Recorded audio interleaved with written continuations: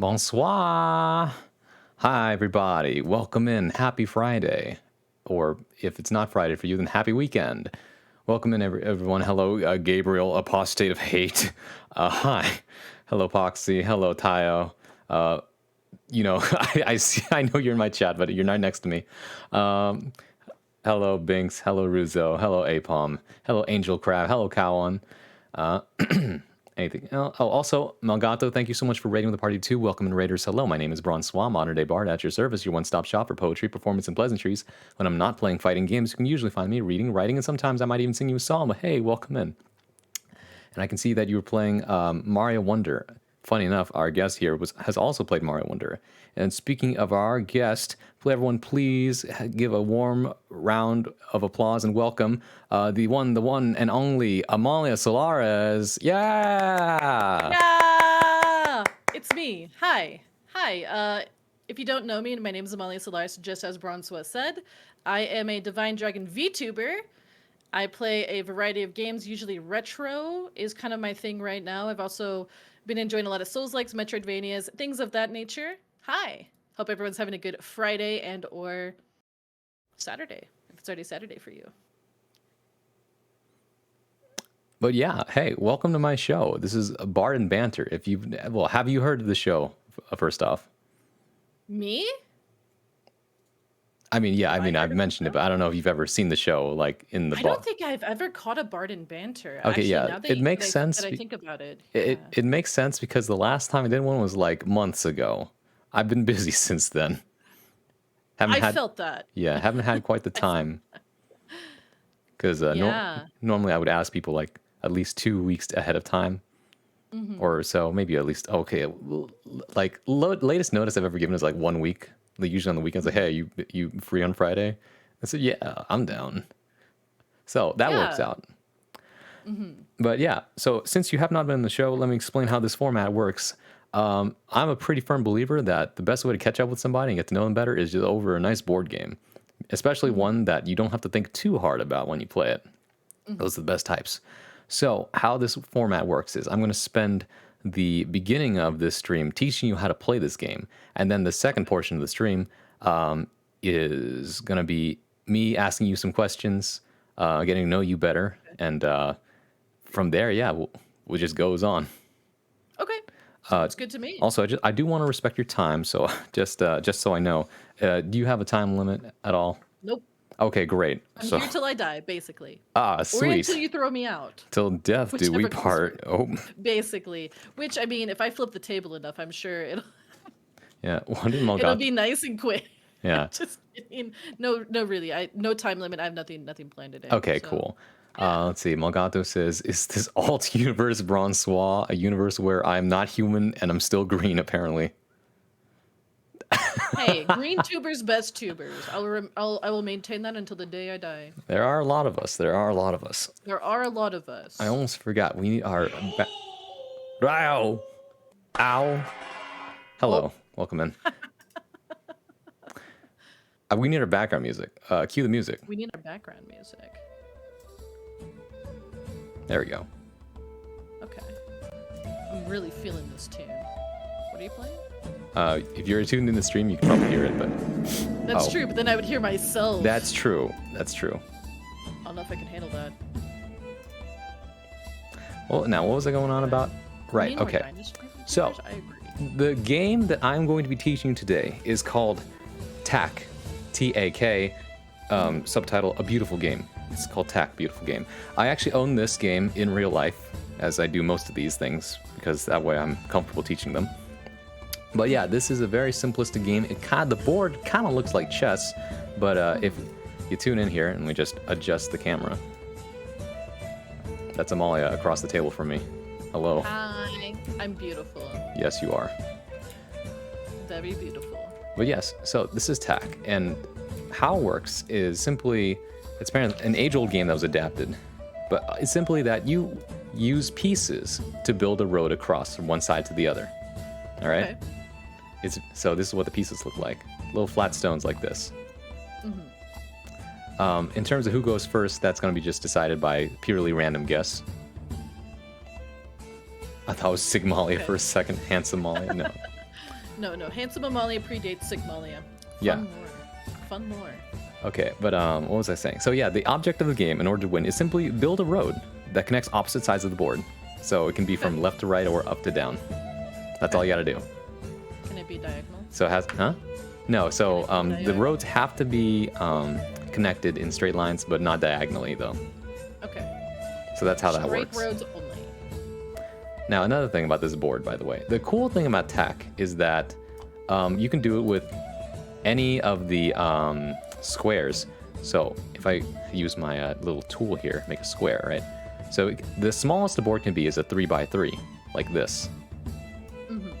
So you can, oop, that's not what I meant to do. Oh, that's not what I Whoa. meant to do.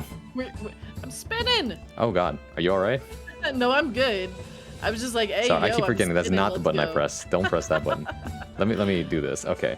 So how this would work is that, you know, in a 3x3, you put them like this, and then my turn, and then your turn, and then after that, like, I would win because I have 1, 2, 3, and that means I win across, right?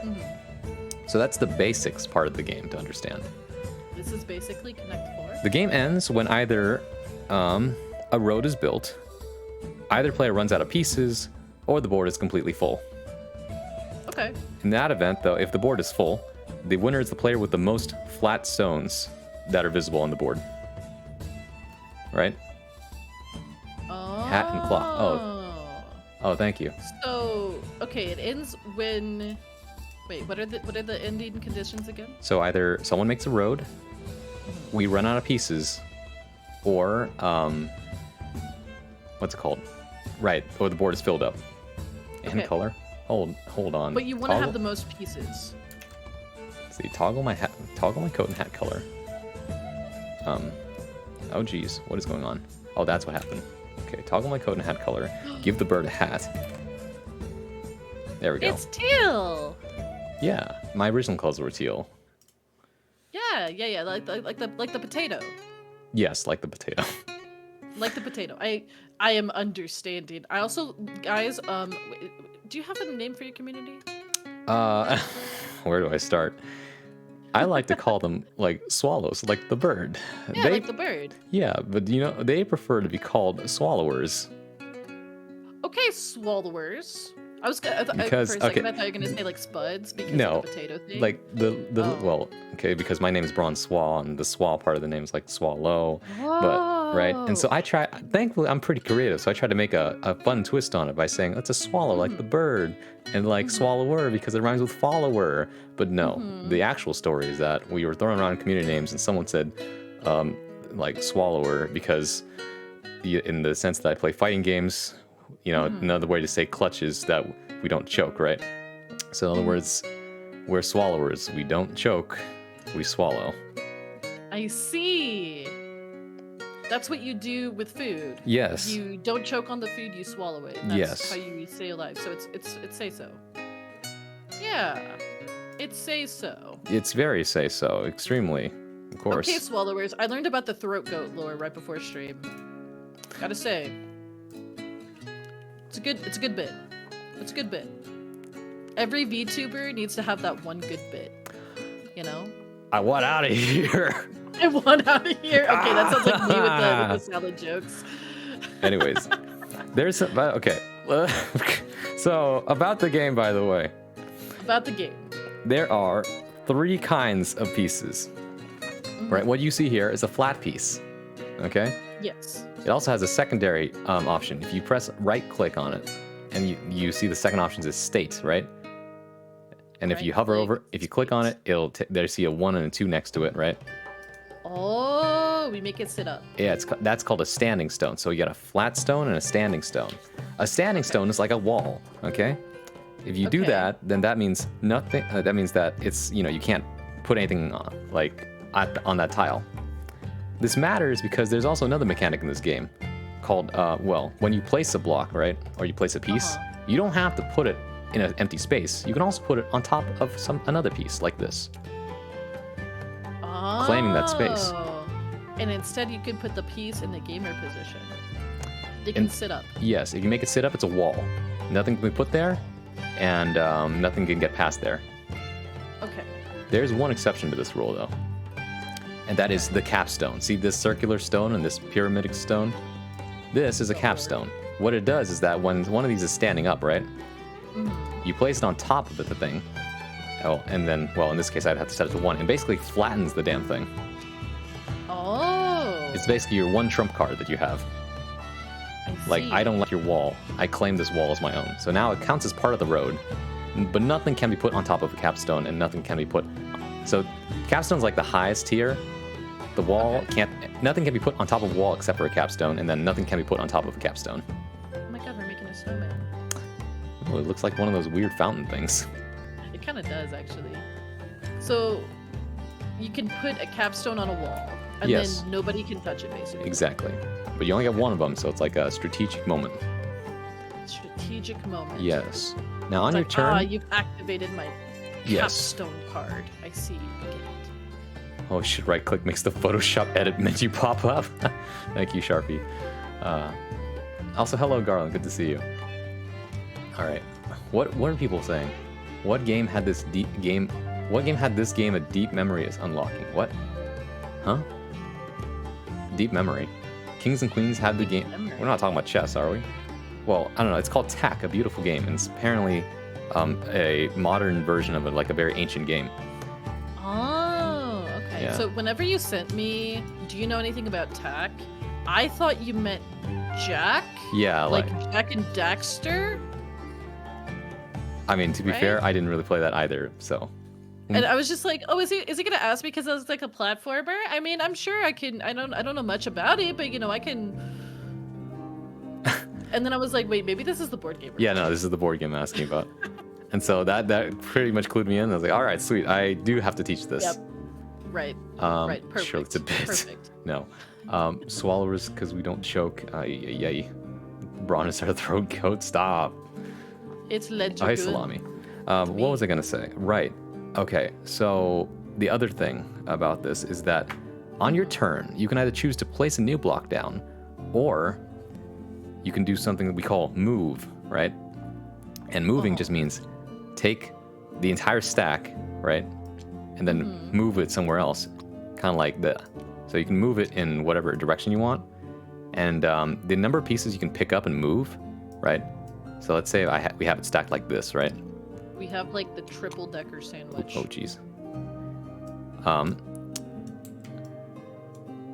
The number of pieces you can move is based on how big the board is. Since this is, see the square, it's a 3x3, which means the most I can pick up is 3, like that. Okay. And then you move them and place them based on the order they're stacked in from bottom to top. So do that, right? Then like that, and then like that. You can choose not to move this last piece, I think. Let me just make sure about that in the rules book here in the So move you section. can unlayer a layer. Yes, here we go. The layer. You This- must, this- yeah, exactly, like a layer cake. You must drop at least one piece in each space as you go. A single piece can move only one space. So you can't move just... a chocolate sandwich can may have some. No, you cannot eat this bird. This is my bird on my shoulder, by the way, in case you haven't met him. I have met the bird. I don't know the bird's name. Is Right. it Swallow? This is Shih Tzu. Shih Tzu is short for Shit Swa, which is short for Shit Swallow, which is short for Shit Swallower. Oh, I was like, isn't a Shih Tzu a dog? Well, that would be the other spelling of it. This is Shih Tzu, Shitsua. It's also the name of the move from the fighting game character that I play in hit fighting game Guilty Gear Strive. The lore is deep. Yeah. The lore is deep. Oh, yeah. Thankfully, I have an explanation for everything I do. It's better to have one than not have one. And people are like, I'm streamer. Why is this? Do you know how many times now that like I've gotten You may newer people in command my the community majesty when I have to like hyper explain like this is my Polaris, servant Batman and and hair I just say it's my swallow. poop sona, Yeah, and then I okay. get even more questions. The bird just said, "You may call me the Majesty Hyper Giga Max Shih Tzu, and this is my bard servant, bard man, and he swallows." I like this bird. Yes, he also speaks Vietnamese. Oh, English is his second language, clearly. cool. That's more languages than I can speak, unless That's you fair. count dragon. You speak Dragon and English, from what I understand. Yeah. Okay, so what was I saying? We unstack the stack bit depending on the square. Yeah. Square number. Also, once again, you Okay. can't move something on top or through a wall. Okay, that's Okay. another thing. And anything else? Yeah, you have, and also you have to move them in a line. And let's see, can you leave a? Let's see, you have to go to all of them. I'm gonna go with the rule that you don't have to move all of the stones. You can just move as many as you want. Okay. Actually, does it say that? I better make sure. Oh. All the stones, as in like all the stones in a stack. Yeah, all the Or well, all the as in all the okay. stones that you're holding on to, right? Oh, yeah, in the stack, right? Mm-hmm. Okay. Oh, here we go. I think I get it. I think I understand. So you have to drop at least one piece off the bottom. One Piece? One piece? The One Piece is real. It's real. I need to catch up. I'm 100 episodes behind. I am like over 1,000. So That's you're good. okay. One of the greatest stories ever told. Apparently Samuel When L. everyone was Jackson watches One watching- Piece. When everyone was watching One Piece, I was still catching up on Naruto Shippuden. Yeah, actually, I dropped Naruto Shippuden around the Great War when Mr. Trigram Palms bites the dust. Try Grandpa. You know, the Byakugan user. Oh, that guy. Yeah, that guy. Yeah. I do miss him Yeah. sometimes. I don't know how I feel about the ending of that, but that's a whole like. I Yeah, don't no, know, it was I never got to weird. the ending. But maybe it's Yeah, for it the was better. like- I didn't. Probably. Like, it's hard to say what peak Naruto was, but my favorite thing that I got out of Naruto is, "You are my friend." Oh, My favorite episode is the really bad filler one where they're Yeah? just trying to figure out what's under Kakashi's mask. oh, I love that one. That's a classic and for it's just sure. like another mask. Yes, under this mask is another mask. Although It's the so only good. people who ever saw his face is when he was eating ramen. Only the ramen shop owners know what and it confirms that he's super Exactly. handsome underneath. Yeah, I love Kakashi. He was my favorite. What are Mm-hmm. you using to have Amalia's model on screen? We're using VNet. Oh, here's an interesting thing, by the way. If you move a stack with a capstone on it, then technically, if the capstone lands on a wall, you can flatten it. Wait, you can wait. Say that again. So, for example, right? Let's say this. Yeah. Let's say this is here, and let's see, and then this is like this, right? Oh, that's weird. Let's say I move this 1, and then 2, and this flattens the thing. Oh, this flattens this one. I see. Yeah, I when you see. move it. That's cool. Okay. Okay. That's pretty much all the technical stuff. VNet. That's what we're using. It's the DLC for BTS. Yeah. What are you using to have Amalia's model screen? Oh, is the music too loud? Hold on, I can adjust that. Yeah, it's the VTS collab thing. It's DLC.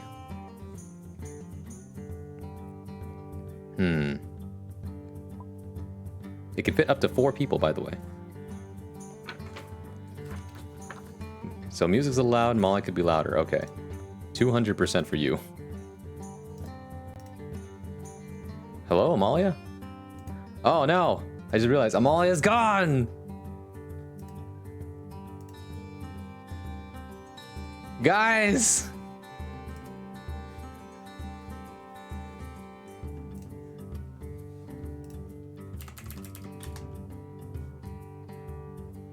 What do we do, guys? I heard that the Dragon's ISP has not been friendly today. This happened before, I think? Don't worry. What is broken can be fixed.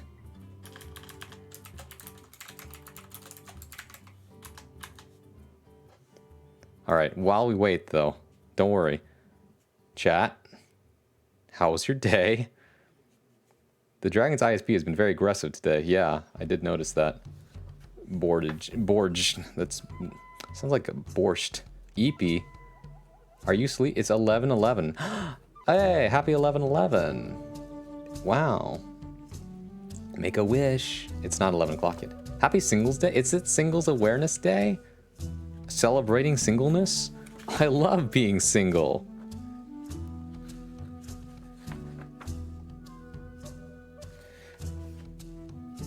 Sorry, I'm going over the thing in my hand here because, like, I memorized up to a certain point and then, like, I had to go look at the fine print again. It's not that hard of a game. My brain is melting. I've been sitting with midday and MIDI and midnight. 12 hours? Keep her. That's right. She's doing the subathon, isn't she? Oh my god. Jeez.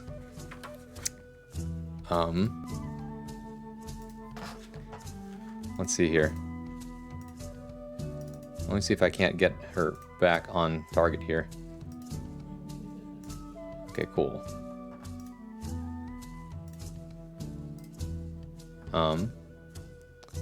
I'm still hosting.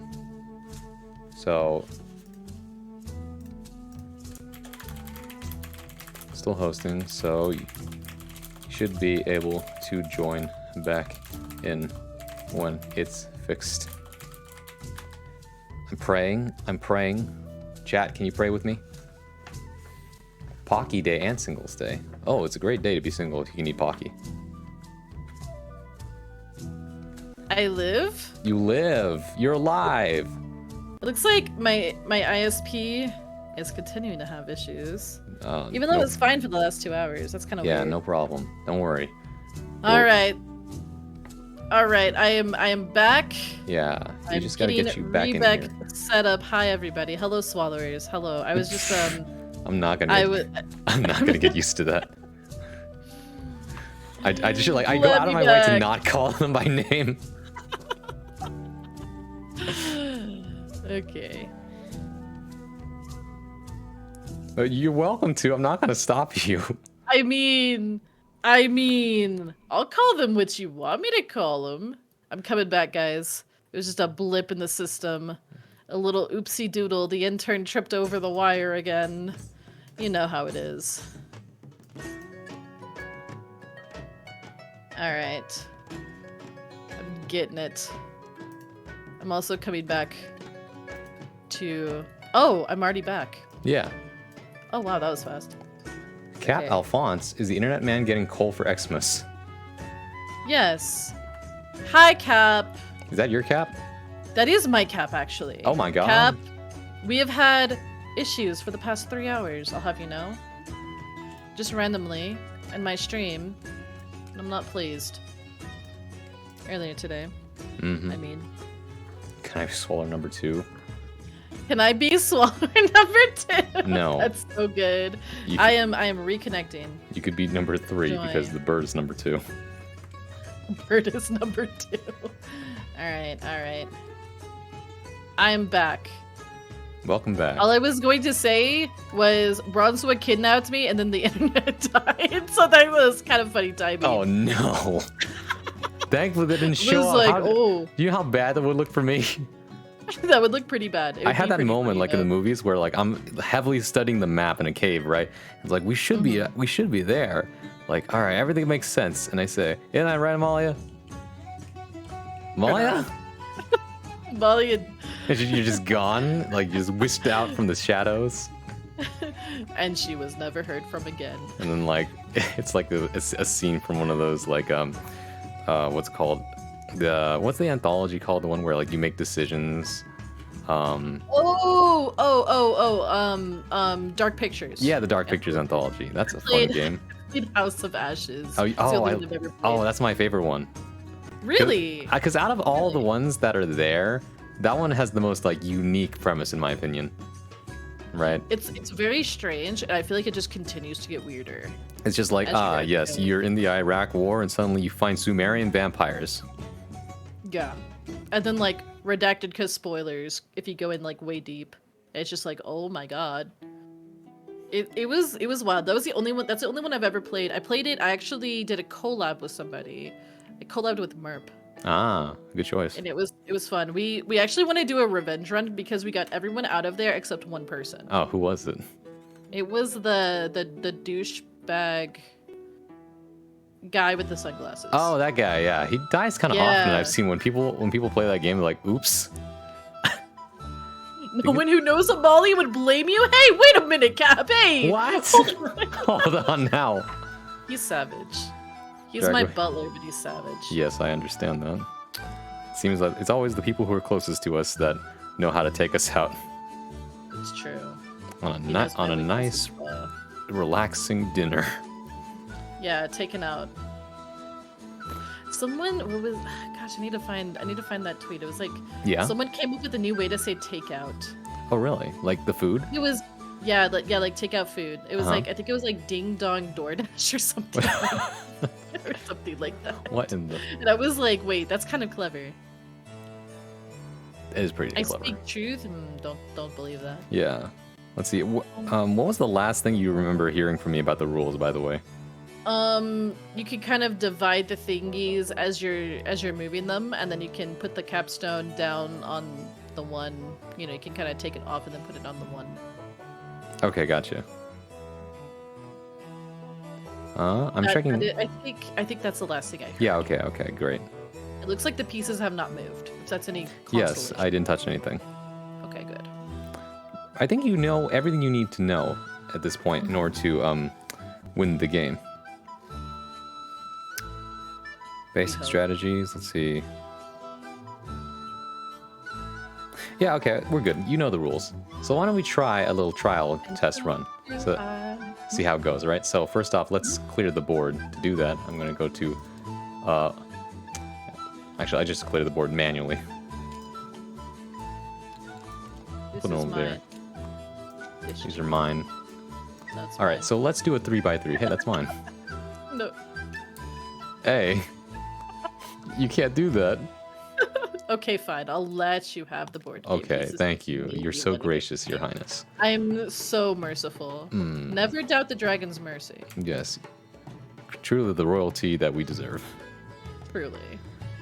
Alright, so let's do a little quick check. Okay. Normally how this works is that you would hold one of each color in each of your hands, right? And then after that you hold them out to the other person and you're like, okay, pick a hand, right? And depending on which hand, that's the one that goes first. Okay. In this case though, I don't think I could do that in this virtual space. So would you like to flip a coin?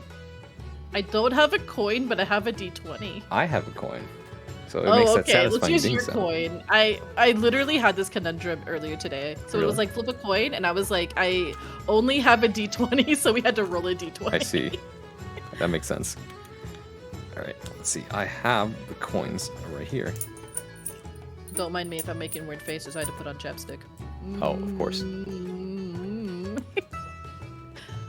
Imagine not having a D2.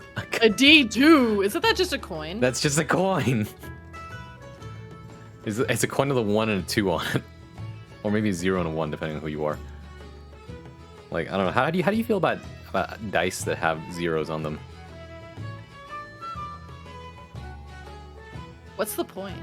Well, sometimes you play stuff like House on the Hill, House of Betrayal and House on the Hill, and 0 that's just means a true. critical failure. That's true.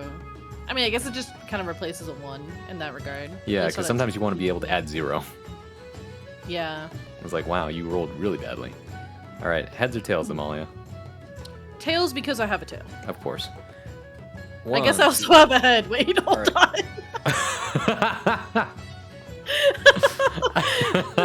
My grasp of anatomy is glorious, but I will stay with tails. I will stay with tails. All right. Now, what was I gonna say? Oh yeah, okay. So tails. So if you win, you go first. If I win, then yeah, I go first. 1, 2. It's tails. You're going first. Yay! Okay. Are we playing in the square? Yes. Let's play in this 3x3 square I've outlined. Okay. It's just to keep it simple. So you put it in the center. Okay. My I turn. put it in the center. I put my block in the defense position. All right. I'll go right here. I don't like that. Wait, can I? Hold on. Can I? Oh, I can. Okay. Yeah, that's you how can I do rotate it. that. No, I want them all to face the same way. Then That's it's. fair. I have enough OCD to just kind of bother me in that Yeah. regard. You know, I feel the same way. Anyways, I'm gonna put mine on top of yours. Wow.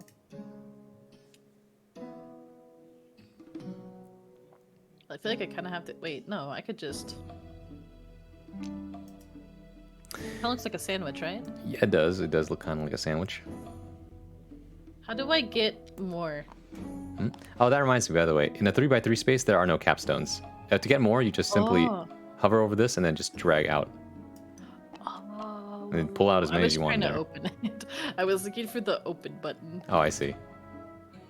I see. Okay. By the way, depending on how big the board is, by the way, you can actually see it over here. It says, so you see on your left, right, of the perspective, see these chests over here? In front of you, see, if it's a 3x3 board, there are 10 stones total. If it's a 4x4, 15 stones, 0 capstones. 5x5 is where you get 21 stones and 1 capstone, and so on and so forth. Oh. So That's what cool. Yeah, so that's what we're playing with. We made it. We made an Oreo. Yes. All right.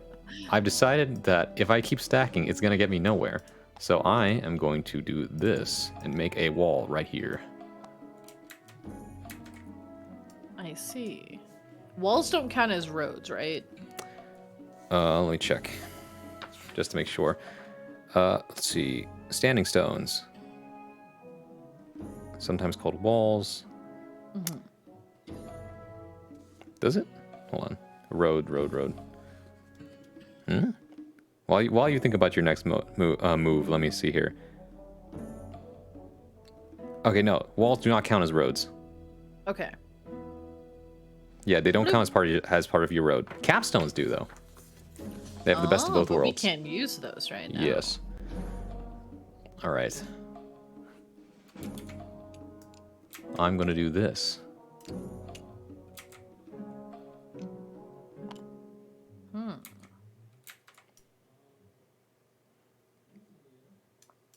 Hold on. How do I... There we go. There you go. You walled me off. I did. Well, I'm that's a okay. stinker. Because now I'm going to do this. I was about to say, what would be the point of stacking one on another that is of your tile? Well, so it can work out if you have like a bunch of them in a row and then you move them, right? Like an avalanche. Oh, that's true. All right. I see what you're I'm doing. playing too defensively. Oh, Ah, poop. Now I have the advantage. Oh, wait, no, wait. You have the wall. Well, There. it doesn't remember, it can be either way. I just have to connect two sides of the board. That's true. By the way, here's a fun rule.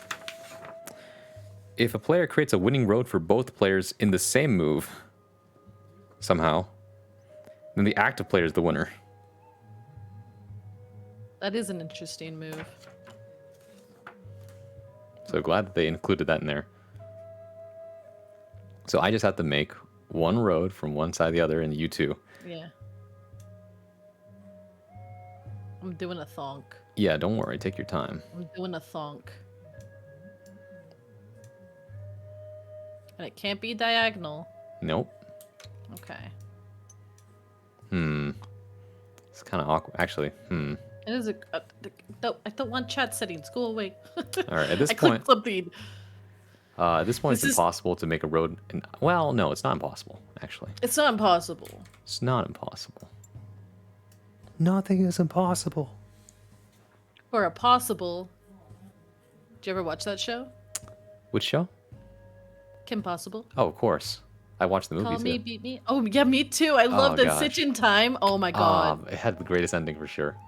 It did. It was so good. Call me, beat me if you want to reach me. You want to reach me? Yeah. It is This is- literally, 5D tic-tac-toe. 5D tic-tac-toe. Wait, what Well- is 5D? Smell-o-vision. No, I don't know, actually. Yeah, we could smell the board. There is a game called, like, 5D chess or something like that. It has you working within, like, multiple dimensions, including time. Oh. Time? Timelines and stuff. It is one of the Oh. most amazing and also ununderstandable thing. Like, I don't understand it.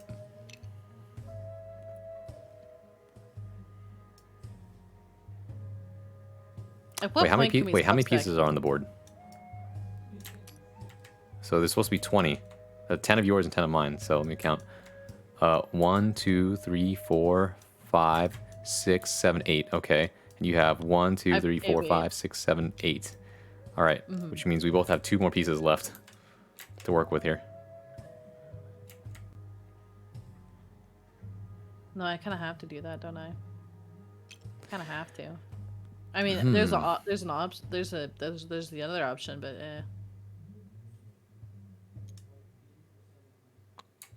Is this a good time to mention that I get competitive in board games? I wouldn't put it past you, honestly, and that's what makes it fun. Really? Is that because like you've heard me in Splatoon? No, I just know you hate losing. That's true. Well, Flashback to when I did some Pokemon mini games with somebody on stream one time. yeah. Well, I hate to inform you, but the game is now over. Boom. The board is now filled. We did not use all our pieces. However, we used them all. So if you go top-down view, you can see that, not counting the wall stones, I have the most flat stones on the board. Therefore, I win. Wait, we don't count wall stones? At least I don't think so. Let's see, because let me count right. It says here scoring. Because there's a slight advantage for the player who goes first, you should keep score for multiple games. No, that's not what we're doing. Let's see what counts here.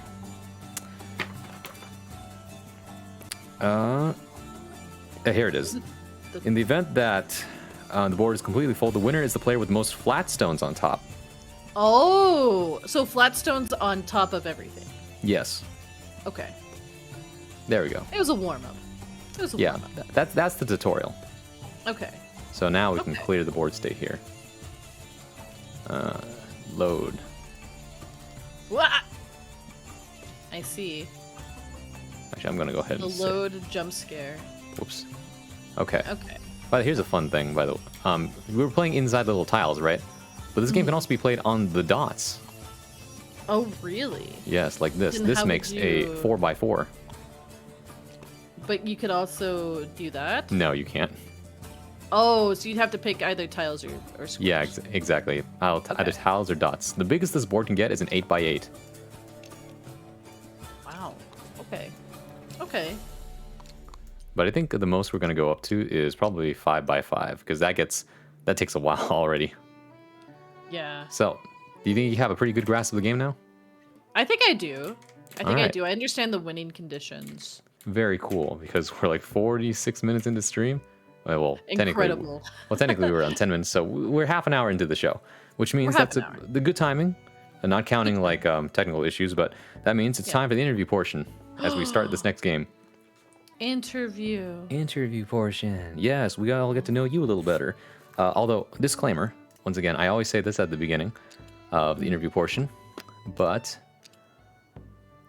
this interview goes both ways. If there are any questions you'd like to ask me, please feel free.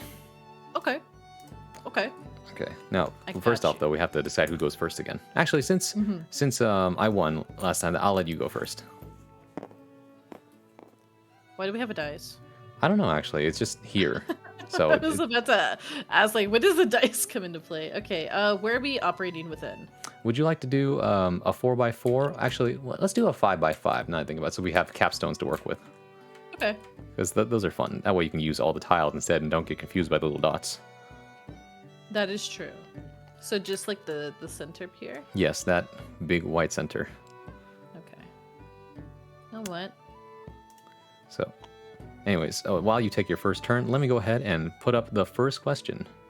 The first? Oh, you're putting up the question? Yes. Whoa. Fancy. Kaboom and kaboom. Question 1. What made you want to start VTubing, and how did you come up with the concept of yourself? Because I understand you're a dragon, but that doesn't necessarily mean that the dragon on the screen is what the dragon looks like. That is true. That is true. So, how did I become a VTuber? I've discovered VTubers on August 25th, 2021. I know the Wow. exact date because I actually looked up the post the Ah, other day, like semi-recently. handy. I discovered VTubers through being a major fan of Banjo-Kazooie. The Oh. composer retweeted Grant the infamous Coroni. Oh yeah, we love We do stand Grant Kirkhope in this house. we love Grant Kirkhope. He retweeted the Corone Ikambokum clip. Ikambokum. Ikambokum. Classic. And I did not understand what VTubers like were. I'd never seen them before. So I was curious on the technical side of what was going on. I was thinking to myself, how is this happening? Is it someone that has animated a character to respond to what's happening on the screen? I wasn't sure what it was. And so that's how I discovered VTubers. And by discovering HoloLive, I ended up, I told myself I watched VTubers for about 1.5 years before I became a VTuber. Yeah. Oh, why is this lining up with my life story? Yeah, and I told myself because I didn't really see myself as a streamer. I didn't really want to, be one. I just thought it was going to be something that I was going to enjoy as a consumer of the content. And then at the time, this was kind of like, mid pandemic. At the time, I was going through a bit of a mental funk. Yeah. And I had a friend who was going to be a VTuber. Okay. And I didn't realize how accessible it was. And even back then, it wasn't too terribly accessible like it is now. Like, now we have, like, VRoid, there's lots of free-to-use models and stuff like that. PNG tubing was kind of a thing, too. But since I had such a background in watching, like, HoloLive, yeah, I found that, like, I don't know, my perception of what a VTuber was, I thought it was going to be, like, outrageously expensive.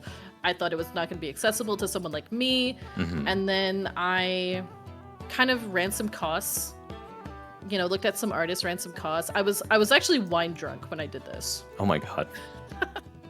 I was literally wine drunk when I decided to be a VTuber, but basically Best decisions made, huh?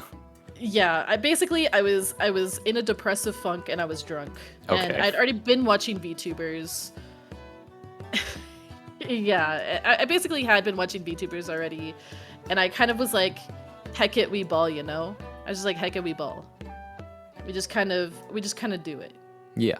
So, and then the dragon aspect came pretty quick, although before I had kind of been entertaining some other ideas. I entertained a science experiment that had, I guess, like, broken out from like a mad scientist lab. I also had thought about, there was so many, a witch. There were so many different concepts, but the dragon came kind of fast because I've always liked dragons. Yeah. But yeah, that's kind of how I ended up in VTubing. How did you end up in VTubing? I actually really like asking people that question. Yeah, right. I love asking this. Like, how did you get in this hole? What are you doing here? How did this happen for you? Baron. I'm gonna be really unoriginal and put this here. I'm sorry. No, don't worry. Wall. I'm sorry, it's unoriginal, but That's okay. I have plans. You have plans? I have plans. You can't stop me. No. I have no plans. As long as you remember all the rules, all 3 pieces. You know the rules, and so do I. Sorry. But how did I get into VTubing? Well, in a similar way, I saw some clips online. Let's see. I don't know. It's like, I've been on the front of, like, weird internet culture for a while with, like, the first one is definitely, like, or at least in concept, right? Kazuna Eye was a thing. But at the time, the idea of a VTuber didn't really exist yet, right? So it was just like, it's a YouTuber with, like, cool animation things because it's pre-recorded and all that, right? So, you can animate whatever you want, maybe. We didn't understand it at the time. Right. And then after that, like, what was it? I think it might have been, like, the concept of Project Melody came out, right? And everyone was like, what the heck is that? Actual AI? Well, we know what actual AI looks like nowadays, so definitely not. At least, but at the time, we were all, like, fascinated by it. And, well, I found out about her when she started streaming on Twitch and all that. And I was fascinated by, like, what is going on here, right? And then suddenly, like, more clips started to show up. Like, I started to see, like, stuff like Nyanners and HoloLive come up in my feed. We see the infamous UB clip. UB. UV. He has my UBs. Yes, like, I'm an English genius. Right? It just works. It just works. It just works. Right. And Right. from there, I just enjoyed watching them. They made me happy because it's just fun. Right? And then after that, you start watching other things, you start branching out, you find out about all these other people pioneering. Like Iron Mouse comes out and she says, anybody could be a VTuber. You could be a VTuber, right? And it was amazing. And I'm like, wow, I'm filled with so much determination. But that wasn't enough. I don't know, I was going through a lot, especially around the pandemic time, right? And I think a lot of us went through it. oh yeah. It was less about like the isolation for me and more about like what job I was going through. That was a bit of a traumatic job for me Yeah. I had at the time because I was not Wow, making a lot and the amount of effort I was putting in was not worth it. This sounds so familiar. Holy crap. I know, right? Thankfully, at the time, I managed to land a different job that paid better and treated me better.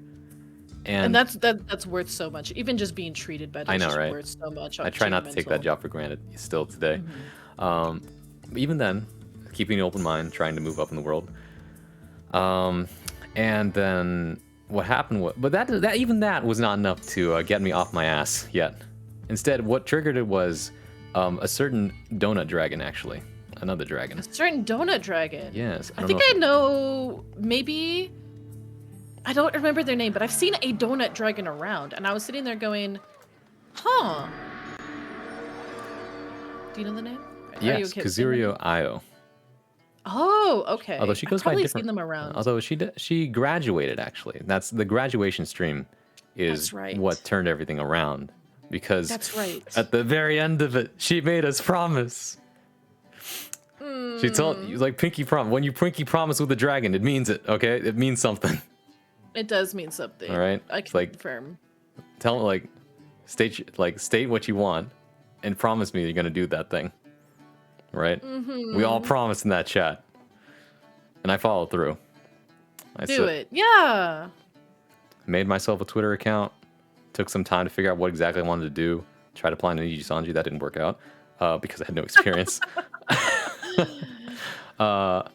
This is where I've run into Amalia before. Yeah, NDR. Well, Hi, not NDR. really. Yeah, NDR came into my chat today, was wondering where they had seen me. And I was like, I mean, I know a lot of people. And I was like Merp. They knew Merp. So we kind Yeah. of thought it was from there. But maybe it is from here. Probably from here. Because Probably from well, here. I found you because I think Marigato rated into you. That's right. And That's like, right. and then I was just like, you're a V author. I'll get into that later, but Yeah, like, I very remember that cool. actually. But I remember anyways, that. the end of my life story. Made a Twitter. Took some time. Said screw it. Drew myself a PNG, and started streaming Guilty Gear 5 times a week. I love that. And then just I actually love that. yeah, and then just people caught on, started getting attention, and that was my whole thing. And then I started branching out, doing other things, and it. By the way, my setup looks way nicer than it did because okay, look, some people had basic overlays. You know what I did? I had a basic MS Paint background. It was just white with text over it. My first starting screen ever was literally made in like Microsoft PowerPoint. Oh my god, It was beautiful. that's incredible. It got me through. And that's all that mattered. Yeah. As for why I'm a bard, it's just because my skill set just lines up, and so I like my lore is not very deep. I'm a modern day bard. That's because that's literally what I am. That is cool though. I guess like I don't know. I don't know like why I picked dragon out of everything. I really do think it's just because I've always liked dragons. Yeah. I really like Fire Emblem, so I mean, yeah. Yeah. I mean, dragons are cool though. Although I'm curious why specifically a green dragon with leaf aesthetics. So, funnily enough, I didn't choose the leaf aesthetic Oh at all. really? Yeah, it actually that was something that Matsushima, my design mama and model mama made, and she just kind of added that in, and I liked it so much that I was like, yeah, let's keep it. Oh wow. The divine dragon was really the main plan, but the kind of foresty thing kind of came later. And honestly, when I was a kid, I was really into forest aesthetics. Yeah. So in some regard, it kind of feels like a return to something that feels a bit nostalgic. Oh, that's If that awesome. makes any sense. No, I love that. Yeah. So it feels, I don't know, it just kind of worked out. And then like me being a writer, I was like, well, I wasn't planning to be like a foresty kind of kind of dragon, so I just kind of had to make it work, and I enjoyed the mental challenge of doing that. No, it's really interesting. Well, two things. Number one is that I just need to clarify. I'm not your D&D bard. I'm not some charisma hoarding, gonna woo everybody on the street kind of guy. No, I'm traditional bard of like actual storytelling, poetry, and things like that. Don't don't believe him. Don't believe him, Chad. He vicious mockeried me before stream. That is not true. That is not true. Although you did But roll my emotional damage. No, well, you did roll perception check before this. You rolled a 14. I did. You rolled a I 14. rolled a on pretty perception check. yeah. I actually did roll a perception check before stream. Yeah. It might have been dissonant whispers. I don't know. I heard things. Look, how could I possibly be when I don't even know any of the skills, other than summon instrument? That's an important one. That is an important Also, one. hi Varen. How you doing today? I meant to say that earlier. My favorite use of that skill I ever did was I summoned a piano and rolled it down a hill, squashing a bunch of goblins. DM was like, I didn't know you could do that. Neither did I. That is really cool, actually. I've never played Bard, honestly, in a campaign or even a one shot. Maybe I should do that. It would be funny. Amalia invokes vicious mockery against herself. That's not even inaccurate. I have anxiety. Bard like Shakespeare, not Bard like Scanlan. Got it? Yeah, exactly. There you go. Exactly. Yeah. NDR gets it. Yeah, exactly.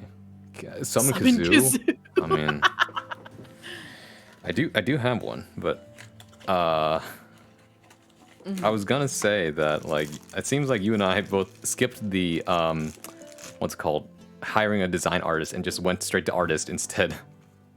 Honestly, yeah. So my friend that was getting into VTubing and was, looking at artists, and that's how I found Matsushima.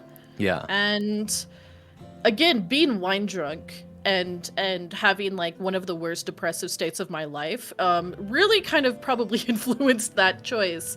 I threw a lot of money at it. Oh my god. It was a gamble. Yeah. Like, it was straight up a gamble. It worked out. And it worked out for me, and thank God it did. But my original plan wasn't really even to like VTube and stream.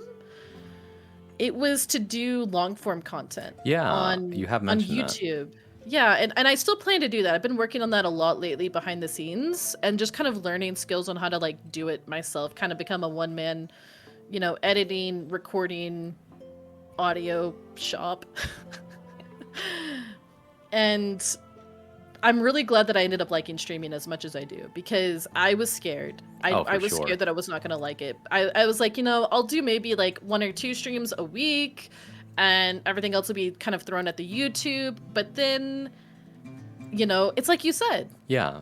You start doing it. You just kind of start doing it one day. Yeah. And then people show up. Mm-hmm. And, we were fortunate in that regard that we started building communities. Yeah. And we realized that we had fun with it. Yeah. It's I took a page out of like Takahata 101's book, who famously said, VTubing is just streaming with extra steps. True. And so I'm just like, all right, sure. I had so many people, I would say maybe 5-ish years ago, 5-ish, 6-ish years ago, that were telling me that I should be a streamer. It's so weird. But I told them, I was like, oh, I'm too introverted for that, because I am a pretty big introvert. But I didn't think I had the personality for it. And it's weird what comes out of you when you hit that start button. I know, right? It's so fun. It's just that's how you know you love it, for sure. What was I gonna say? I lost my train of thought, but I was gonna say that in terms of the artist thing, yeah, I didn't hire a design artist. I simply said, here's a sketch that I drew plus a mood board. Go wild, and this is what awesome. this is what came out of it. So it's great. That's awesome, though. I know, right? I'm very happy with it. I had so many different just things that I was like, I like this kind of hair, I like this kind of stuff. And then Matsushima, I mean, she's done work for, she recently did something for Shy Lily. She knows her stuff. Wow. And I was just like, that's yeah, crazy. I was just like, you do you. And then she came up with the kind of leaf aesthetic. And I was like, sure, it goes with the green and I can make it work. Yeah. And people love it. People love my tail, Oh, yeah. It sounds kind of weird to say, but they do. Yeah, I get it.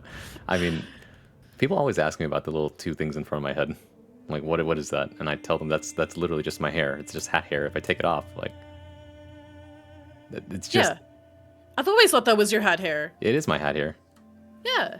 It just sticks up when I put my hat on. That's a real life thing too, by the way. That's cool. And then the salad dragon was born. I didn't call you a salad. Cap. You evolve as a person as you do broadcasting over time. I agree with that. Oh yeah. Oh, that's what I do was gonna agree say. with A lot of people in my life have told me, do you do audiobooks?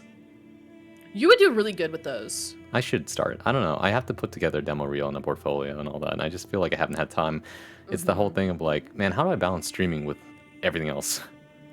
'Cause streaming is it's streaming is hard. so fun. You want to do it all the time, but then you don't have time to do other stuff. Like you want to do the long form content. You want to have the stuff that Oh, lasts, yeah. right?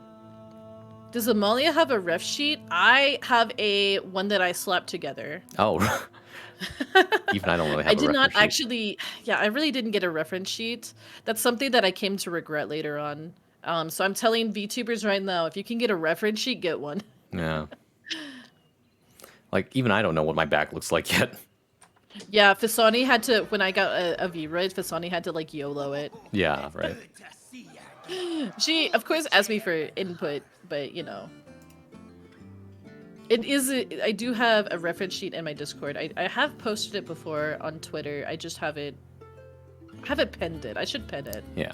I think that about brings us to the end of the first question and also the end of the first game because you've neglected the fact that yes, my capstone can flatten your wall, Oh yeah! which means this is now a road, That is a road. and I have connected the road. Therefore, I win this round. Wait. I thought it was the amount of flat pieces per... That's on the only board. if so the game ends so by order, right? If you build a road, Oh. if you run out of pieces, or if you filled the board. If you so if you don't if the game ends by not building a road, then it's decided by number of pieces on the board. Oh. Yeah. Interesting. Okay. Okay. I'm learning. I'm learning all the ways to not win. See, pro tip: don't use Twitter for art rest because it desaturates anything with a color profile. It actually does. Huh? I didn't It know actually does a little bit. It also, I feel like the quality is smushed. So be wary.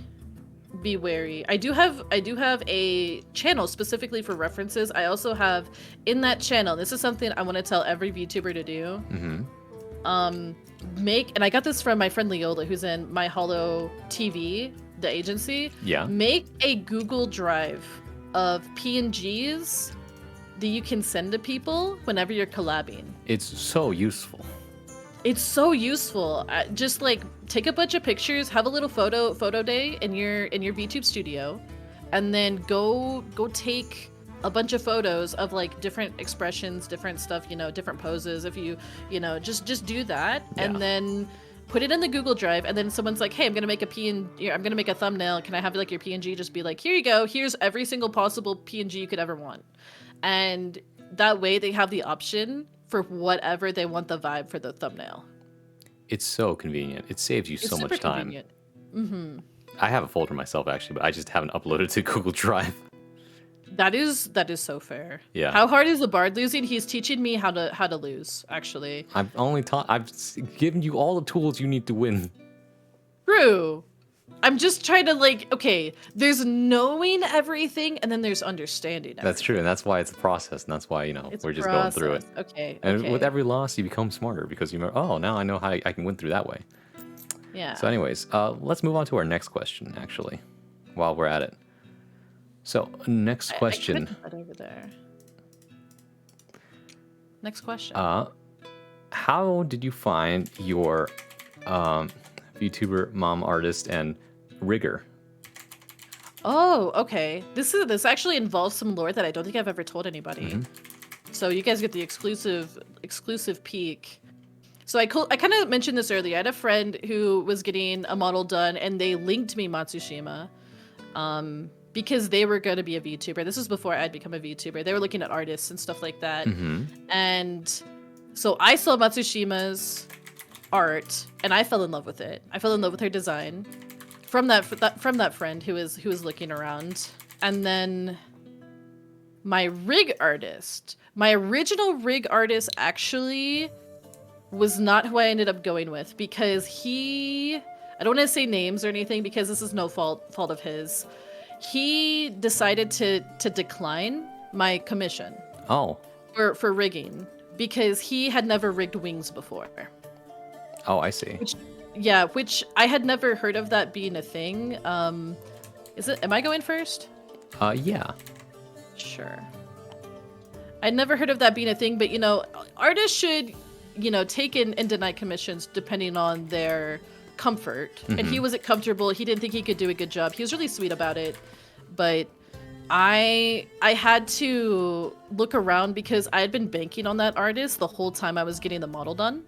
And so I was very scared that I was not going to be able to get the model done at a relatively decent time. And I was like, oh, I'm going to be stuck PNG tubing. And I know there's nothing wrong with that, but when you're so close, Yeah.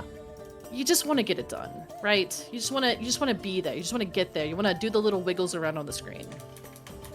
I found Coffee Bread, my current rig artist, through.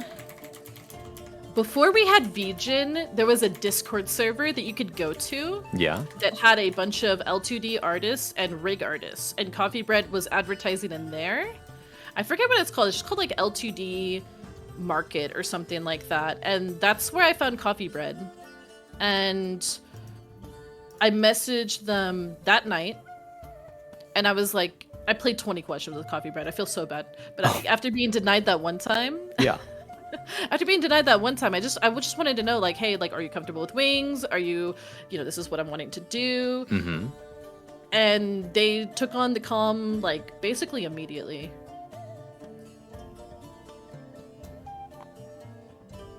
So that's where I found Coffee Bread. How Okay. did you find yours, though? I know I'm doing the reverse, No, but I of actually course. do like to I do like to know the Oh yeah, you're the only. Oh, Believe it or Lord. not, you're the only person so far of 5 episodes of people who have actually taken me up on the ask me anything.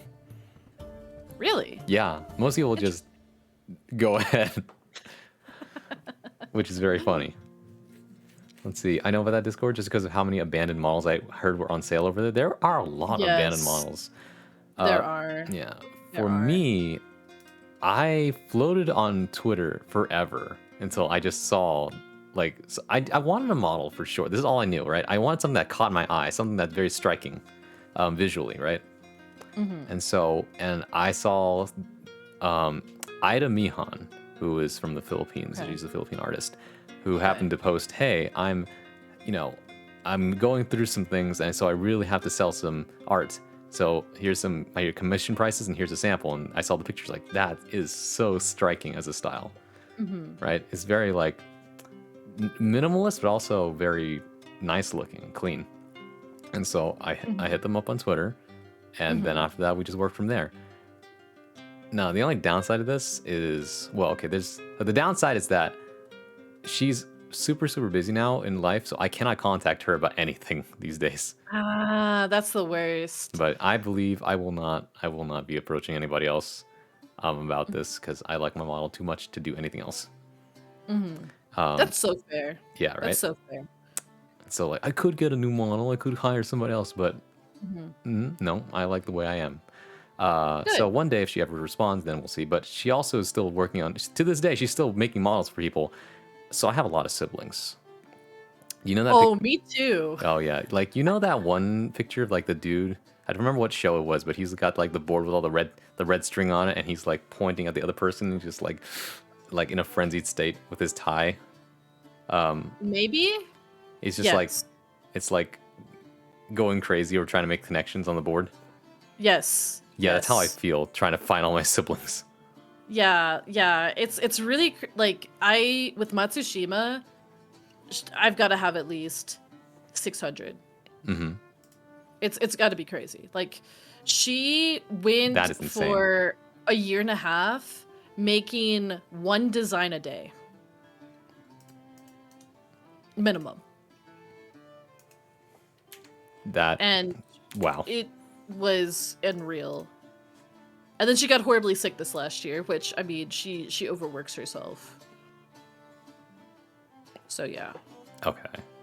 As for the rigging of the model, one day I happened to see someone who was, like, rigged pretty well on an interview show, and then I looked at their profiles to see who was rigging, and I found them, and the prices were reasonable, so I reached out. And these days Rofu actually is like probably one of the best in the game in my opinion, even though he doesn't think so. That's why although the bird itself is rigged by someone else. This bird is rigged by one Ink Curry. Oh, cool. I don't know. I feel like the longer you spend in this community, though, the more that you just start to know people around. Like, Right. Like the circles start to bump into each other. Big agree. Big agree. I had that happen to me the other day where it was like, kind of like report. Someone was like, I feel like, you know, I've seen you around somewhere, and then we, you know, and again, it happened today with me in NDR. Yeah. You know, you just kind of run into people. The circles do collide. Oh yeah, and it's always funny, like who you think, like you meet this person and they just see, and out of nowhere they happen to know this other person who's really really big, and it's like, what the? You know them personally? It's like, yeah.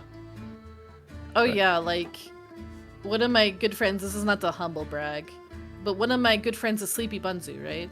And Sleepy, a lot of people, I don't know. I feel like people either know who Sleepy is or they really don't. But when you know, you know. Sleepy has done like Shy Lily's emotes, Bao's lore video, Oh, amongst just like a whole bunch of stuff. things that slip Like under the radar. Sleepy, yeah, and she's done. I think she did some of Mume and from Hololive and Axel Sirius's emotes as well. Right. And it's like I didn't even know that when I met her. I didn't even know that. I actually met someone recently, and they were like, "Oh yeah, I'm friends with Snuffy," and I was just like, "What?" Like, all right. Oh, like what? Yeah. It's just like it randomly just came up. It happens. Is that crazy? It happens. Yeah, it just happens so randomly. You're just Yeah. like, whoa, what? And it's, I mean, at the end of the day, we have to remember, like, we all started just as regular people anyway. Exactly. Some people just let the fame go to their head, that's all. Yeah, like I tell people all the time that like, wow, I'm gonna just block my road like that. I'm sorry. I know if I just keep doing what I'm gonna do, I'm gonna lose. That's true. I tell people all the time, like, a lot of people don't know that Shy Lily had a 1.0 before the model that we all know and love. And it was like a Vroid. She made it herself. Oh, wow. Yeah, a lot of people don't know that. I mean, definitely didn't know her until, like, she got big, so there's that. Right. A lot of people, I think they think that sometimes the fame just happens overnight. I mean, No. in Shy Lily's case, like, there was an event that caused a lot of it, but That's fair. yeah, It's like how... she was around for a while. It's kind of like how, you know, Artemis of the Blue just blew up overnight because of the teeth brushing thing. Right. I Yeah. haven't seen Artemis in a minute. I know. She's still around. Occasionally, like, oh wow, Still where are around. you, I just haven't I just haven't seen anything from her in a while. It's funny. It's like, where are they now? Yeah. Sometimes I think that about certain VTubers. It's like you ever get to the point where you notice that somebody is just like you haven't seen them post in a while. Yeah, no, like I don't know. I feel sad. I don't know. I had one sibling, model sibling, who was like active all the time, and then they disappeared, and they haven't been back in a year. Stuff like that. I have a few. Yeah, I have a few siblings that it's like. And they come and go. I mean, of course, when you have 500 plus, I don't even know who they all are. Yeah. Like I had to stop You know. keeping track because it was just too much. Yeah, you just, you go along for the journey. You just see like how far people go before they realize, there's other things in life. Actually, okay. I saw Saima use a Eurydice emote. Yeah. I'm actually Eurydice's 1.0 was my model mama. What the? Is my yeah. That's how crazy the circle is.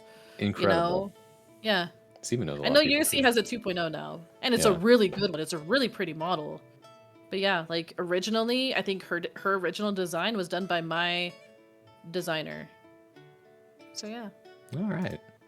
Yeah. Oh, I just realized you did put a piece down. My bad. I did put a piece down. I'm kind of regretting it, if I'm totally honest, but No, I'm gonna put my piece right here. okay then. What if I do this then? No, I don't want to copy you. That just You feels like I'm could. copying your homework. I mean, if the homework's good and you don't get caught, don't cheat, people. Don't use Yeah, don't ChatGPT cheat. either, by the way. Don't do that. You're just Yeah, cheating don't do yourself at that that. point. Don't do that. The only time I don't like ChatGPT at all.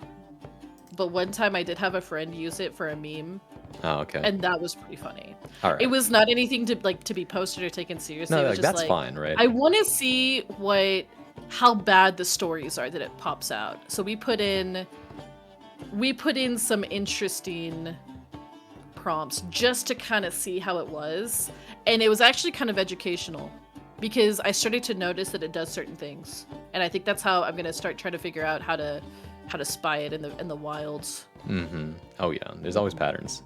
Seema, Oh, what yeah. did you see? What did you see, Seema? Also, I did take my turn, by the way. Did you? Yeah, I put it on top of my own piece.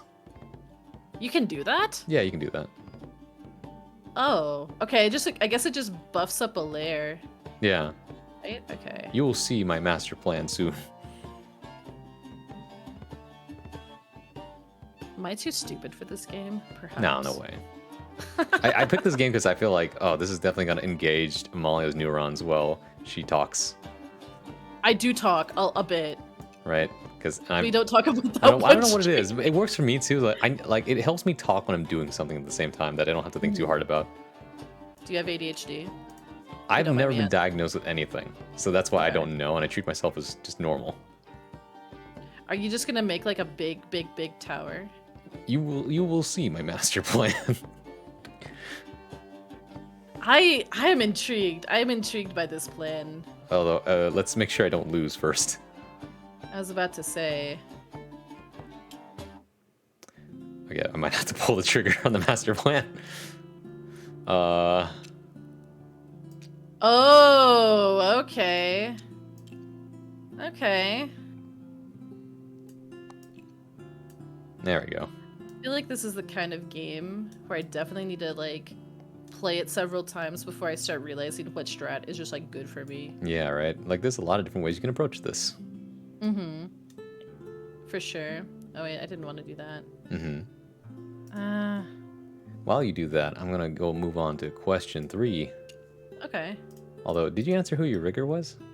I did. Coffee bread is my rigger. yeah, okay, Although coffee was the- caveat. That is for my main model and chibi model. That's true. You have My like several other- different models. No, I have 4 models. I have the salad model was done by Sleepy Bunzu, who I was talking about earlier. Yeah, She's yeah. also the creator of Amalia Wa. Mm-hmm. A classic. A classic. A classic. It was rigged by Fasani, who was a good friend of mine. Really, really, really awesome Golem VTuber.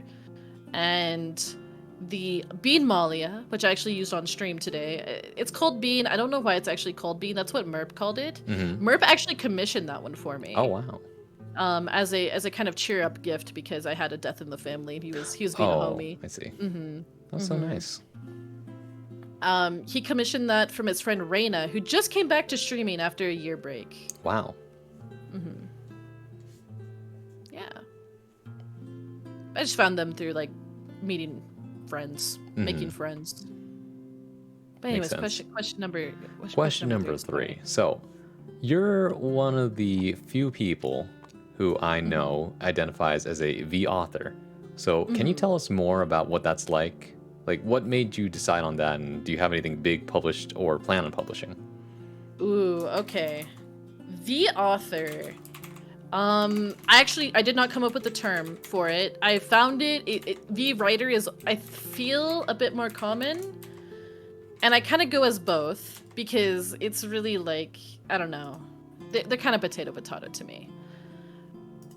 I decided to be a V author because I've always been writing stories. I've been writing stories since I was a hatchling.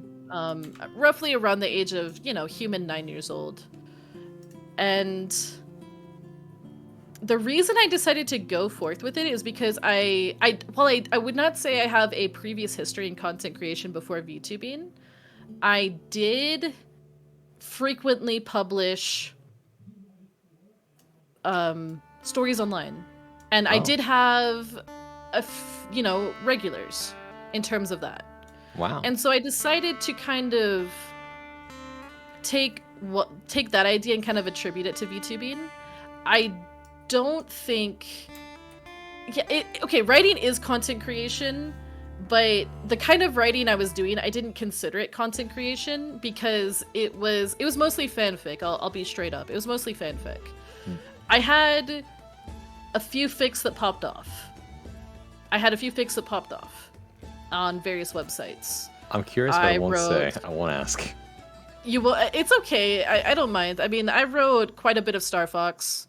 Okay. Quite a bit of Final Fantasy XIV when I was really into Final Fantasy XIV. I had, at least for a time, regarding a certain character, I had the highest viewed, liked / commented fic for that character, if that makes any sense. Oh wow. Which is kind of a thing.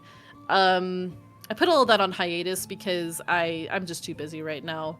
And I want to focus on my original stuff, which you did ask if I had anything big planned to be published. Mm-hmm. I have been working on an original novel that is going to be part of a series. I've been working on that since well before I was a VTuber. I started it right when the pandemic hit. It was March, right when lockdown started.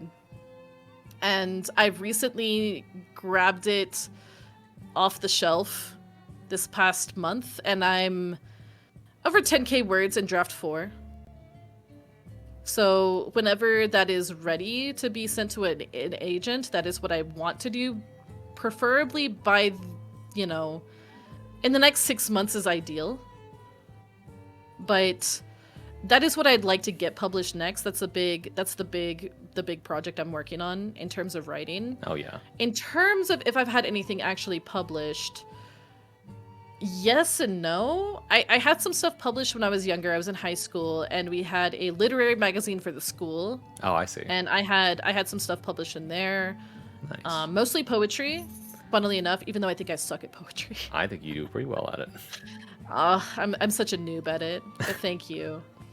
And then I was part of a few fanzines. I had some stuff in some fanzines for Star Fox that was published. Okay. So there's that. I mean, I wouldn't say anything that's like you could grab it with your hands and read it physically, which I would love to do someday. I would love that too.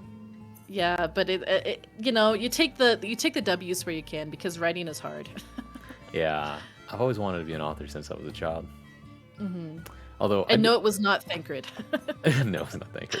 It was not Thancred. Yeah. I didn't think I'd be in the position I am now, where I mostly just write poetry.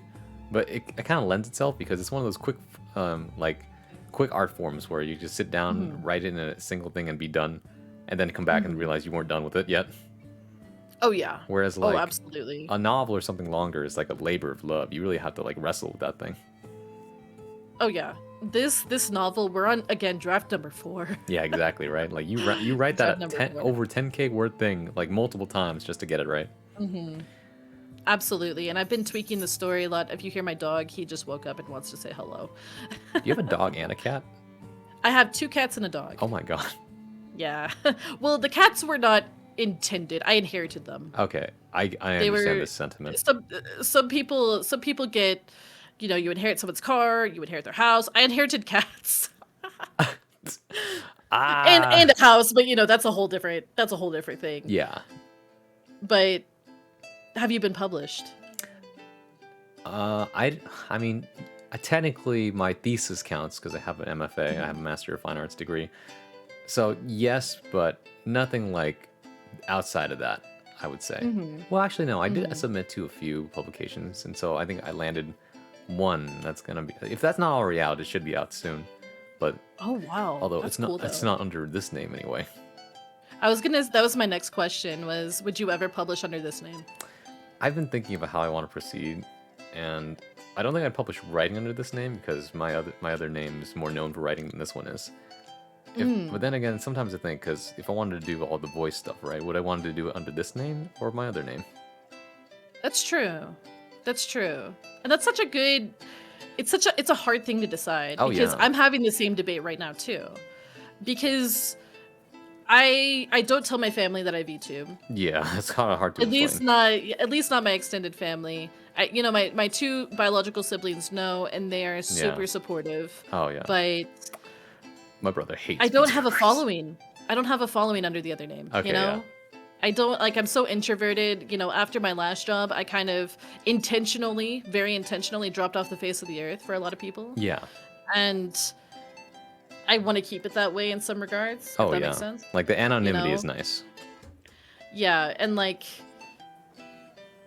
just how things went with my last job. I lost a lot of friends. It's a whole dramatic story, Oh, but I yeah. lost a lot of friends. There were a while that I knew that there were people that were looking kind of, I don't want to say stalking my social media, but they were actively looking at my social media for a long time just to kind of like snoop.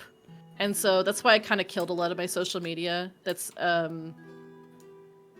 I guess associated with that kind of name. Yeah. With that name. Mhm. So that's why I maintain a pretty, I don't know. I try to keep stuff pretty separate, but I'm the kind of person that's an open book, you know? Oh yeah. I don't mind talking about stuff because, like, you know, I just don't mind it. But I do try to keep some things kind of separate. Like, I would rather people in the VTubing world know more about my IRL stuff than IRL stuff know about the VTubing stuff. if Yeah, that I makes feel the sense. same way, honestly. I mean, Yeah. if I had to level, it actually caused a lot of problems trying to keep my anonymity for the longest time. And so now I try to be a little more open about it. That, oh, yes, I stream. Rather than like, oh, sorry, guys, I have something secret to do. And that ended up like leaving people out of the loop for a long time. And like, where have you been? Right? That kind of thing. And so learned the important lesson about why it's okay to keep people in the loop. Even if you can't tell them everything, like at least, try to keep them in your life. Right. I really should be better about it. I know that I have family that would be much more okay with everything. There's some stuff that I'm concerned about with some of my other family. Yeah. And some of the friends I've dropped for a pretty good reason, I would say. Not to vague about drama, but some of them that, they were dropped for a reason. Yeah. So I don't think I'd ever tell them, but Yeah. family Family it's is just kind of, I don't know. family It's- is yeah. like good. They're great, and then sometimes not so great. I know. At this point, my Right. family knows I stream, but only my brother really understands what I do, and a select number of Right. friends who found out by accident. Oh. Well, that's I his- guess like okay, my D&D group knows, Yeah. and they're mostly college friends. Mhm. But they're supportive too. They actually lurk my chat a lot. One of them does. Mhm. Do I want to use this? How do I put this? It's like for my parents, they know I stream, but they don't know I do this specific type of streaming because I don't explain it Okay. because it'd be really hard to explain. Right. My friends, they accidentally found out because one of them went to. Wait, are you familiar with the VTubing convention and all that? Offkai? Yeah, Offkai. Yeah, Offkai. Yeah, because I was the MC for it. One of them had me going, and it's just Oh. like, this you? Here's the fun fact: my username is the same username I've been using forever. I did Yeah, I not haven't come out. changed my username either. I did not come up with a new username. I didn't either, and I thought about it. I was almost peek behind the curtain. I was almost Amalia Vitalis. Fun fact. That was almost my name because I've been going by Amalia for over 10 years. Yeah. Specifically Amalia Solaris. It just felt too weird to change it now. Mm-hmm. It worked out for you because that's a first and last name. It worked out. It worked out. Which is perfectly acceptable in VTubing. Hey, Emblem. Also, I saw all the Emblem. other messages and I forgot to read them, but yeah, VTuber Graveyard's pretty big now. Man, so many dotables. And then it would have failed Spanish class if not for large language models. I'm not actually sure what that means, but I'm glad you didn't fail Spanish. I think the other thing I was thinking about. Oh yeah, I was about to say. I'm glad your siblings are so supportive. My brother hates VTubers. Oh no. Like he'll tolerate no. me, but he hates them. That's funny. It's so funny. That is a big oof. Now my two sisters, they're a lot like me. They're a lot like me. So I feel like that's and what they're you meant. pretty chill. They're pretty chill. Yeah. Well, I say he hates them, but we still like really, really close, and we still hang out all the time. But it's just like I don't want anything to do with whatever you're doing. Like you keep it over there. Maybe he'll come around. Maybe he'll come around. No, absolutely not. You know what he Hey, said to me? weirdest stuff's He happened. said to me the other day, it's like, bro, I gotta thank you for, for you being you. You know why? Because thanks to you, I've gotten off the path of being a weeb and watching anime all the time. Now, I like normie stuff. Like, Oh, okay. it's- Go have fun with your Breaking Bad, I guess. he actually did watch Breaking Bad. Of course he It was did. a good show. That's like the most normie show. That in Game of Thrones. No, he didn't funnily watch Game of enough. Thrones. Well, when I say normie, it's like, no, he's not actually normie, though. He's just, like, less weeby these days. Like, he still watched the Attack on Titan season finale and all that. But Oh, wow. outside of that, like... That's like a normie anime. I know. I'm sorry. Is that a hot take? It's a normie No, it anime. is, because it's super Sorry. popular, but it's still really good. It's really good. But Well, you're right, it's a okay. normie anime. I just went on a tangent about this. I found that Attack on Titan started really good. I felt like it fell off and became kind of mid. But it had some really good moments. And amazing animation and music. Like, massive vouch for that. I wonder if I can get away with this. I'm thinking I about don't this. know. You probably will, simply because I will not perceive, even though my perception was 14. I mean, it might be too early for that. I'll do this. I don't know how I would even describe. Like, how you feel Well, about I've Attack on definitely Titan and all that? seen- Yeah, how would you even describe VTubing to people who don't even Oh, really sorry. know what streaming is? Well, actually, I did actually try to show my mom one time, but she got really confused. Because, I showed her, like, okay, see this thing, this piece of art on the screen? Yeah, it's pretty cute. It's like, that's me. And then, like, I show her a stream. It's like, I hear your voice, but, like, where are you on the screen? It's like, I pointed at it, the thing, it's like, that's right there, that's me. It's like, but you're not there. That's like, how people see you. And it's like, no. That's how people see me. And, like, it was a whole God. process. She didn't really get it in the Yeah. end. All she understood was, like, you sound great. So, happy that you can do that. Oh my gosh. Right? So that's why, I don't bother. Like- Oh man. Like, my parents watch YouTube and, stuff like that. So they understand, like, oh, yeah, live stream makes money and all that. But I told them, like, I do this because it lets me be anonymous. And anonymity is great because then people don't come trying to find your doorstep with all manner of Right. weird things. Right.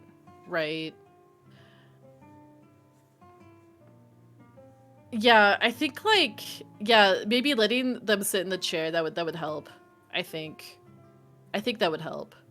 But sometimes I just wonder, how do you describe VTubers to people? Like when I told my sisters what I was doing, which I didn't tell them until I think I had my model. I think I had my L2D model, Yeah. but maybe not rigged. They already kind of knew what a VTuber was, which was kind of nice. It was kind of nice. So I didn't have to explain it. I've never really had to explain to anybody what a VTuber is. I don't think. Maybe someone in my D&D group. But honestly, I had no control over them really finding out because it's attached to my Discord and we use Discord for D&D and it's like, they were going to find out regardless. Yeah. And Cap actually spilled the beans on that one. And I did let him spill the beans. Not the butler. Not the butler. Yeah, he's the warlock in my D&D group. Oh, I funnily see. enough. Yeah, so he spilled the beans. He was also the person that sanity checked me whenever I was wine drunk and decided to be a VTuber. All right, makes sense. Is it my turn or yours? It's your turn right now. I put my piece. Is it? right- Okay, I right thought here. it was your turn. I'm just I put my piece right here. That's where I put it. Oh, okay. Yeah. If it was a snake, it would have bit me. See, I was talking to my cousin about some VTubing stuff because I'm in the process of getting my ducks in a row to start VTubing sometime next year. My mom overheard our conversation, ended up being with her showing our Mille Parfait highlight reel, and she actually kind of dug it. I find this to be the case. Cool. Parents either love it or don't understand it and don't want anything to do with it. Yeah, I have two friends that they're open about their VTubing to their moms, and their moms dig it. They love it. Like, one of them even is like, I'm gonna watch your streams, and I think that's so cute, honestly. I think that's adorable. Yeah, this is super awkward. It is very awkward. I'm struggling to figure out how I want to do this. I guess I'll Oh, just. she likes Suisei's music. I love Suisei. Oh, Suisei is amazing. We all stand Suisei. We do. Yeah. You have to. You have to. Put the If right you're on top. VTuber, you have to stand Suisei. She really she's like the VTuber story, if that makes sense, right? Yeah. She's like her and Iron Mouse, I think, have some of the most inspirational stories. No, Seema, I know what you mean, but I literally used the app on my phone, right? And it's like, yeah, I move when it moves when I move, but she didn't associate that's me. That's, like the concept of an avatar is not something kind of foreign to people, right? But that's how I explain VTubing. VTubing is just streaming with an avatar. People have been doing it since forever. It's just that our avatars have gotten really, really advanced over the years, and now we do more kayfabe. If you don't know what that is, that's like when you do professional wrestling and you uphold like a certain narrative. So not to break the illusion. Right. Yeah, the kayfabe. A lot of people play into the kayfabe. It's so funny. I love it when people are like super start into the kayfabe and then over time it gets diluted. It's so funny. It happens all the time. Uh-huh. I mean, I definitely feel like I diluted mine a little bit, but I feel as though there's some things that are just like the hard, like I will never waver on this thing. Yeah. It will always be the same. Okay, I have a question. Yes. If I capstone on here and I decide to move it, Yes. move this, could I only move the capstone? No, you can move the entire stack, or up to 5 pieces, because we're on a 5x5 board. So I could place your pieces. Yes. Well, you would have to Good place to my know. pieces, because everywhere you move, you have to leave at least one behind. Right. I see. The more you know. Kayfabe roving over time is so funny. I know. Most It VTubers, is so funny. they just literally become themselves. That's it. Yeah, that's why I tell people, like, some people make the argument, it's like, oh, they're just playing a character. It's like, even if they still lean to the kayfabe a little bit, it's still them. Right. Like, Exactly. no one could play Corone like Corone, you Yeah. know? Exactly. I mean, at the end of the day, the thing about acting, right, is that it's an Mm-hmm. aspect of yourself that you imbibe into a character that you play. Massive agree. Massive agree. Mm-hmm. And so with the kayfabe and all that, at least, Mm-hmm. well, if we're talking about VTuber lore, how it normally works is that we appear, we exist under that until we no longer need it, until it's Mm-hmm. convenient again. Exactly. Although I will say, as someone who has written lore for other people, I do advocate that unless they just really want to act like someone totally different, you model your lore as something that you can maintain over a long amount of time. Oh yeah, I agree with that. That's why, like, I see a lot of people will try to be something they're not, and then be very uncomfortable. Like, it doesn't, their yin and yangs don't match during their streams, right? Right. Right. That's why. And like, yeah. I really tell people, like, don't do anything like the one that always gets me is like, oh, I'm the exiled prince, my father hates me, and it's like then he's thinking about taking his dad like out fishing every the next single day. time. And I'm just like, okay, you did not think that one through, did you? Yeah, like, no, like, if I had a like- nickel for every single banished god or goddess, like, hi, I'm used to be divine royalty, but now I just play video games. Exactly. See, that was important to me, was getting the VTubing part into the lore. Yeah, Because, like, my thing is, like, oh, I'm supposed to guard the shrine, but I'm too lazy. So I play video games and write stories. yeah. I mean, that makes sense, right? Right. And I just feel like whenever people, you know, they think of their lore, they think of this, like, grandiose thing. And it's Yeah. not bad to be grandiose. No, of course not. But you have to think about how are you going to maintain this 3 months from now? Yeah, right. I mean, I guess if I had to put it, there's nothing wrong with that, and I'm definitely not doing a like holier than thou attitude towards it. If you want to Right. be, if like Right. everyone has a past, if you want to have a past as the grandiose as that, then sure, people have done it before, but just understand that like you write yourself into a corner if something happens, and just like, I did write that, didn't I? Iron Mouse is literally Satan. Yeah, exactly. But Right? she makes like it work. Yeah, she makes it work. And it just depends on how much you want to commit to the bit, you know?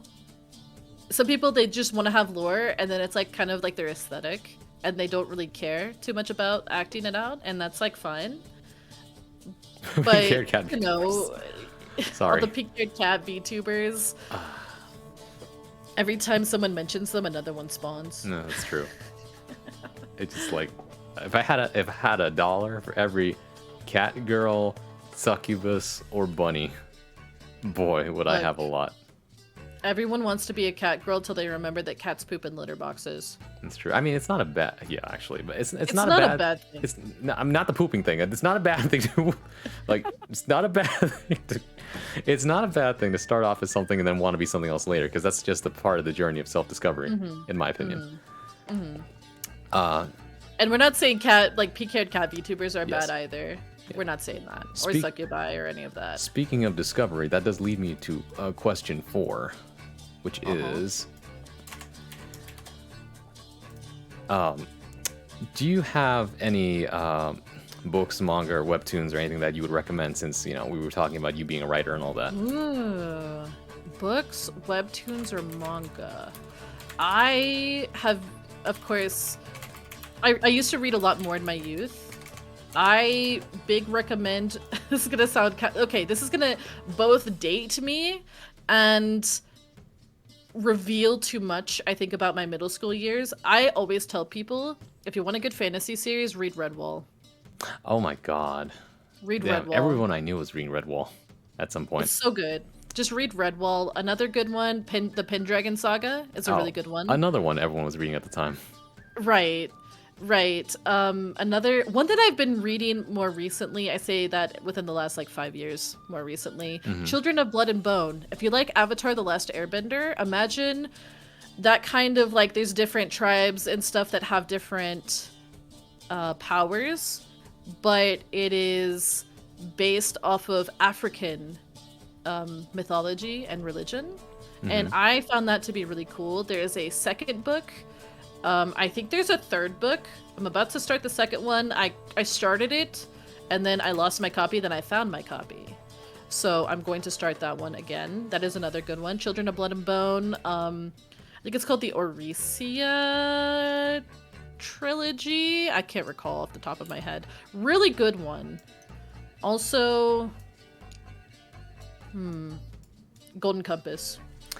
That was another really good one. But a lot of these I did not read, surprisingly, because I feel like I was Really? As a lot of people were reading those, and I think at the time I was still stuck in my YA lit phase, so I was reading Geronimo Stilton still. I love the Magic Treehouse. Magic Treehouse was really good. Yeah, right. I grew up on that. Great plot. Magic Treehouse was really good. Yeah, I learned a lot from it. And just books of that nature. Although I guess I did read the Inkheart trilogy, so that was cool. Oh, I missed out on that one, but my sister liked it. Oh yeah, no, Cornelia Funk is an amazing writer. I mean, as much as I love Brendan Fraser, I think the movies don't exactly do the book entirely justice, Yeah. Big agree. I mean, usually books of that nature, if they get a movie adaptation, it's it just doesn't quite. Yeah. That's how it is. Although in terms of, when I want to recommend manga, my go-to is always damn, the best art I've ever seen is in One Punch Man. One Punch Man's really good. Yusuke I Murata. really do like that show. Yeah, did you know that? Well, actually, my favorite anime is iShield 21, which is the American football anime. Really? Yeah, most people would never guess that. But That's an interesting pick. Yeah, and it's funny because I didn't know that Yusuke Murata is the same artist for that as One Punch Man. Oh. So I didn't full know that circle. either. And so that's where I'm at with that. But I also like my lovey-dovey, rom-com anime. Not animes, well, mangas too, right? So, I guess the mainstream one everyone's reading is Comey Can't Communicate and all that, and that's really cute. Right, that's great. And there's others too. And in terms of webtoons, yeah, no, my number one I'm recommending right now to everyone is just go read The Greatest Estate Developer. Right. Ooh, I have not heard of that one. I just got the Webtoons app. Oh, okay. Funnily enough. It's the one webtoon that will make me laugh every single week I read it. And I've been reading. Oh God, what is it called? Let me pull it up. It's Retirement of the Demon King or something like that, which sounds you're probably what the hell? No, yeah, I think you mentioned this. Yeah, I mentioned this recently on my stream. I think. I think you did. And it's quite good actually. I've been impressed. It's kind of I can tell it's going to be a rom-com, but it's very slice of life. It's Yeah. very silly. Basically, demon guy gets, for lack of a better word, bitch slapped by like this hero priestess chick, and she says some sort of nonsense before she does it. She's like, "I have something you'll never understand, and it's love." And she says it just because she's like freaking out, Okay. and she doesn't. She didn't actually like. She's like, what the like inwardly, she's like, what the hell did I just say? Like, that's so dumb and cringe. But he's like so like held up on it.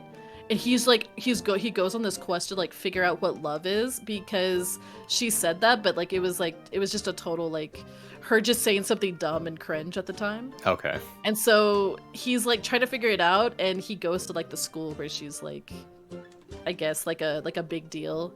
And it's so funny. It's just like a goofy little time. It's just goofy. Yeah, okay. It takes tropes and it puts them on its head, and I like that kind of stuff. I have a guilty pleasure for isekais. Oh, really? But they have to be done well, honestly. Right. Right. There's too many bad ones out there. There's too many bad ones out there, but like occasionally I'll just see one that's like, oh, that's a fun concept, right? Like, was that one that came out recently about the dude who just becomes a vending machine? Wait, yeah, I've heard about that Yeah, one. Is it it's my just like, what turn? is going on? I'm here for Is it, it though. my I'm here turn? for it. The Greatest Estate Developer is actually an isekai too, but that one's funny as hell because he's a engineering student who overworked himself to death, and then after that, his whole goal in the new world is to make as much money as possible, so he never has to work a day in his life again. I love that. And Is it my turn? It is your turn, yeah. It is my turn. Okay, I've been Eminence thinking. and Shadow. I think I've heard of this I've been one, but I need to thinking. watch it probably. I say this live. I read Animorphs as a kid. I would probably be a fundamentally different person. I feel like everybody who read Animorphs is. How many people do you think who? Okay, hold on. How many people do you think who there are that are VTubers that read Animorphs, and how many do you think are not? I never read Animorphs. Right, I didn't read Animorphs either. I did not. I feel like people who read Animorphs probably aren't VTubers. Yeah, I don't know. I feel like that was a more normie book. Fanfic When people writing were is- reading Animorphs, Oh. I was reading like Warriors Cats. Oh my god.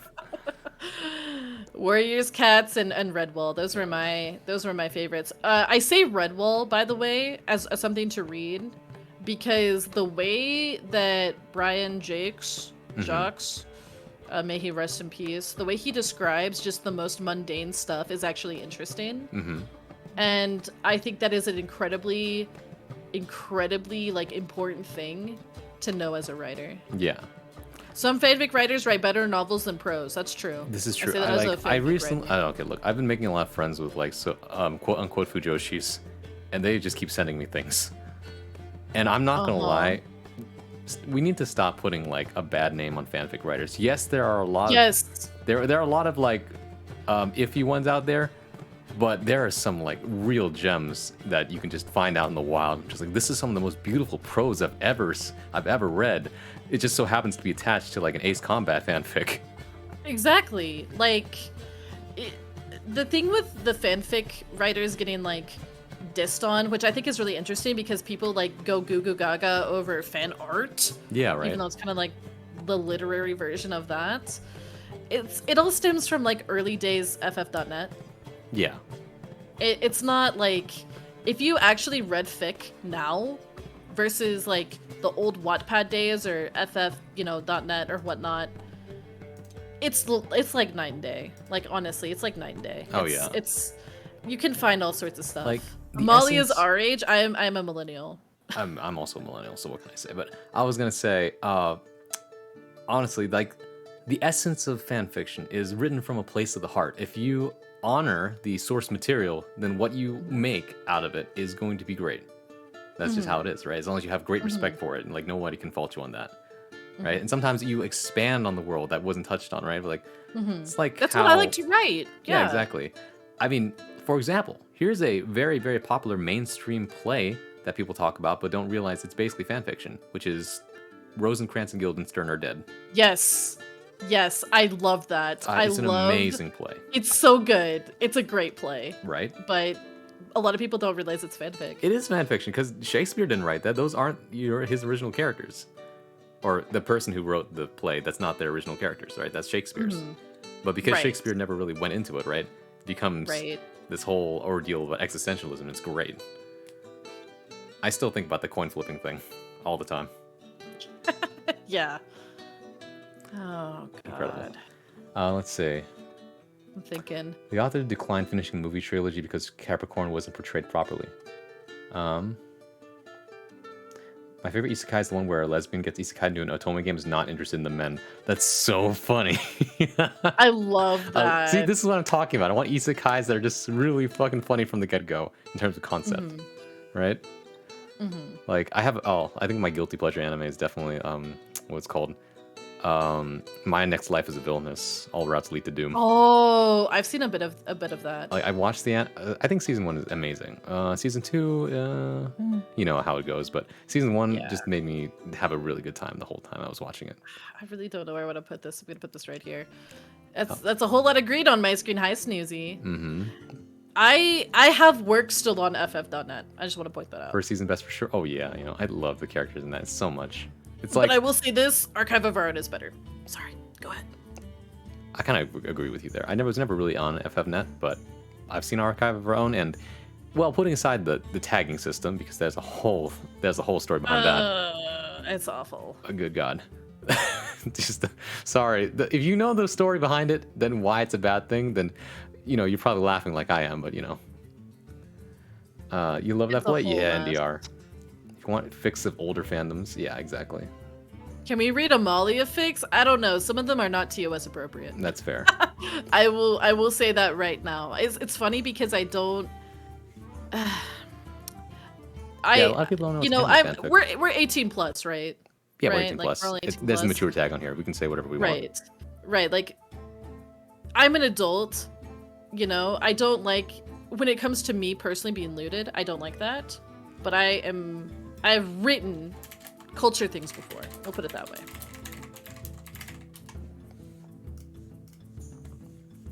Pretty good deal younger. I have work on FFnet. Yeah. I don't judge based on age. I judge based on how you and what age you act. True. But I was gonna say that like, did I tell you? I think I did tell you that I'm being forced to write a fanfic right now. Of what? Okay, so for charity, Wait. it's think the I one for remember. charity, the one Oh. that's in the style of My Immortal. That's right. Right. It's god awful, but but it's so god awful it's good. Were you around when I had to do the My Immortal reading? I think I missed that, but I did. I was read on it my- myself too on stream. It's well, the thing about My Immortal is there's some things that are in that fic that you can't really say. No, I stream. read those lines. Oh wait, we can't do that. It's a different time. Yeah, it was a very different time, and we had to we had to censor ourselves. Yeah, right. Yeah. But still, there were parts that just made me laugh so hard because of how bad it was. It's just There's like a so- clip of me. because the things that make that fic what it is, right, is obviously the dated references, the effort to be edgy and cool at the same time, and the blatant just disregard for source material. Mm-hmm. And which Oh, is yeah. that's probably the best, the funniest thing, right? Like I don't care what the source material is, I'm gonna do whatever I want, and that's what makes it think- so funny. My Like- favorite part Yeah. was when they were having an intimate moment, and then at the end it was just like, and Dobby was watching. I think there's a clip of me shrieking I just on like stream. why? Why? Oh, my favorite part I is don't even like remember when why they're I got. why I my had to favorite do part is that one chapter where they're going at it, and then just Dumbledore comes in and just like, what the fuck are you doing? Yes. It's just like, what? This makes no sense. I love it. It was, Sharpie. and then there was time travel. Can you randomly, please remind because us what your of course there was. fanfic is about? Do I have to again? I had to write 22 chapters of that thing at the very least, but it's started off as a what's it called? Overlord X Skullgirls fanfiction. Oh. It was supposed to be slice of life, but it went off the rails and became everything in between, including magical girls, like mechs and everything else. And and the funniest thing is that the two characters that are the main characters only share a name with the actual source material. They're not actually the characters from the source material, Oh. which is why it's so funny to me. That is beautiful. Is it my turn? Wait, where did you move? Because my turn was I put this thing down. Oh wait, no, this is when I put something right here. Okay, wait. In that case, yeah, it's my turn. Okay. I was just making sure I wasn't holding us up. Yeah, okay. I got distracted. That was on me. Yeah, I mean, I love doing that. It's like you got so caught in what you're doing that I totally forgot what I was doing. Exactly. This is getting kind of interesting. What if? Looking at the table flip button. I'm looking at it. Don't flip the table, please. I'm not gonna flip it, but I'm looking at it. Wait. Oh no, I can't do that. No, wait, I can. I could do it like that. Could you? Okay. Okay, for a second there, I almost threw the game.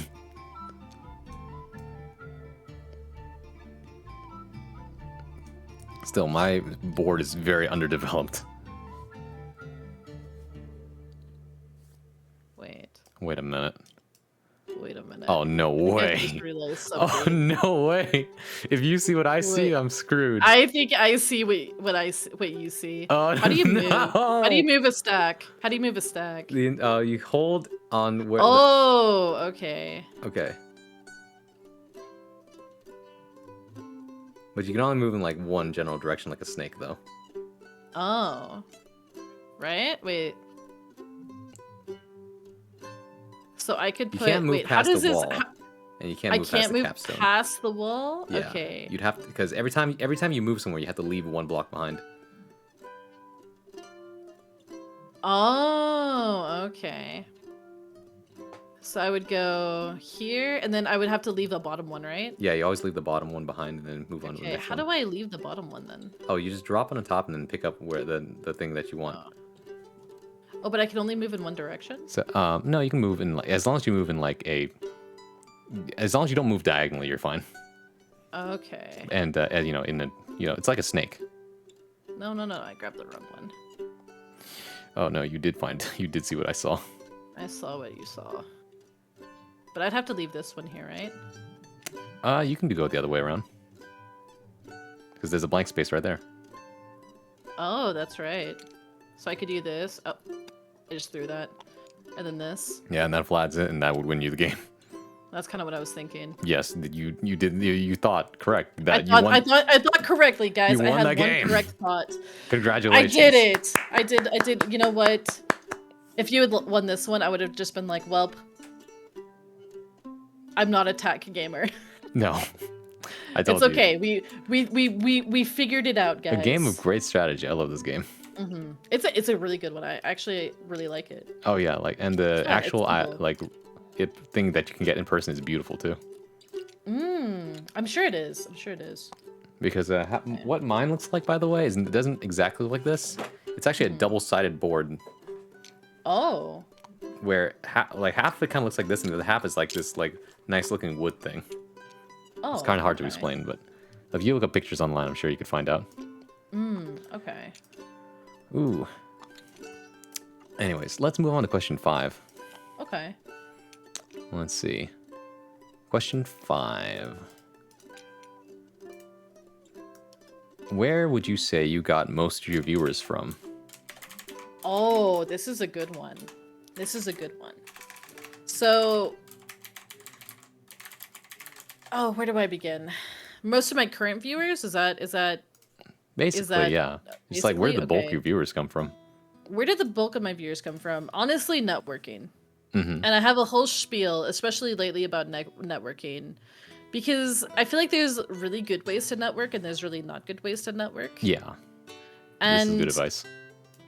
Honestly, some people are like, there's a difference to me between networking and clout chasing. Because if you just befriend people in order to take their, get like more views, I feel like don't that steal is people's audiences. toxic. Right, like that's toxic, right? Personally, just like making friends, honestly. I made friends with Shamaya now, and because I stream at a slightly different time than like Shamaya or Eve or Merp, it's almost like I like to think of it this way. I start the day off. Yeah. Unless Merp is streaming really late. I start the day off for everybody. And then, if they, I'll usually raid into somebody, but, then Shemaya's usually streaming. And then usually Fasani's streaming after that. And then usually Eve is, streaming kind of around that time too. And then Merp is streaming a little bit later. It's kind of like a wave of just streams. And I do think just making friends with people is how I really got a lot of viewers. I made friends with other streamers. We had fun times together. And whenever you make friends with streamers that are kind of similar to you, and you don't stream at the same time, and even if you do, I feel like you're showing people that there's another venue for them. Maybe the one streamer is not streaming something that they're really vibing with, or they can't really watch it for some reason. And then you're just kind of showing them like, hey, this person is also kind of similar in a lot of ways. So if maybe for some reason you can't watch this stream, you can, there's always this place for you to find as well. But of course, I never advocate for befriending people or even like collabing with people just to get views. I do think like first and foremost, if you do that, it'll be obvious. Yeah, exactly. I've had people try it with me. I've had people try it with me recently. And I'm just like, it's crazy. It's weird. It's weird when I never thought I'd get that far. I never thought I'd be the like, person. Oh damn, people are clout chasing me now. Yeah, it's like, and I still think of myself as a baby streamer. Exactly, right? Like I still feel like I'm a baby, but people have done it to me or they've tried. But no, I just make genuine connections with people. I think that's just my answer. Just make friends. Make genuine connections. And I mean that in like the most sincere way. Just like be genuine about what you want. Right? Yeah, and I think you'll just have a better time. Yeah, and communication is a two-way street. If someone doesn't agree with what you want, then that's okay. Yeah. Like my sole purpose for doing the show is simply because I just want to know my friends better. Yeah. Like like the trend is that I've only invited people that I know well enough to invite. I don't just invite anybody on the show. Right. And I think that's good. Like I had no doubts that this would be a fun time. I was just like, yeah, I'll do it. I'd be so down to be part of like this show because it sounds like a fun time. I know, right? Yeah. Do you see what I'm doing? Yeah. I wonder. Was it that obvious?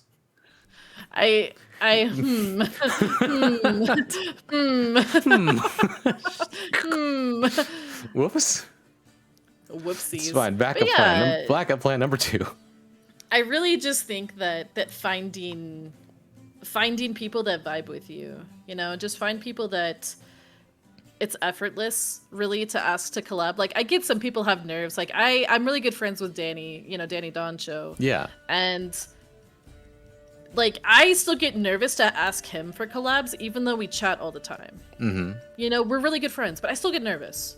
But it's just how it is. I have anxiety, so that that's part of that's it. fair. But like even then, whenever I collabed with him, it was just kind of effortless. Mm-hmm. But I feel like there's some people that they try to collab for the sake of like wrong reasons. Like it's like, oh, I just want as many eyes on me, Yeah, I mean, half the time those eyes aren't going to stay on you either.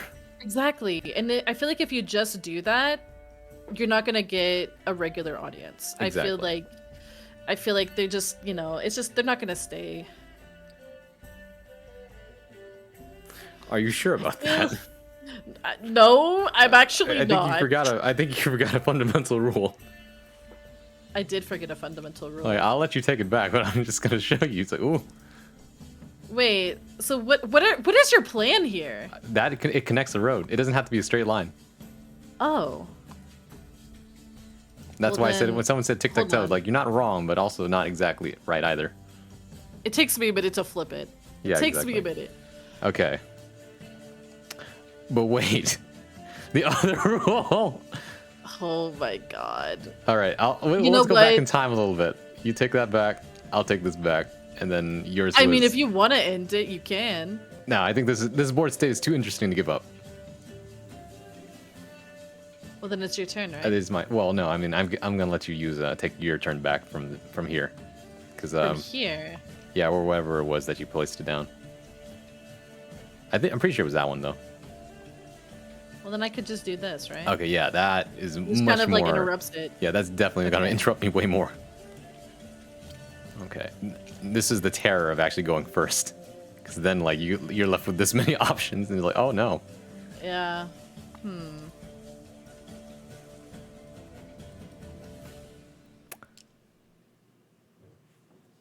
But yeah, it's good to know that the bulk of your audience is just simply from like people Yeah. migrating from other places and finding you out. I mean, I do have a weird time slot. I do know Yeah. that. So I end up getting people that, you know, also from other time zones, especially Europeans. I get a lot of Europeans actually. Yeah. Which is pretty interesting. Oh, now's a good time to say you can flatten your own. You can capstone your own walls too. By the way. I kind of figured you could. Yeah. I don't know why I had that thought, but I did think of it. Afternoon isn't that weird, is it? It's weird for some people. A lot of people consider anything past like 5 p.m. Eastern to, I think, basically like 3 a.m. Pacific to be the prime time. And I usually don't stream during then. Oh yeah. That's like yeah. afternoon. Okay, if you're streaming in what would be considered American afternoon hours, it's a strange time because that means either means you're European or a degenerate Japanese person, True. right? Because most of the people during that time work. So unless you have a graveyard shift, like it's a very very strange time to stream. It is a weird time. It is definitely a weird time, especially like I have people that have complained in the past are like, "Oh, your streams are too early." It's like, well, honestly, the reason I started it was because I couldn't stream in the evenings. I had stuff going on in the evening, so I couldn't. Yeah. But I also was advised to by a few people who did content creation. They said, "Don't really stream in prime time because sometimes it can be kind of hard to build an audience off of prime Oh yeah. time." Because there's too many people. And yeah, you have too much competition, like straight up. And you know, Yeah. I couldn't already do it, so I just chose afternoon because it's hitting the lunch crowd. It's hitting the people who are at work and they wanna watch something Exactly, while right? they eat. Or it's people working from home that just want something in the background. Oh yeah, I get a lot of those. Oh yeah. Like even now, I'm pretty much butting my head into prime time, and I don't really care because it's my Friday night and I get to decide. It's But your Friday night. Yeah, sometimes I do primetime streams. Like I'll be doing one next week. yeah, with for Splatfest. Yeah. What team are you on? I don't know yet actually, but I'm thinking it's between Team Hug or Team. What was the middle one again? The yellow one. Fist bump. Fist Bump, because there's a Sonic song called Fist Bump. Ooh, that's true. That's So. true. Just not handshake though. I respect a good handshake, but that's not the team I'm going for. Yeah. I feel like they're purposefully giving the Shiver the weird things. Just They to, are. just to see. They are. They Like, are. guys. Yeah. This is a litmus test. This is the stress test to see. Like, is this really a popularity contest? Let's find out. I feel. Okay, no, I think we're going Team Hug. I think that's what we're doing. Yeah. I think we're going Team Hug. Big man. But I love Big this man. is kind of an interesting Splatfest because I feel like they announced it kind of late. A little bit, yeah. I mean, they're doing it every 2 weeks now, right?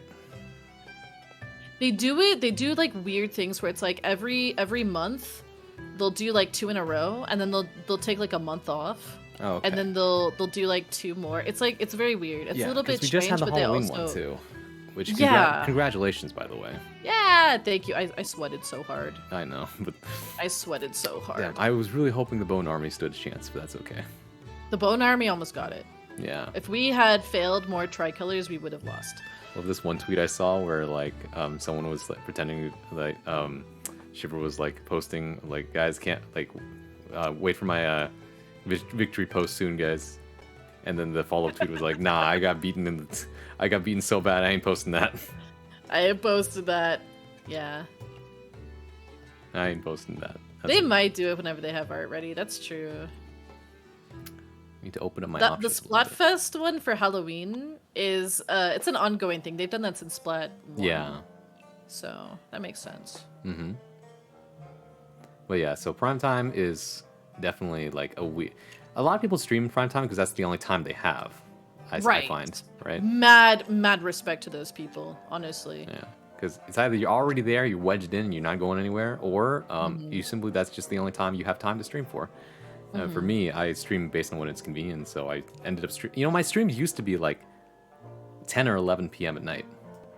I feel like I remember that. Like that was when I first started, Like I and then remember that. everyone said Yeah, well, you maybe stream not. way too late. And I said, all right, let me see if I can pull it back. And so I pulled some strings, and now I'm streaming a little earlier. Yeah, I used to do like super late night streams myself, but I found that I couldn't sleep after I streamed.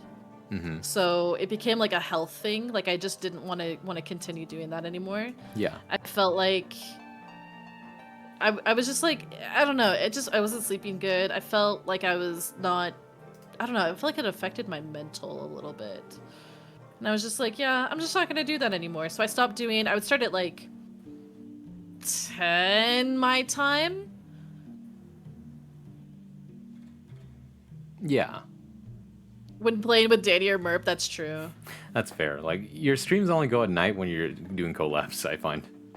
Right, right. And usually, I mean, Danny and Merp, they both are typically nighttime streamers. So I try to adjust for, especially Danny, because I think he's usually asleep during my stream times. Because man's got to sleep at some point. They do Splat Festival and have the art ready. That's fair. This scene of was it the two agents hugging? Yes. I still need to finish the story mode too, but like The Agent 8 and Agent 4. mm-hmm. That's who they are, Yeah. which is very interesting. I haven't seen right Agent here. 4 at all.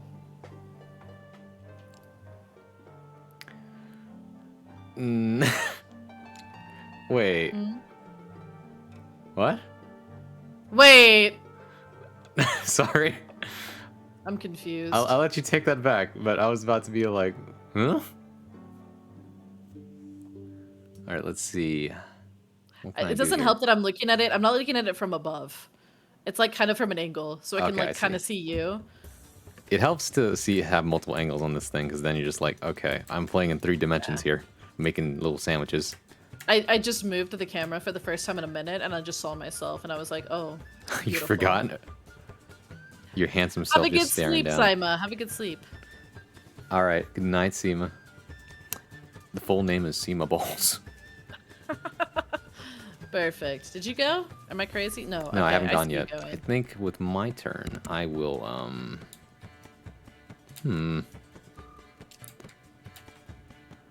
Let's see, I'll do this. Oh, really? What was I Okay. saying, though? Oh, but yeah, so I also kind of stream at a weird time. I stream the time that everyone else ends, so that's why I get so many raids. Like, in fact, I No, got started that's- because just I happened to get a lucky raid one day. That's where all my Yeah. audience comes from. No, that is actually a valid strat. That's kind of why I used to do late night streams. What I did, peek behind the curtain, I guess. Peek behind the curtain. I would do the late night streams. I would do like maybe 1 or 2 a week, and then I would do like 1 or 2 daytime streams. But what I would do is the nighttime I realized was a good time to network because you get raided late. You get raided, pretty late at night. Yeah. I get raided by people that they would, they would see me on Twitter and they'd be like, "Oh, look, Amalia is streaming at like when I can raid her," and I kind of miss that sometimes. I kind of miss, being able to get raided by people that I don't normally get raided. I don't really get to like raid into other people either. That's true. I only raid you when you're playing Splatfest. That's true. Maybe I'll do more nighttime streams in the future. I mean, Maybe. don't force yourself. Don't force yourself. Maybe. I just think it's really funny. But yeah, like you do that in the evening. You get the networking in that way. That's what I think. That's kind of how I saw it. It was kind of like a good way to network, and then the daytime. That was kind of how I would measure how well, the growth was going. Yeah. But there's actually some flawed logic with that, and I realized that later. Mm-hmm. If I wanted to talk about purely my experience with like growth and numbers, while networking did help a ton, so did game selection. Yeah, exactly. Yeah. So it's like, okay, so say I did a bunch of late night streams, and I'm like, okay, I'm gonna do a daytime stream and see, who's sticking around. Yeah. at a time where I'm probably getting rated less. And but then I would pick a game that was like not as popular for people to watch. And then it's like, then you're not really getting like a good gauge. And there's just a lot when it comes to streaming in general, picking Oh like yeah, what time you want to stream, picking what game, all of that. It's yeah. just it's a lot of trial and error. It's It's a got lot of all trial and error. it's got all the nuance of picking a song for a singing competition. Right. There's a lot of just like just decisions to make Yeah, about stuff, and it's just like sometimes it's overwhelming, but I tell people like, just try different things, exactly. trial and error, see what works, see what doesn't Mhm. work for Like, you personally.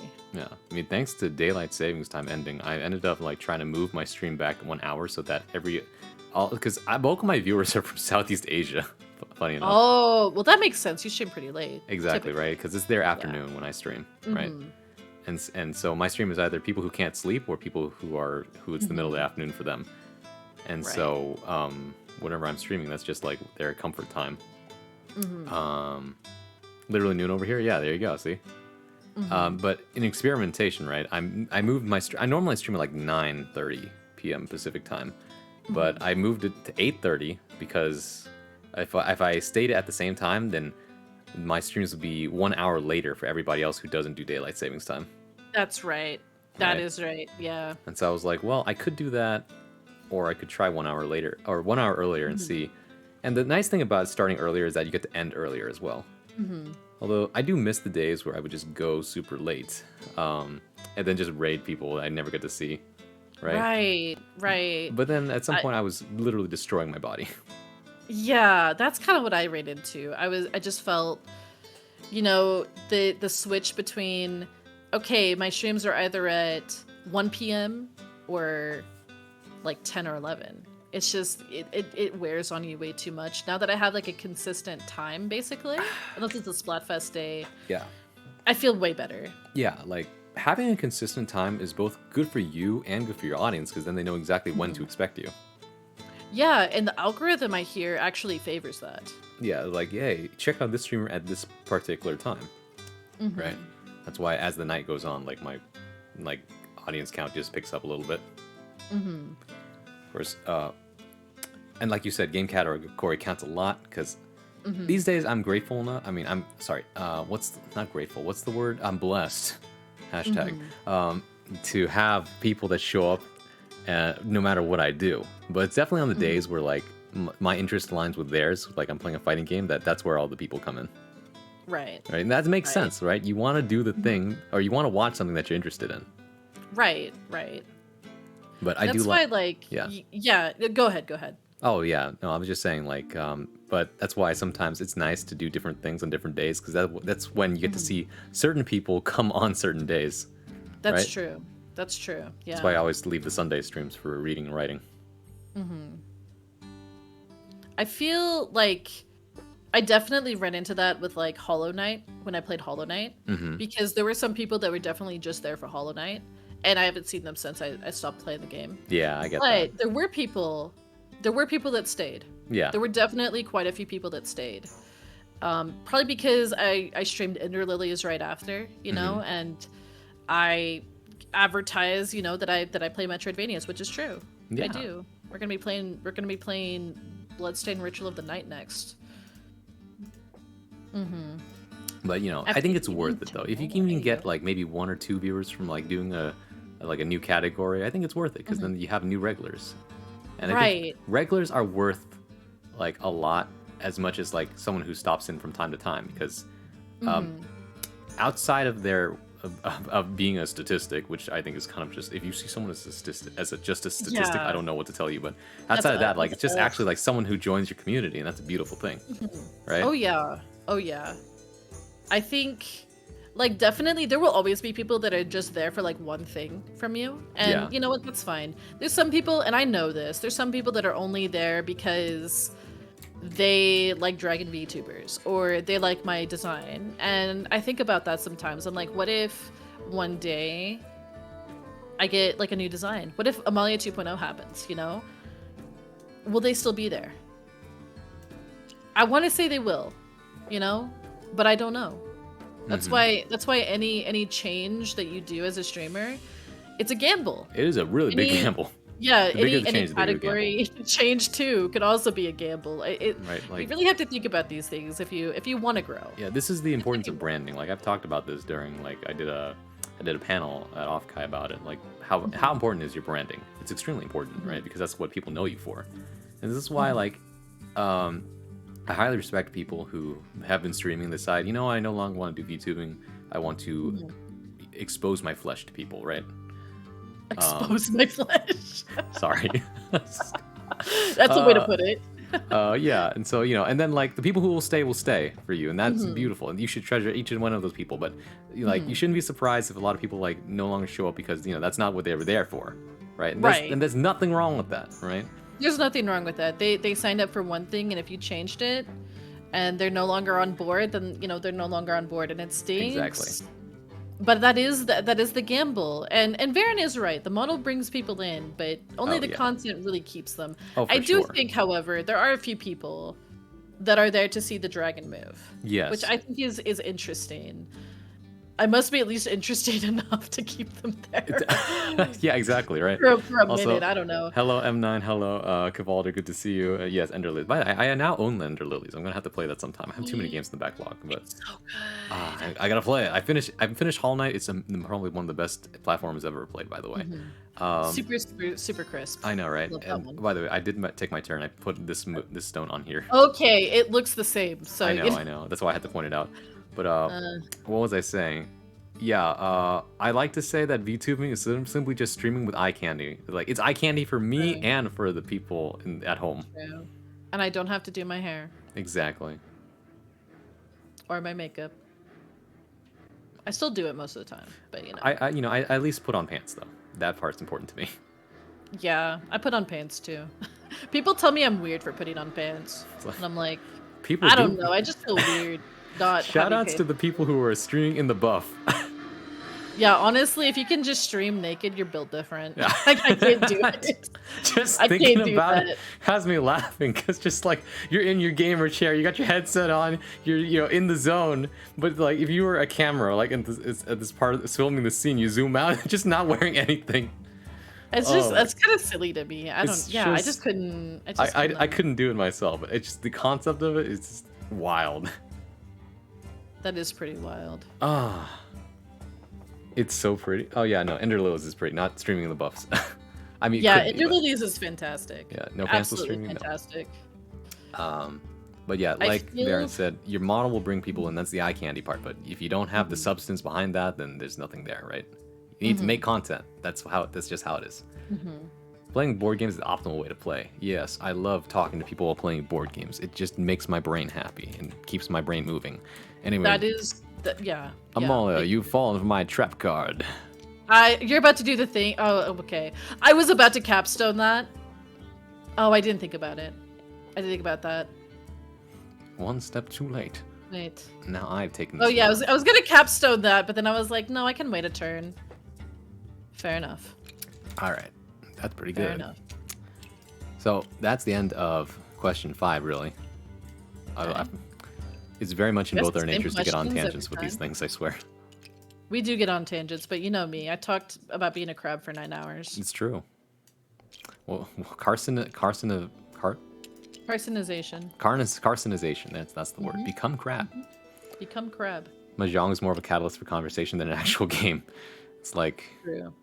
the equivalent of this is when I'm watching commentary for hit game Super Smash Bros. Melee, and they've been playing this game for over 20 years. There's no reason to talk about the game anymore. That's why every time I watch them, it's just I'm watching Melee with a podcast. True. It's great. True. I love it.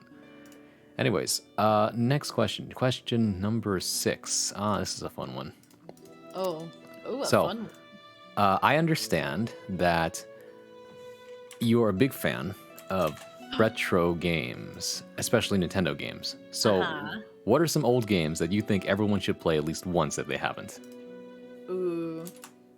Banjo-Kazooie. Actually, okay, yeah, Banjo-Kazooie, Super Mario 64, because I feel like those two were like the pioneer of 3D platformers. Especially Mario 64. I feel like that's like the golden standard, even if I feel like that game has not aged as well as Banjo. You know, the funniest thing about Mario 64 is that it's no longer the same game as it once was. The same way that Melee is no longer the same game it once was. It's taken on new life as a speedrunning game rather than just a game to be played. True. Absolutely agree with that. Absolutely agree. But I still think if you haven't played Super Mario 64, at least like Definitely a little try bit, definitely try it. I feel like that game, it just pioneered so much. You can experience all the Another rage one. of slipping off a cliff and dying.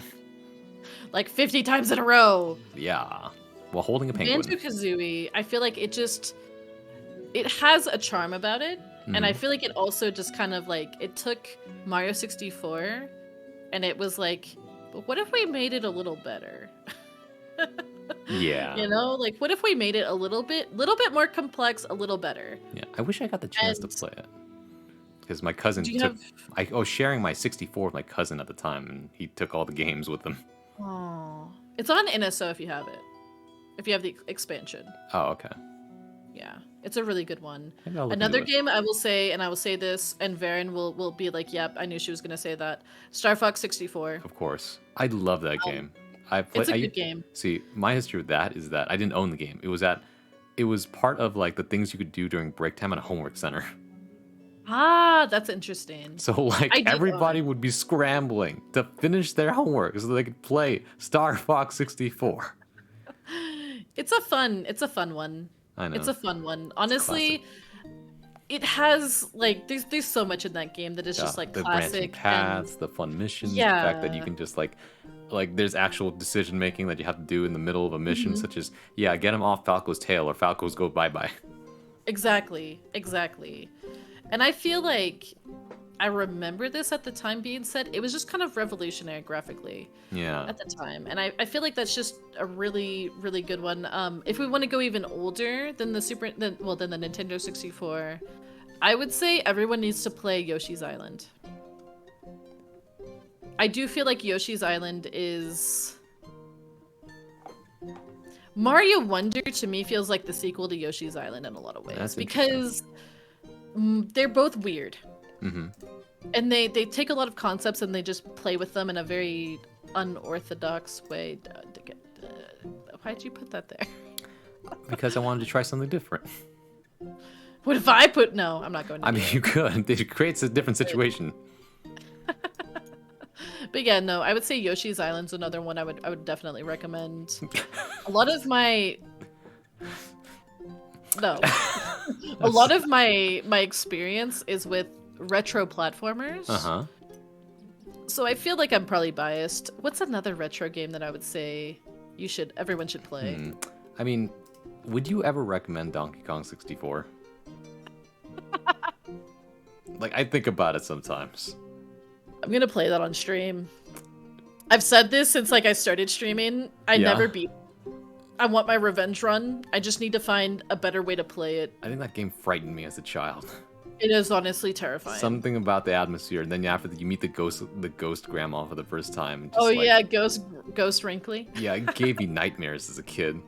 So hot take, not even a hot take. This is a cold take. Yeah. That game is kind of a technical disaster. Mm-hmm. I think, So I would not say play that one. yeah, no, I think Donkey... It's not required. Video Game Donkey made a video on that, and I remember watching it a while ago, and I was just like, wow, it really was just jank as hell, huh? It was really bad. That's why whenever I tell people that I'm gonna play it, they're all like, "Oh God," because it is jank. But beyond it being jank, a lot of people cite it as the reason that platformers died for a while. They're coming back. That's fair. I mean, we got a ukulele, so that's cool. We got ukulele. I backed ukulele. Oh Fun wow! Oh fact. yeah, that's right. Your name is in the credits. My name is in the credits of ukulele. That is a fact. Yeah. I mean, like going back and playing some old platformers, right? I played Crash Bandicoot. I played Spyro. They're fun until you realize that the gameplay loop is not actually that engaging. It's really not. It's just like collecting things can only be interesting for a certain amount of time. You have Yeah. to make it different, Right? you Like, know? And that's where Banjo I felt like it kind of excelled. Everything was just kind of goofy and fun. and I felt like nothing really overstayed its welcome in terms of mini games. Yeah. But don't talk to me about Tui. About what? But Banjo Tooie. Oh no. Because it definitely was That's- like, let's that's just different. do everything but more, and it was too much. Yeah. Like, I don't know. It's a weird time because they experimented with all sorts of different things. Like, everybody remembers Conker's Bad Fur Day. I thought about playing that on stream, but I decided not It's to. it's a wild game. It's wild, and it's way too much product of its time. I Oh, yeah. think. Like- I think that if you knew kind of what the game was about, you might be like kind of okay with it. But some of the jokes do not fly anymore. No, they just no don't. way. They just don't. Like they didn't even fly back then, and they definitely don't fly now. Oh yeah. Yeah, it's not. It was definitely a thing. Oh wait, that's Um, not where. That's on there. Go ahead. Things are happening on this board. Things are happening. I'm throwing things. It's great. Let's see. You read the rules of the game M9? Congratulations. You know that we're trying to build one road through the other. Let's see. Mahjong is a catalyst for conversation in an actual game. That's true, actually. Mahjong is a pretty easy game to conversate over. For people, some tangents are why they watch. That's true. People love just like rambling. I swear. Oh yeah. What if I did? If I did this? But yeah, I feel like you could play Donkey Kong 64, and I think you'll have a perfectly fine time. But it's not required. Yeah. I don't think it's a required game. It did give us the DK rap. That is true. That is true. And I'm so mad at Nintendo. I'm so mad at Nintendo because they did not credit Grant Kirkhope for that in the Mario movie. Oh man. And I think that's nonsense. They should have credited him. Yeah. Even he. They just said featuring the DK rap, and it's just like, okay, you couldn't have put the composer's name for Right. it. The guy who's singing it, even like, I mean, it's the same guy, but you know. Yeah. I mean, it's just crazy. Put some respect on the name. Yeah, put some respect on the name. Also, it's on my bucket list to meet Grant Kirkhope. It really is. I don't have a bucket list really, but that's on it. I mean, I don't even know where to find him. He lives in California. Really? Yeah, he's British, but he lives in California. I did not know that. Yeah. I follow his Twitter every time around Christmas. He talks way too much about eggnog. Have He you loves tried? eggnog. Have you tried eggnog? Oh yeah, I love it. I feel like Am I've I never weird? had good eggnog. Yeah, you gotta get like the fresh stuff. Okay. The Oh, fresh stuff is thank you, good. waifu. Where do I put this thing? It's getting kind of difficult. I make eggnog, ayo. How's this? Yes, I like this. You made a person with your capstone over here. I did. He's just a little guy. Little guy. But what about you? What game would you say is like essential Ooh, from back then. from back in the day? Back in the day, what would I recommend from back in the day? Well, I'm having like frame rate lag. Yeah, well, something's going on. It was stabilizing. As stabilizing. Okay, stabilized. Okay, weird. Back in the day, in terms of retro games, I mean, you know, we live in an age where GameCube games are retro now. I hate it. I hated it. Like I don't Wii consider them retro. Wii games are retro now. DS games are retro. No. We're the Wii will be retro in like 10 years. You gotta give it up, Amalia. The Wii came out over 10 years ago. 2006. I can't. I remember getting the Wii. I got it for Christmas. Everybody got a Wii on Christmas. We all It's played true. Wii Sports on Christmas. It was beautiful. I played Twilight Princess. No, wait. Did I? Your friend looks like an Arknight's character. Hey, that's actually funny because I was based off of a kind of an Arknight's character, I think. Oh, that's amazing. My L2D mama has like an Arknight character addiction. And I know for a fact that Jackie was one of the Arknight characters that she looked at whenever she was thinking about my design. I can see this. I can see the resemblance. I can smell the Arknights from miles away. I've never played Arknights. It's Funnily a- enough, it's a I don't cool really, game. I don't really do gacha. I just Yeah, like, I mean, putting aside the gotcha, it's a tower defense game. yeah, I don't. They're all right. Tower Yeah, right. defense. I think you'd be happier playing other things. Yeah. Shame, profound shame. There's nothing wrong with that. We all like different things. Yeah, Technically, I don't play Genshin either. I'm sorry, or Honkai, or the new one. But the new one looks kind of interesting. The plot seems kind of I can cool. only have eggnog with alcohol in it. Hey, Oh, man. eggnog with alcohol is actually pretty good, but it's also good without. Great on a rainy day. It's STMJ, Indonesian drink. Milk, eggs, honey, and ginger. Ooh, the ginger gives it a kick for sure. Ooh, yeah. Let's see. I'm going to place my pieces like this. Actually, no. Are you? Well, actually, I need more setup. Well, actually. We'll do it like this. Okay, now it's your turn.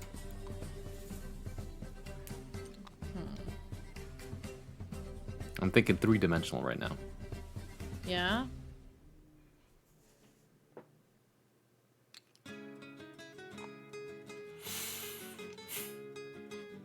No way. Way. Okay. Well, Oh, okay then. this is very important to me. You can't take this away from me. Oh, okay.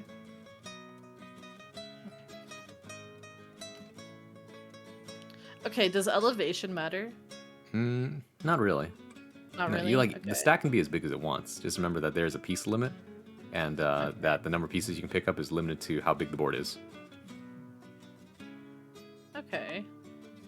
So if you were to like basically say these were all 3 stacks, Yeah. but this was a single stack, would it still count as a road? Oh, well, yeah. As long as they're all flat pieces, including the capstone, it counts as a road. Okay. Okay. And you can move a single piece too. Anyways, waifu, the object of this game to win is that you got to make a road from one side of the board to the other. I'm not counting diagonals. That's it. So it can be from left to right or up and down. And it can snake around too. Okay. We look like 2 towers staring each other down. I'm thinking of a certain fantasy We might book. be. We're about to have our ship war. Why is Who's mine the tall? better ship? Is it Cloud and Aerith or Cloud and Tifa? That's the first ship war I remember. You know, I feel like I would have to play the source material in order to like really feel it. I'm gonna be real. Cloud and Tifa make more sense. Cuter couple. They're kind of like childhood friends, whereas Ah, I see. Aerith is just someone that Cloud meets, and then she already kind of had a boyfriend. Oh, really?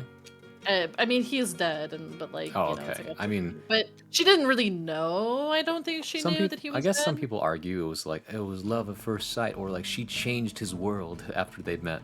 Oh, whatever. Zack was the best character in that game. I'm just saying. I think I heard this Have a take good too. lurk.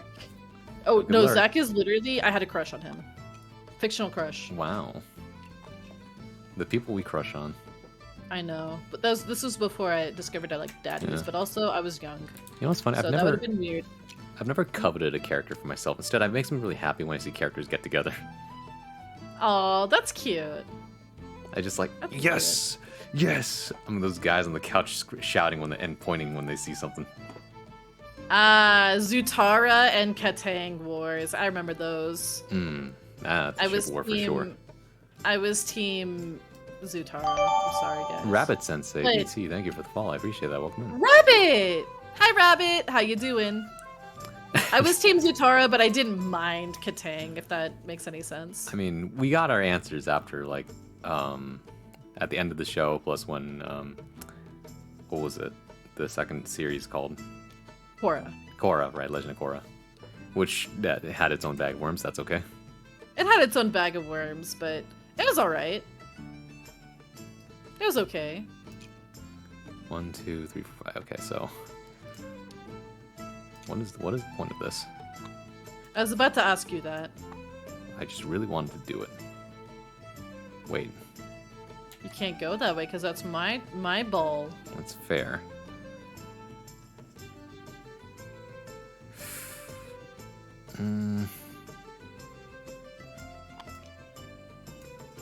Do like that.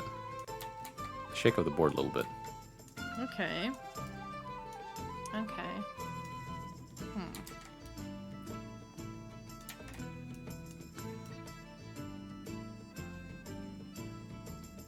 Oh, that's what you Interesting. meant. No, height difference doesn't matter when you're moving pieces, so you can move up towards a bigger stack if you want to. Right. Right. See, yo, hello.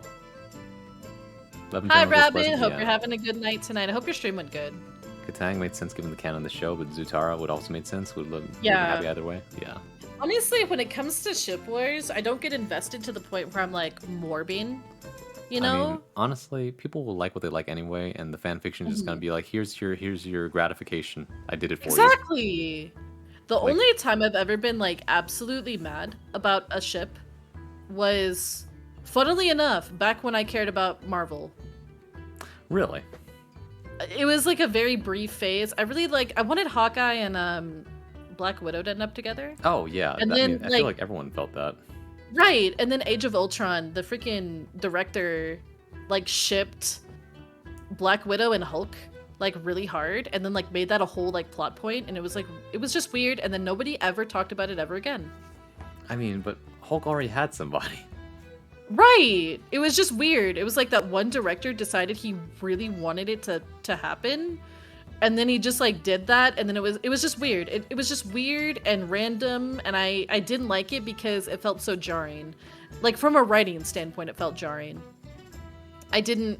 Oh, NDR, you were there for the Voltron. Oh, I'm so sorry. That was. I remember the Voltron ship wars. Whatever They the writer decides actually to do. got- Yeah, Rabbit. They didn't get into actually. Voltron, but- Oh my god, it got bad. Oh, okay. It got bad. There was like accusations to like the writers after like by the fans because certain people didn't end up together. I think there were death threats. I think somebody got doxxed at one point from like Oh my the writing God. team. They took It- this way too no. far. It was really bad. Like, why do they care so much? Plants, yes. Oh god, I just got so much psychic damage from that NDR, please. Oh no! Roll for psychic damage. Oh my god. 5. Oh, okay. That sounds about right. It's a decent chunk. There was a Netflix Voltron. It was called Voltron Legendary Defender. It came out. It was the same studio as Avatar: The Last Airbender. The '90s Power Rangers cartoon. Yeah, basically. But this came out, I think, like Ponderous. 2014, maybe, something like that. Have you gone? Am I crazy? Yeah, no, I haven't gone yet. Oh, you haven't gone yet. Okay. Because you I'm put not that, crazy. you put this one here, right? I did. Okay, I just wanted to make a pretty pattern. Okay. that's fair. When all That's else fair. fails, you just make a pretty pattern. Mm-hmm. Was it Legend of? I thought it was the same people that did all 3. It was the same art studio, not the same director. If that makes a bit sense. of a precarious situation right now. Because it was the same art style for sure. I don't really deal with ship wars. I think that they're all kind of silly because if you just want to have a couple end up together and they don't end up together in the canon, that's what fan material is for. Just make it yourself. All right, Dragon Prince. your turn. Dragon Prince, which was actually a pretty good show. I watched the first 3 seasons and I actually really liked it. But there is a season that has come out and I have not watched it yet. It came out a couple years ago. And I kind of didn't hear that it came out until it had already been out for a while, and I was like, "Oh, I missed that."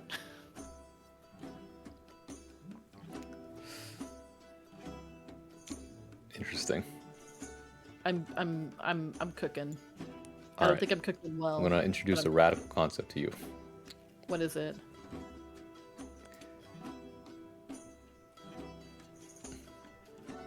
Can you really? Oh my. I see. Okay. Okay.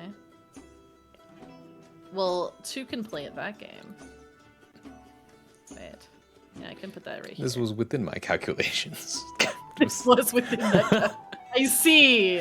I feel fucking cringe for saying that, but like, I don't know. Death Note is a thing, and I love it. It's on season 5 now. Yeah, I think I missed season 4 and 5. I Got need weird? to. I need to watch that. All according to Keikaku. Oh, strong feelings about Ruby. Oh my god. Oh. I really Don't gotta- get me started on Ruby. I say that as someone who is a Monty Owen fan. Yeah. Like prior rest in to peace. Ruby. Rest in peace. Man was a legend. You know, I wonder what he's thinking in his grave right now. He's probably cringing. Dead Fantasy was so good. I love Dead Fantasy. That's what got me into Monty The Owen old stuff. animations on YouTube. They were so good. They were really good. Wow, the quality of them.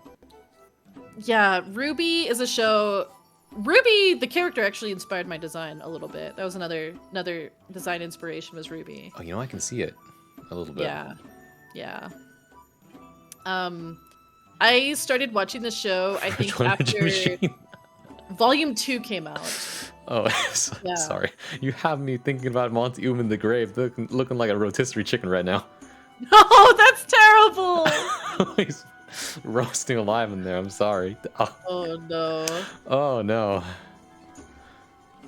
My bad. Oh man. Okay, I think we can move on to our next question at this point. True. All right. This one is more for me than anything else, but question 7. You've been known occasionally to indulge in MS Paint drawing. Out of curiosity, just where do you get your art skills from? Is it all self-taught? It is entirely, I know it's impressive, self-taught. Like, I kind of want to know the story behind all of this MS Paint stuff. Okay. There's actually more lore than people think. So, I used to raid in Final Fantasy XIV. A lot of people kind of know that. I used to be a hardcore Final Fantasy XIV raider. I recently retired. I retired after beating the Omega Protocol 4 times. It was the hardest fight they'd ever released. They will never release a harder fight. I don't think they can.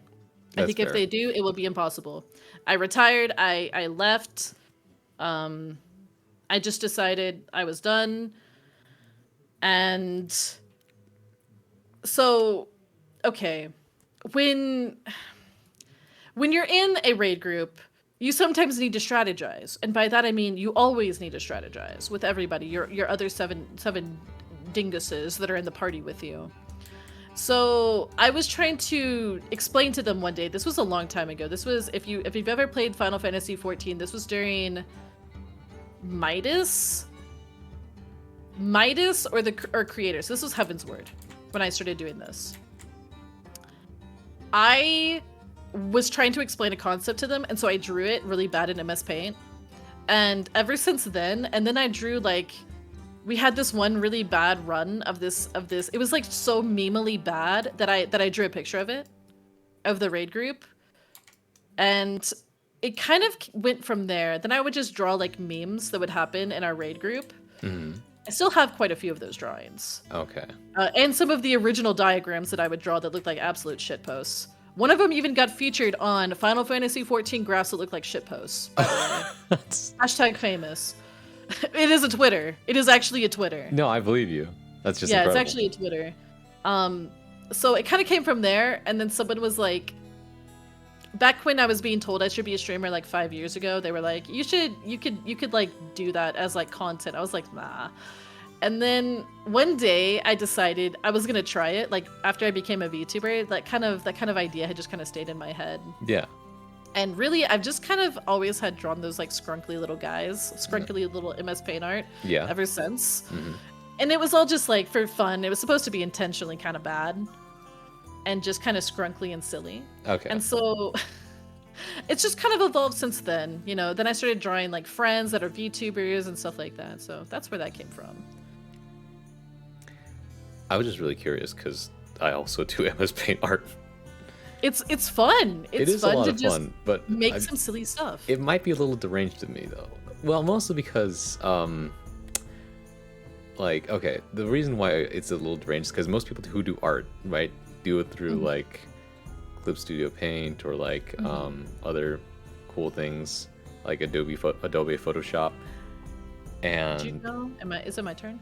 It is your turn because I put the white one right here. Oh, that's right. That's right. I thought I saw movement, but I was going. I looked at it like that's almost checkmate if I don't do that. True. But Oh yeah, no, MS Paint doesn't have layers. You know this. They're getting layers. They are actually. There's a mod you can get to make layers. I think they're getting it officially. Yeah, I hope they do. But the thought of it is just like, yes, you have one canvas. Do your best. Right, and so some of the things I've drawn for this chat on that are like, how did you do that? And simply because, well, I don't know, you just look at a reference, right? And you just follow it as best you can. Well, you know, Right. and then the accumulated experience just happens. Yeah, that's really the same. That's really same for me. It's just like you just kind of start and then, you know, eventually you kind of figure some stuff out. But yeah, it was all self-taught, Yeah. I don't like, even know. I used to trace Pokemon as a kid and give it to people as presents. Aw, that's cute. Right? And so at some point I got really, really good at just keeping my mouse steady. And so that's why I like how are you impressive. drawing this MS Paint? It's just because literally we just practice this. We just do it all the Yeah. time. I And that- actually got a tablet pen because after a while I got tired of my mouse. Oh yeah, I have a tablet pen, but I used it. I just could not get used to it, so I went back to mouse. The thing about it is that for the charity thing, I also owe people a whole bunch of MS Paint drawings still. Art stream. I did host a few of those a few months ago, but then things got busy again. I think what I'm gonna have to do is I'm gonna have to dedicate a whole chunk of time to just catching up on every single thing I owe people right now. That is gonna be my next stream, I think. It's all the art requests. I have like 5. Like, I think I still have like, I want to say over 10 MS Paint drawings to go through. Oh, good luck. I know, right? And I put some detail into those too. One of them takes me like hours, Yeah, they can take a while, even I if know, they're right? scrunky and bad. right? Because like you put a lot of love and care into them. Man, where is this going? This board is Yes, atrocious. What you're gonna try to do.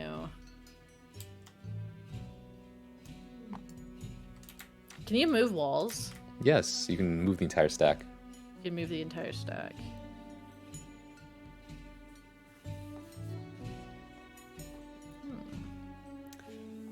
Look at what's even in this. Oh, that's not what I wanted. Yeah.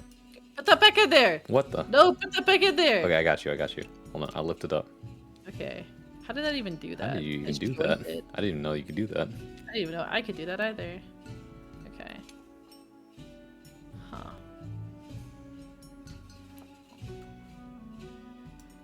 Wait, let me move my camera. Maybe that would help.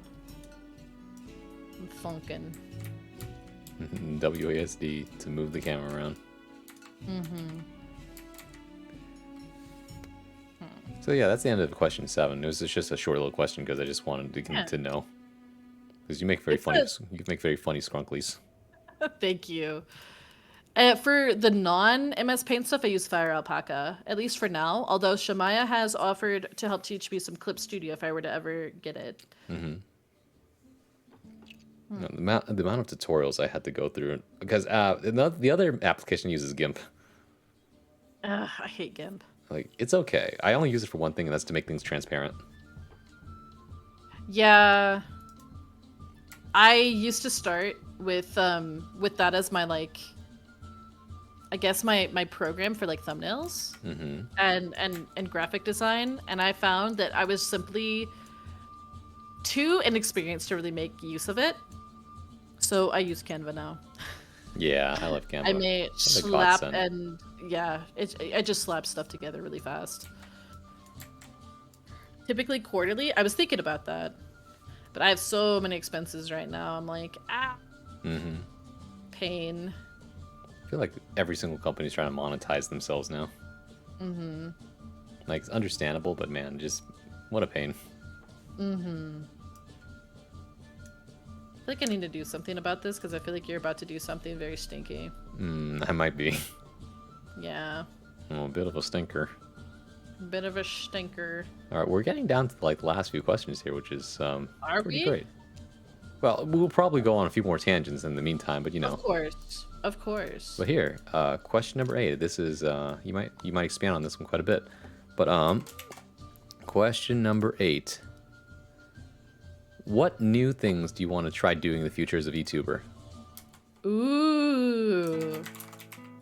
Like new to me personally or new Yeah. things in general? Okay, new to me personally. I don't think I wanted to do that. Like, as a VTuber, like, what future prospects would you like to... I'm gonna try this move that I just tried, and you're about to prove me why I shouldn't have done that. I mean, it's gonna be a nice learning experience. Let me see. What's this gamer move? What in the... I just want to I'm checking something. I want to see something. Okay. I want to see something. How did I mess this up? I don't think you messed up. At least, not from what I can see. Okay. What do I want to try that's new as a VTuber? Well, number one, the long form content that we kind of talked about. I already have some prompts that I've made. Well, I've written down some prompts. A lot of that content is not going to be, I think, what is normally found on my channel, which I think is going to be... It could be good, it could be bad. I've been... Okay, rewind a little bit of time. Back to late 2019. So I discovered VTubers in 2021. Mm-hmm. Before I discovered VTubers, I kind of had a thing about listening to lore videos. I love those. For like Nintendo games, yeah, like Zeltix one. And not just that, but just like analyzing the gaming industry and stuff like that. Like I really like Arlo. Video beat 'em essays ups. are so good. They're good. And I had a passion for listening to them, and I had some like ideas and stuff, but I never really wanted to like put myself out there until recently, I guess, until I started VTubing. Yeah. So I've started script writing for some of that. That is going to go on my regular YouTube. Right now, it's So just a that clip is going to thing, be right? new. Huh? Right now, you just have a clip channel, right? I have a clip channel. There is the other YouTube channel. That's what I'm like sub to the Hololive Oshi's on. You Okay. know, just the Amalia Solaris channel. Yeah, I got 2 YouTube accounts too. Yeah. So, you know, that's going to go on there. That's going to be something new. And I have been working on it. And it's been an adventure because I thought I was going to have to learn Adobe Premiere Pro. And I hate Adobe Premiere Pro. Mm-hmm.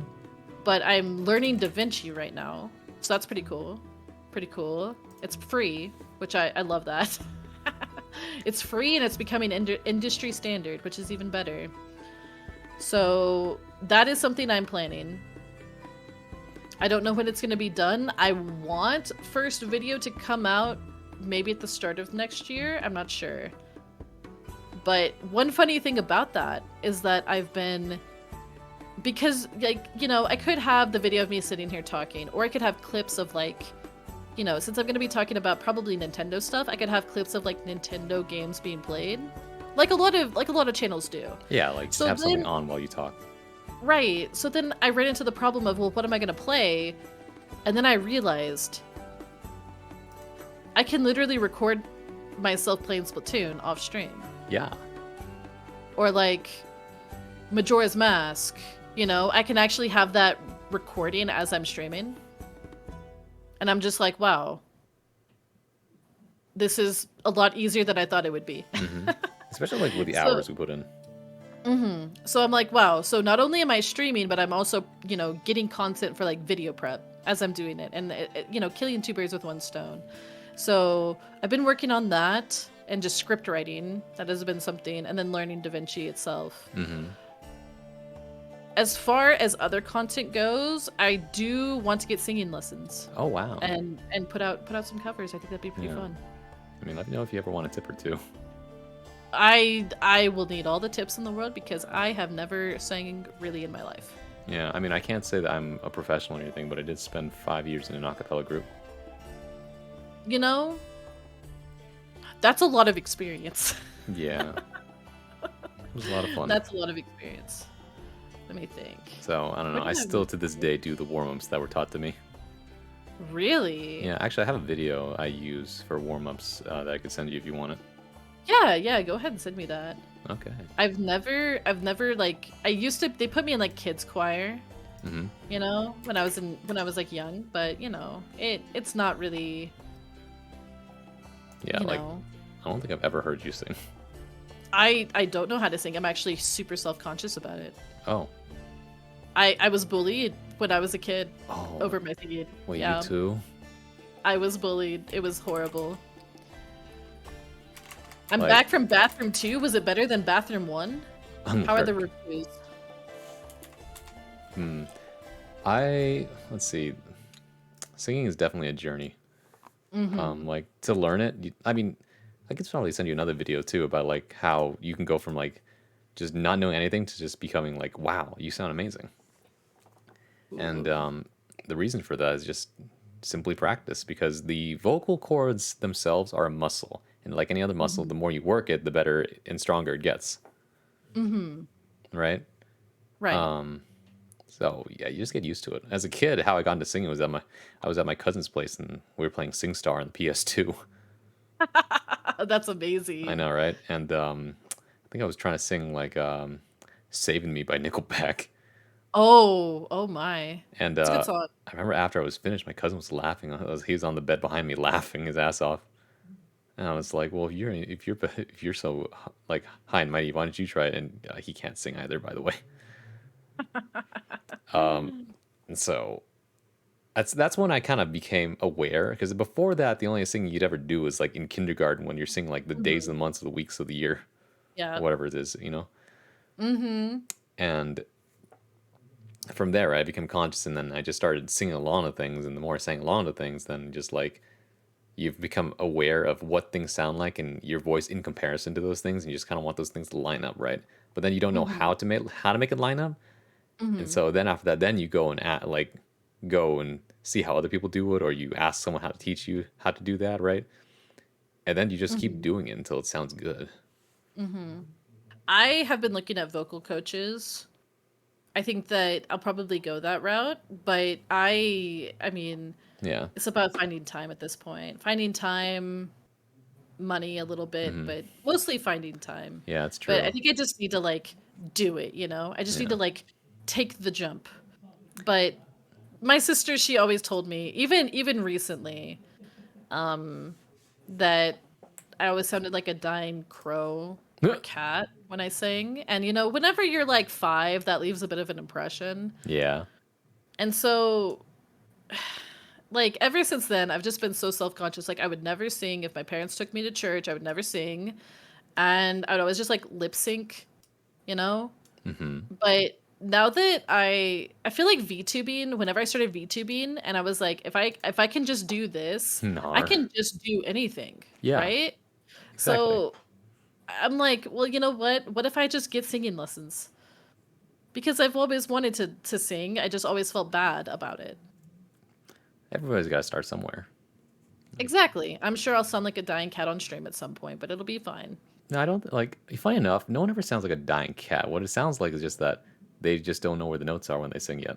And Hmm. that's all it sounds like to me, which is nothing to Hmm. be embarrassed about if you like you're still learning, right? Exactly. It's Exactly. it's more embarrassing when you think you sound good and act like it when you don't. Hmm. That's much more embarrassing. I unfortunately know people like that I'm just like, IRL. I'm so good. We should go I'm karaoke God's all the gift time. after this. Ugh. And I'm just like, all right, I'll sit through your 4 minute song as you try your best to like remember it however it went in your head. You're right. Right. You I know, think like my ultimate goal is I want to learn how to sing till nobody, till absolutely nobody in my family, and then one day just like have like a whole ass musical number oh, just like out of nowhere, break into out of song. nowhere, just boom, Your dad, musical number. yeah, you're just gonna be like, your sister's just gonna be like, hey, Amalia, what do you think about this? And you're just gonna be like, well, I can show you in song. And then just wow her. That would Yeah, be funny. it'd be. I'd like that. I like that idea, but it's so hard to practice things in secret, honestly. It is. Thankfully, I don't live with any of my sisters, so Yeah, I'll be good. that At and the least fact, in that yeah, regard. that and the fact that singing is the only instrument that you can carry anywhere with you. True. It's True. really nice. I took my turn, by the way. I moved this thing Oh, over. you moved it over. Hum. I really don't know what I'm gonna do with this.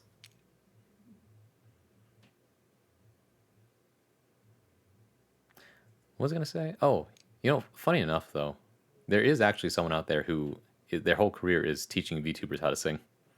Really? Yeah, I was in their choir for Offkai. Oh, interesting. I'd never heard that.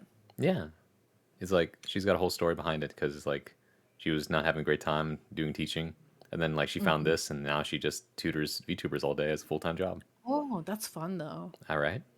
That's fun. Yeah. How about you? What is the Bronzua got up his sleeve? Have you never heard me sing? No, no, no, no. I mean in terms of content. Oh, in You asked me content. what Oh, I'm my planning plans for to do. content. Sorry, I Yeah, was like, hmm? yeah. My plans for content. I mean, I still want to do YouTube, eventually make Mhm. videos. But if I were to make videos, they might be fun little videos the way that like voice actors just put little quips and things there. Like I love Gianni Matrigano videos, for example. I like Ben Starr's videos. They're pretty goofy. Ben Starr or Luke Correa, Mhm. things like that, right? Just voicing Mhm. different things for fun, and then Mhm. eventually people just watch that. I really don't. I'll probably have to make a VOD channel at some point just because evergreen content on YouTube is just really good for people finding your stream. But I Mhm. don't want to just have just like, oh, my whole thing is just I recycle my content on streaming Mhm. because I don't Right. know. Right. So because I want to be able to do creative things. Also, what was your turn? You put it on here. Yeah, I put it on there. Diabolical. Evil. Malicious even. Yeah, my thing with the VOD channel is I actually have one, but I Hmm. couldn't upload it to anymore. It, Really? it's it's it's like an ISP thing. Basically, they started bonking me kind of hard whenever I was uploading 5-hour videos multiple times a week, Oh, what the? and then I had to pick and choose, which streams, and then I was still getting bonked regardless, and it was just like I got tired of dealing with it. Maybe if I upgrade to fiber, I'll be able to upload more God, I wish I had there. fiber. Yeah, I know. We finally got fiber in our area, which is kind of nice, but hopefully, maybe that will help, but I can't really do it very well right now. Hmm. And so the channel's sitting there, it's basically dead. There's a few old VODs where the girl descends from the stairs over after a makeover but singing. I love that. Yeah. Actually me. Hmm. Yeah. Actually me. With other plans, I would say, aha. Okay, sorry. I'd done it. You've done it. That's a line. How is it that a line? Uh, so one, Oh, two, three, four, five. dang! I didn't even notice that. Oh, I really had to sneak that one in. That was sneaky. That was really sneaky. Ooh. Okay. Okay. But the other plans I have, oh, I did not mean to put that in there. The other plans I have Oh, right yeah, you can now put that in there. are, I would love one day if I could do a model update. Ooh, yeah. And plus like a stream update too with new assets and Hmm. stuff. Yeah.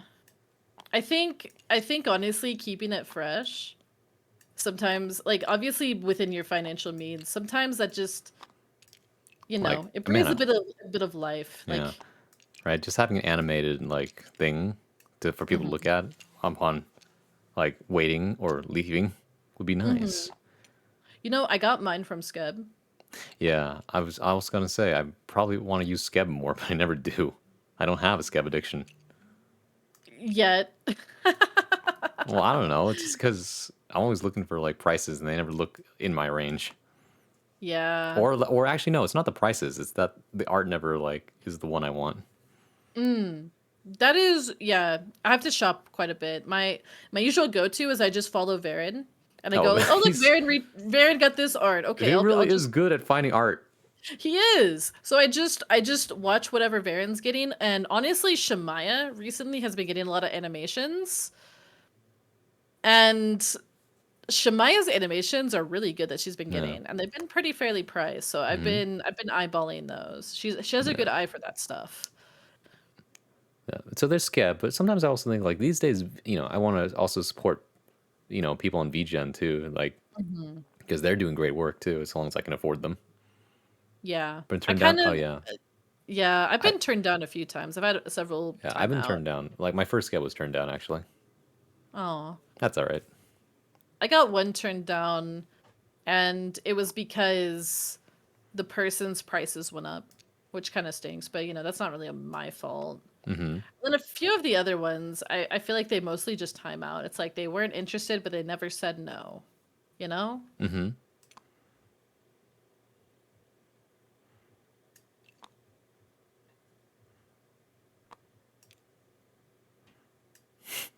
Well, that's just rude. Wait.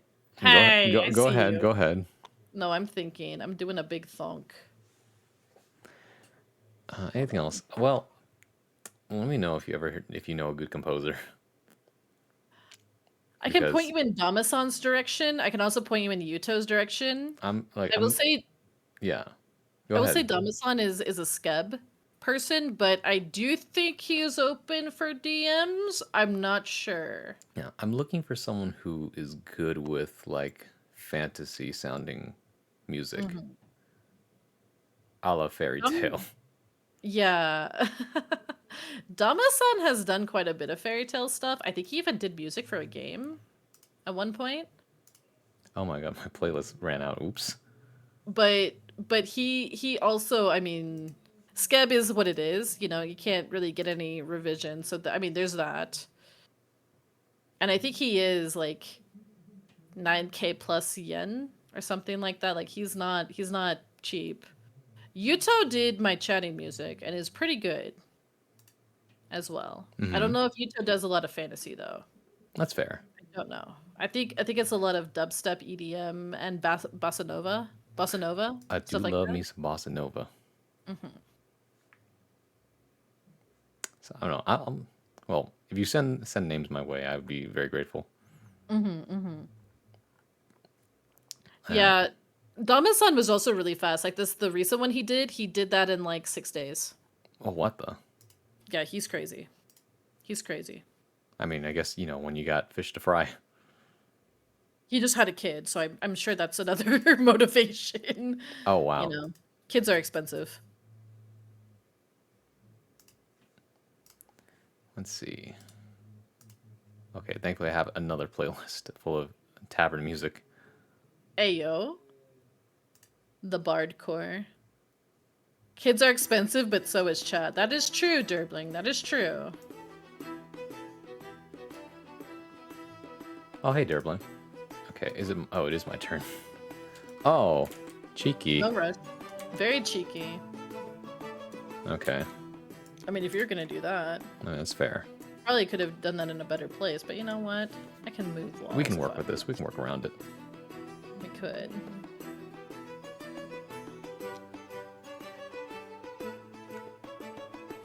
Kids are expensive, hence why I try to get them for free. Apparently that's illegal. What? M9, you good? Uh, You good?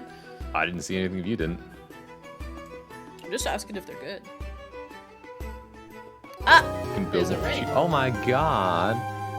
Rina, thank you for raiding with a party of 8. Oh, sorry, 5. I can't read. But hey, welcome can't in, read Raiders. either. Hello, my name is Bronsois, modern day bard at your service, your one-stop shop for poetry, performance, and pleasantries. When I'm not playing fighting games, you can usually find me reading, writing, and sometimes I might even sing you a song. Hey, welcome in. Hi, welcome in, Raiders. Welcome Yeah. in, welcome in. This is my amazing guest, Amalia Solaris. Hi, nice to meet you. We're playing Talk. Yes, we're playing Talk, which is a beautiful game that looks kind of like checkers / tic-tac-toe, but it's not. And I'm interviewing. I forgot what I was going to go on about. Oh, but I think I already told you about my plans so far. As a Voice VTuber. acting and stuff, which is pretty cool. Yeah, But like I said, it's always that weird line of like, well, do we want it under this name or this name? Mm-hmm. That kind of thing. Yeah. Right. Where's my career going? I mean, I'm envious sometimes of those voice actors because they always had their established name and then they just break into, something else without needing the anonymity.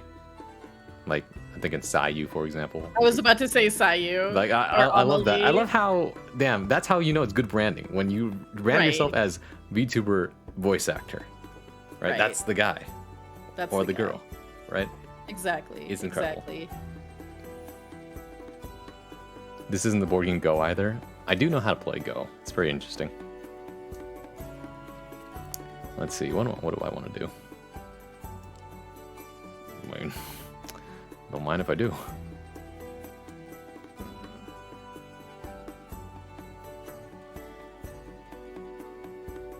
I love that you're catching on, like, the best ways to screw me over. Sometimes the best offense is a good defense. True. Sometimes. Yes, I love Shield Bash. I love Shield Bash. Two can play this game.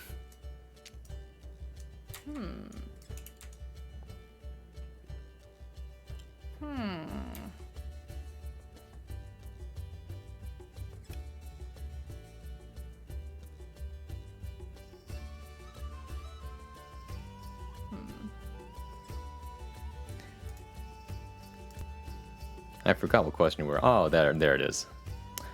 Duncan. Oh yeah, we're about to wrap up. This will probably be the last game of Attack we play. Oh yeah? Yeah. Assuming that none of us does anything stupid. I could do all the stupid things right now. That's true. May I just have to be a stupider. Race to the race to nowhere. No, Amalia, what have you done? My favorite kind of race. I know I've done a horrible. You forgot. Wait, what? Oh. Well. I mean. No. Do it. Do it. Do it. Show me no mercy. It's a line. 1, 2, 3. It's a line. Yep, it's a line. Yep, do it. Show me no mercy. Okay, I'll learn. You learn by failing. That's true. I've been in this position so many times. I play against my brother a lot. Or used to. Back when we had more time. I'll figure it out eventually. Yeah. Okay. I did win one. You know what? I went one. That's true. You did win one. So it was a very smart win, too. It was a very smart win. On my part. Mostly accidental. That's how it was smart. Yeah. Alright, what was the final question? I think you started to say it. Let's see. Well, we're down to the last few here. Well, let's see. Here it is. What piece of advice would you give people who want to try VTubing or entering any other creative endeavor? Ooh. Go low stakes mode first. See if you like it. That's a great piece of advice. Low stakes mode. Don't do what I did. Don't get wine drunk and then have a quarter life crisis and then decide you're gonna throw like a grand plus at an endeavor. Don't do that. Yeah, no, I saved up mine, and I'm kind of happy. Well, actually, okay, I'll be honest. I was pretty hard set into it because, well, I started streaming. Well, rather, no, I paid for the model about a month after I started streaming. No, actually, did I? No, I didn't. Wait, oh, I remember now. I didn't consistently start streaming until about 3 or 4 months after I decided to pull the trigger, right? First stream I ever did was like really dinky, and I only streamed like maybe twice a month because I wasn't used to it yet, right? Right. And so that was on and off. And then I found the artist, and I said, okay, I'm pulling this trigger, right? Saw Off Kai was coming up for the first time, and I'm going to that, right? I'm all in on this. All in. Well, that's not to say like I didn't have like savings or anything like that, but just like I know this is something I want to do. Because like even no matter like come high or low, high tide or low tide, I just kind of make it through. And ironically, that's essentially what gave me my audience by just pulling the trigger and just streaming more with a PNG while I was waiting for the artist to finish. Yeah, like honestly, a lot of people think you have to have like a fancy model. I mean, get the fancy model if you have the money for it and if you want to, but you don't have to have a fancy model. I did not know a damn thing about streaming. I did not know a damn thing about VTubing, but I was just like, fuck it, we ball. Pardon my language, but I literally was like, fuck it, we ball. Fuck it, we ball. And, you know, I had gone for, and when I say depressive state, I mean like years. Year and a half, I would say. And so that kind of speaks to the mental state I was in. And I was just kind of like, you know what? What am I doing right now? Nothing.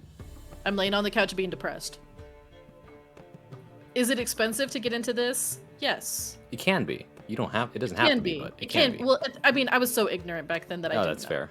I didn't know. I didn't know anything. When I say I didn't know anything, I was like, I don't know how I'm gonna make a starting screen. I don't know how OBS really works that well. I don't know. I didn't have a good mic.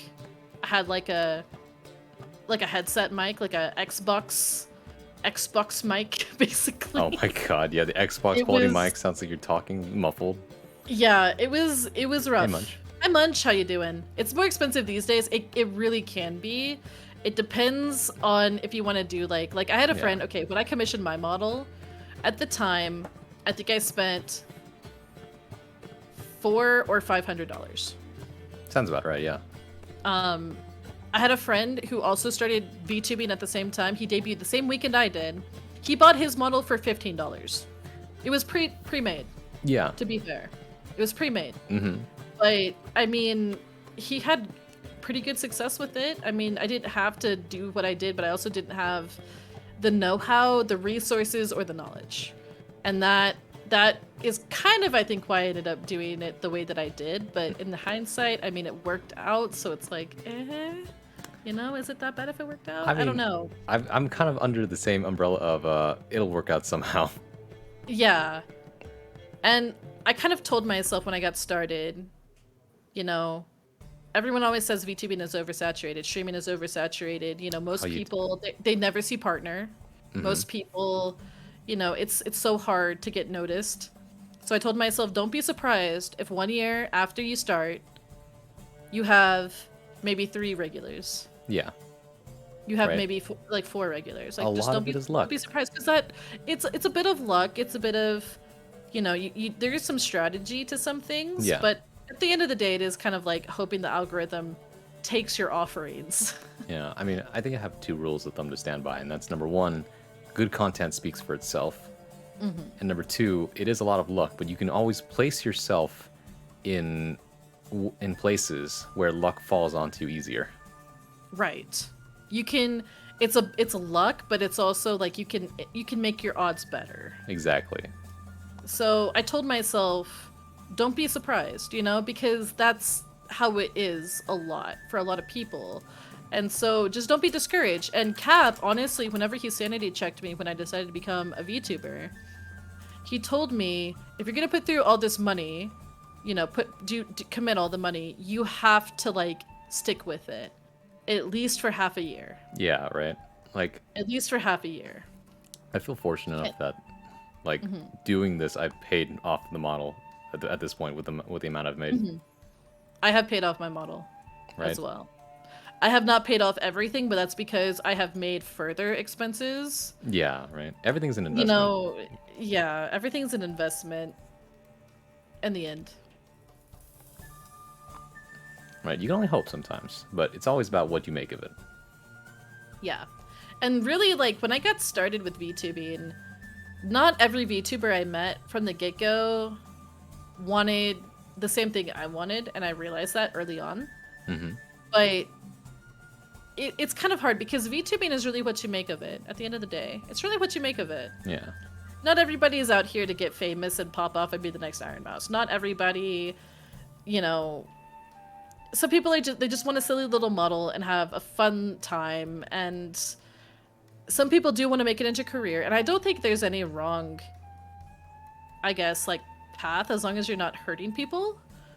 You know, some people, they want to make it into a career, and like, good for them. Some people, they just want to, you know, they see it as like a, I guess, like, they don't look to grow, and they're like kind of fine with that, and that's okay too. Yeah, it's Yeah. a hobby. Yeah, it's a Like, hobby. I just want to put it out there. I think people who play Warhammer spend more than VTubers. True.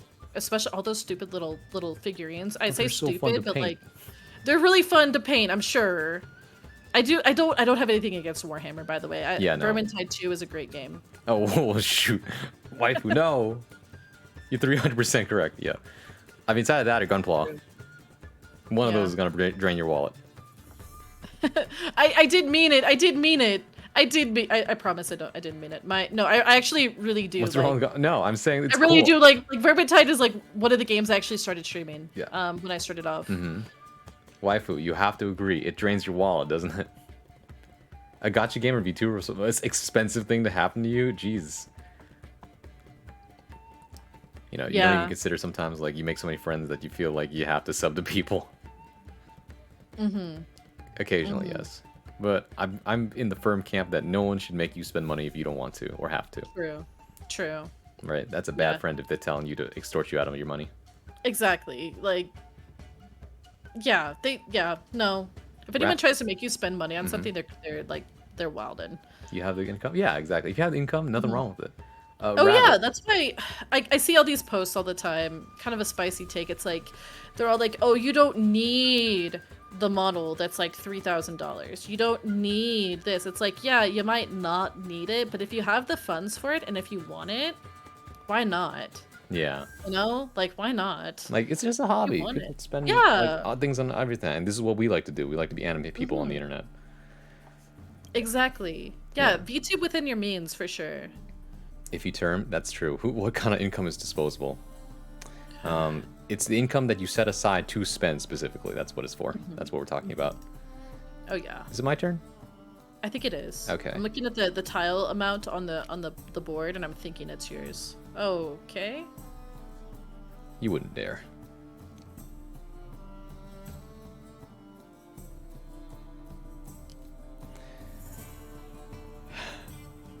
I thought we were friends. Look, it was either that or let you win. That's fair. That's fair. Also, Rabbit, to answer your question, what if you love VTubing and Gunpla and gaming? Then Simply are broke. simply make that content.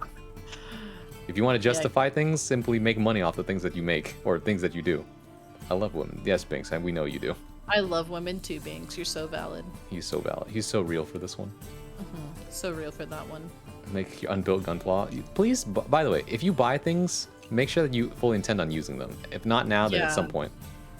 I have so many Steam games in my library that I just wanted and I will play eventually. Exactly. Too bad we all go back and play the same Nintendo games, but that's okay. True. Oh, hey, Violette. Oh, big same. Everybody agrees with this. Everybody like that. Everybody liked that. All income is disposable if you think about it. All income is also savable if you think about it. Exactly. That's true. That's true. You Yeah, can't Dirk. take it with you when you die. Yeah. That Unless doesn't you're mean the blow it pharaoh, I all. guess. Yeah, unless you're the pharaoh. I mean, I guess you can do that, or you can try, or whatever. That's a lot. That's Oh a my lot God. of Gunpla. I could afford a VTuber model with that. Dervling, first commission art. See how these things lead to big money spending? Oh yeah, that's why when we say you have a skev addiction, that's a, yeah, you know what happened to their wallet.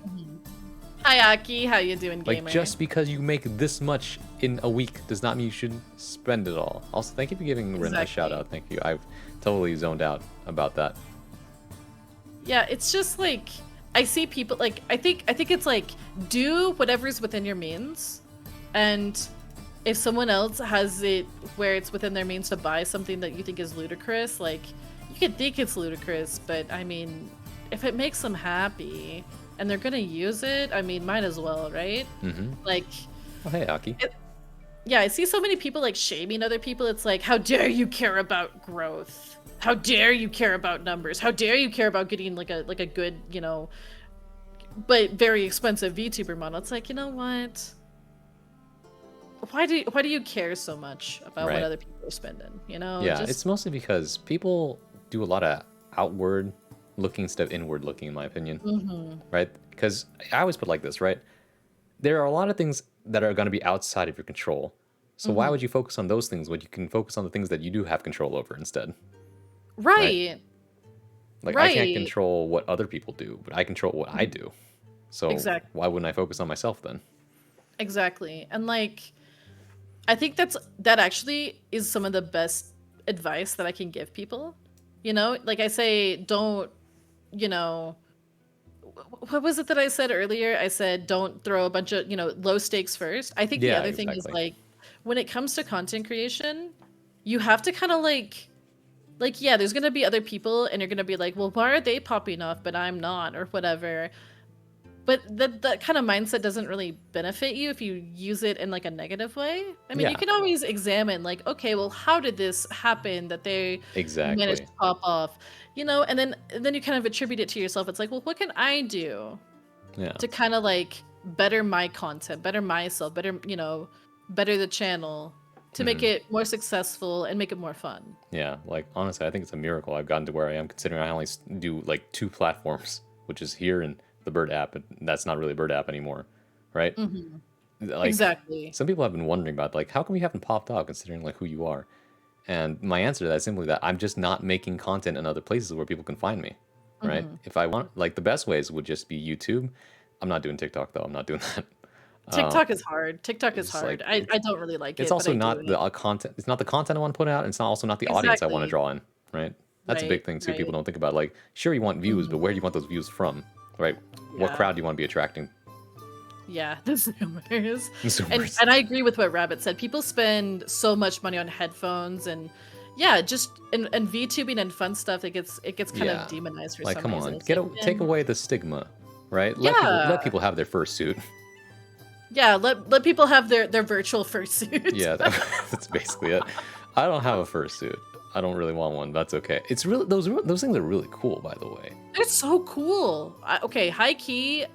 I think furries are cool. I'm not a furry, but I have a lot of friends who are Yeah. furries, and I love fursuits. I think they're so cool. Yeah, I will say, as like once again, like all things, the bigger the community gets, the more divisive it gets as well. Like used to be like, I the don't smaller post community, the on more, that. everyone's cool. Then suddenly it gets really big, and like there's all sorts of like weird bad eggs in there. Yeah, I did a whole post. It kind of popped off, and I was Oh, kind I of saw like, that one. and I was like, Congratulations. oh shit, this Uh, got over like 3K views or something. yeah, Oh it god, should be fine though because you're just expressing an opinion and not trying to make a fact, like that's most people true. do. That's true. But I was just like, because it's that like large fandom mentality. Because even though I wouldn't say the VTuber fandom is like, we don't really call it a fandom. Yeah. It's it's basically a fandom. And I think the same rules kind of apply. You have the bad people because it's gotten to the point where the fandom is huge. So obviously anything popular is going to attract good or bad people, you know? Yeah. But what do I know? Oh, well, yeah, what do I know? I'm just a little dumb dragon Yeah, on the like internet. we're just anime people on the internet. We don't take our word for it. Go figure it out. Stick with this. It's like No. interest in numbers, kind of like classification of a mental disorder. Yeah, if it's causing you mental duress, that's different. But I think there's nothing wrong with people caring about it, especially because I have friends personally who do rely on VTubing as like a major income. Yeah. And so I can't fault them for caring about their growth because that determines if they pay rent. Exactly right. You That's a know, and different case. yeah, like being obsessed with your numbers is bad, but Yeah. caring about it is not Everything in bad. moderation for sure. Exactly. I would say like use your numbers as data, not like a means to it, or don't don't let it hold over your life. Mm-hmm. Big Like agree. I'm in the camp of people who are okay with looking at their viewer count the whole time. Oh, I look at my viewer count the whole time. Yeah, yeah. Like a lot of people don't, and because it freaks them out. I like looking at it because it tells me, Yeah. all right, where's there a lull in the energy, or like what hours of the day are people more active? Yeah. I like to look at it as data, but also I have a degree in sociology. Oh, really? So yeah, I do have a bachelor's in sociology. So it kind of ticks that part of my brain. So I don't interesting. really like statistics, but sometimes seeing the graph goes burr in my brain. It activates the neurons. Mm-hmm. Let's see. As long as they do shit on the floor, they're okay with me. Thanks, waifu. The furries can do what they want. All right. I know Yeah, what that's Binks, a it's reference within to. your rights as long as you don't harm other people. That's all I Mhm. say. I got assigned a Exactly. fursona today with a Power Ranger method. I'm so curious what you mean by this. I do not know what that means. I've seen the VTubing community grow since the start before Hololive. So different now. Oh yeah, it's so different. Like pre 2020 versus after 2020. I care about numbers kind of, but more in that it's just really fun when numbers go up. It's good data for me when number go down. Yeah, that's a good way to put it. Like number go up. Oh wow, number go down. Curious. Yeah. I mean, First it can reference. lead to some demoralizing moments, but you know what? Like, you just have to walk it off. Yeah. And I think everybody can say, like, not every stream is going to pop off, and that's fine. Not every stream has to be the most stream of all time. And I think about whenever Hololive Myth debuted, and a lot of people hold them as, like, one of the, like, golden standards for English VTubers. which is a whole like other debate. But I just remember talking about Kiara talking about how she used to be part of a dance group, Yeah. and she remembers performing for 3 people. She has like over 1 million subscribers now. I know, right? Crazy. And you know, Here? everyone starts off somewhere. Yeah. You don't automatically popping off. That just I feel like it just doesn't really Yeah. exist. I want to remind people that like your number count is really misleading in terms of like the size and scale of it. Like if you have 12 people watching you, if you were to put those 12 people in a room, that's a lot of people, That is a lot of people. That's what I think about all the right? time. 20 something fills a bus. Right. Right. And like I know it can be demoralizing when like you may have like a slump, but you know, usually I found that stuff like that isn't really your fault. Thanks, Choo Choo. Thanks, Choo Choo. Very, very cool. Very cool. But yeah. Like honestly, that's what I had to learn that lesson myself actually. That you know, if you have a slump in your numbers, it's generally not your fault unless you're changing your content. And then it might be a symptom of changing your content. Yeah, exactly, right? It like you have to test a lot of different things to see what happens. And well, of course, you know, certain tests will have consequences for sure. You test too much Right. and then like you really stress testing it. Ow, goal pan, congratulations. Can't be demoralized if your morals were never hold up, Binks. Jeez. VTubers because I like VTubers because it feels surprisingly less parasocial. This is interesting. I think it's probably because the people that you watch have cultivated communities that are healthy, rather Oh than yeah. what's the opposite of disillusioned? Enraptured? I don't know. Enchanted, Enchanted. I right? like that. It's got that magical flair to Yeah, it. right. Like the people who do be wooing their audiences and playing the character, playing the part up, where at that point you've created not an audience, you created a fandom, Yeah. right? It's really interesting how that works. But that's why I like indie VTubing. I feel like I barely watch like big VTubers these days. It's hard for me to catch them, and I even have 3 Oshis that are big VTubers, and it's just hard Yeah, sometimes. these days I I'm just always like supporting friends. yeah. Yeah. These days I just see the headlines and that's good enough for me. I wish you luck, either content creation or real life grind. Thank you, Choo Choo. Oh, Oh, there's the Power Ranger method. Pick your favorite color, go find a matching Power Ranger color, use their Megazord as your OC creature type. But there's so many Megazords. Otherwise, I'd be fucking Triceratops all day. that's amazing. Enchants. Triceratopses are pretty cool. They're dinosaurs. Triceratops, Tyrannosaurus, Pterodactyl. Sorry, brainworms. Actually, I saw a quote from K9 Kuro from V's Shoujo. Yeah. And he said it this week, and it really like hit me because he did a post and he was like, "Hey, if you're open to collab with me, big or small content creator, post in this thread." And he said something in that thread. He's like, "I'm including small content creators because I view small content creators as people who it's not that they don't have an audience, they just haven't found it yet." Exactly. And I think that's so like that's a valuable thing to remember, and Oh I feel yeah. like coming from him of all people, it means a lot. I know, It means right? a lot because he's got a lot of experience, to put that very lightly. Yeah. Very, very Oh lightly. yeah. He's got a lot of experience Oh with yeah. stuff like that.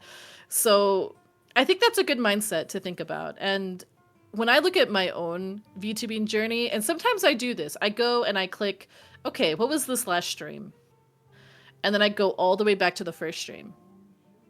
And I just see the graph. Yeah. And I go, yeah, like, hmm okay, you know, it's seeing where you started and seeing where you're at. It's a good feeling. Yeah, it's just It's a like really that good one feeling. Michael Bublé song, like I just haven't met you yet. Exactly, you know, and Kuro's right. You gotta find your audience. They're out there somewhere. You just gotta go. That is why going to different platforms is nice. Mastodon. Thanks, my food. Yeah, exactly. Mastodon. I mean, I feel like I would be a fool not to agree with that, considering the panel I hosted at Offkai was literally how to find your audience. That is true. That you would be a fool. I will Right? say that because I care about you and your friend. Thank You you. would be a fool. I appreciate that. It wouldn't be the first time, but yeah. Let's see. The best part, you get options with the Ranger. I was wondering where you're popping off with that, because in my head was like still the VTubing thing, and then the Mastodon. Mastodon. Instead of just guess, I can only pick lions, like narrow down list instead of all the creatures that exist. That's fair. It was a good panel, I think. I tried my best. I feel VTubers are more Maybe I'll likely to go be to aware of Oxfam. parasociality and take steps to minimize it, but people who stream non-VTuber styles aren't always aware of the culture. Yeah, I wouldn't like be absolutist about it because there are definitely VTubers out there who are very irresponsible with their audiences, and then it's also like, people who aren't VTubers who are very, have healthy, growing communities too. Really just depends on where you look and who you know. VTubers are cool to like zone out midstream and something they're doing. I understand things. Yeah. Right. I used to have Thankfully, that routine. the beautiful thing I about used to have YouTubers, that just like routine. all streaming, is that there's something for everybody. Just like what Nintendo says in their direct. True. Or was it IGN? Direct to you. Right. It's just like It a was little Nintendo. something for everybody. A little something for everybody. I missed the panel. It's fine. There's a recording of it somewhere, I think. Ooh, that'd be fun. Yeah, I could probably paste that somewhere. Yeah, I if would I can like to find watch it. I'd like to watch it. Yeah, man playing a knife like a flute, sounding like a synthesizer through a map. Oh yeah, that's right. We don't have. I just read I love that. comment. My ideal VTuber's voice sends me to sleep instantly. Nice. I don't know who that is, but I'm sure they're great. I thought the best thing about I thought the best thing about VTubing was that we don't have to wear pants. We talked about this earlier, how people stream the We buff, did. and it's just crazy. I could not fathom, like maybe no pants. I could see that, but like naked, I could not do that. Yeah, I'd feel too awkward. Also, I have pets. Oh And I don't know no. about you guys, like, okay, like I get it, they're an animal, they don't care. But I still feel weird. I'm Oh like, yeah, please don't no. look at me. I am naked. It's just like Like I don't care that you're a cat. I wouldn't be able to do it because I I'm just be naked. constantly Stop thinking about the it. fact that I'm pantsless the whole time. Like if you're used to it, good for you. I guess. Yeah. But I would just be thinking like I'm not wearing pants right now. Not that you could see it, but I would know. Let's I'm see. wearing a dress. That's what my model is wearing. Yep. Yeah. Yep. That's what I'm wearing, definitely. Let's see. The best thing. Wait, no. Yeah, have an aura for November. It's more of a batsu for you than a treat for chat. I understand. I mentioned I don't really like that's the stuff I had people say, but you seem like the type who'd enjoy it. Like, no, I don't want people. Yeah, Binks is a man of particular taste. He likes women, but not just any women. You know what? That's fair. Everyone has their tastes. Exactly. Dedicated set of stream pajamas. Nice. Velcro sounds when they get up from the chair. No, Binks. Oh, That is the exact reason I am never wearing not pants. Oh, that's gets hot in here. terrible. It's like It's hot in here. Okay. you got me imagining it. Sorry, guys. I'll get some water. Yeah. No. No, thank you. No, thank you. Oh, kilt's the best for airflow when streaming. I speak from experience. Nice. The One of my really good remodeler. friends- one of my really good friends wore kilt to my friend's wedding. Mm-hmm.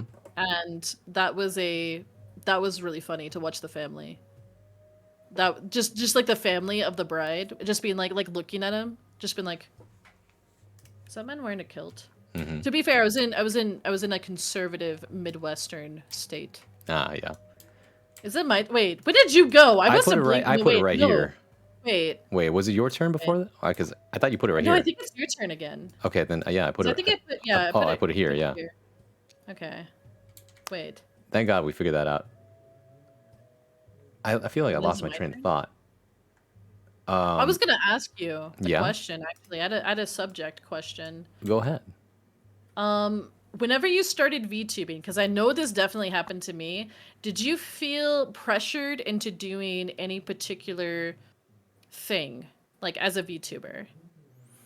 No, because Okay. I had enough consciousness and awareness from because remember I was a VTuber fan before I was a VTuber, right? That's true. And That's so I true. knew I knew better than to trap myself in like certain conventions. I said if I'm doing this, I'm doing it my way, That is very, very valuable to have in general. right? Because I know I struggled with that when I started. Yeah. Like I think when I did my model reveal, I didn't do a PowerPoint. Okay. Like instead I had pieces of paper that I put up on the screen that said, "All right, here are the names." That's amazing. All That's right, just so you amazing. know. And then after that, I proceeded. I did it on my birthday too. So then after that, I proceeded to eat a Oh, cinnamon fun. bun.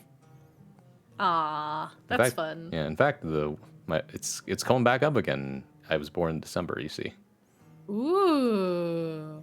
Okay, it is coming up. Unfortunately, I just did not have the time nor resources to plan to do anything super big for this thing. So, which is a This year? shame, but that's okay. Yeah, it doesn't have to be a big thing every time. I did probably too much for my birthday last year. I did a whole outfit, 3 hairstyles, weapon reveal, new like upgraded rigging and Oh all my of that. That god. was all on my birthday. Yeah. Actually, you know what the craziest thing I got for my birthday was? What? One of my oldest mods apparently got the voice actor for Jimmy Neutron's dad to say things about me. A cameo? Yeah, and well, no, it's I love well, wait, like the site? not no, well, no. He actually he made a whole ass like edited video using the audio clip he got. Oh, that's amazing. I know, right? That is amazing. I really We okay. all make mistakes in the heat of passion. We all make Jimbo. mistakes in the heat of the passion, Jimbo. Cameo is such a great site. I unashamedly am like, there are cameos that I would want to get, but I feel weird gifting myself cameos, you know? Hmm. But there's a few that I'm like, I would like to get a video from you. I would not mind that. Yeah, But then I feel really narcissistic saying that, you know? that's fair. Also, PowerPoints are great. I agree. I agree. But yeah, just that's so yeah. I did not feel pressured into doing anything. I didn't think like I had to play the character. No, I knew immediately. Like I weighed the options in my mind for the longest time too, because at the time, right, many VTubers were like, I should do a voice or a character, right, so that number Yes. one, I have the immersion, and number two, I hide my identity. Mm-hmm. And so I really did consider like changing my voice, Yeah. it's talking in a certain way, and I tried it out in like my own time, and I listened to a recording and I thought to myself, I could not do that. Oh Yeah. no, never Yeah. ever. Just imagine, hi everybody, my name's Laura, and it's like no, That doesn't sound as nice to listen to. no, No offense. right? I'm sure I Exactly. could, but I think your natural voice really suits you. Yeah, that's what I was thinking too. It's like I don't want, because I realized that as good as I am at doing voices and things like that, the best thing that I'm at is just being myself, and that's why I want to make sure that if I'm doing this as myself, because I view VTubing as an extension of myself, right? Exactly. VTubing for a lot of people is just basically being yourself, but more, right? Which is, I guess, how furries feel too. It's like, yeah, this is more in Exactly. line with how I feel about myself. You have the control over what you look like and stuff. Which is why I like anytime someone like slanders furries in my chat, I'm like, you are not passing the vibe check. I'm sorry. What would have You're been my not. voice? That was an example. That was not the voice that I actually like practiced in. I will say this, I've picked up a certain Random way of question. Is it speaking true that it hard from for Dragon VTubing, to blow but our it was not birthday candle? intentional.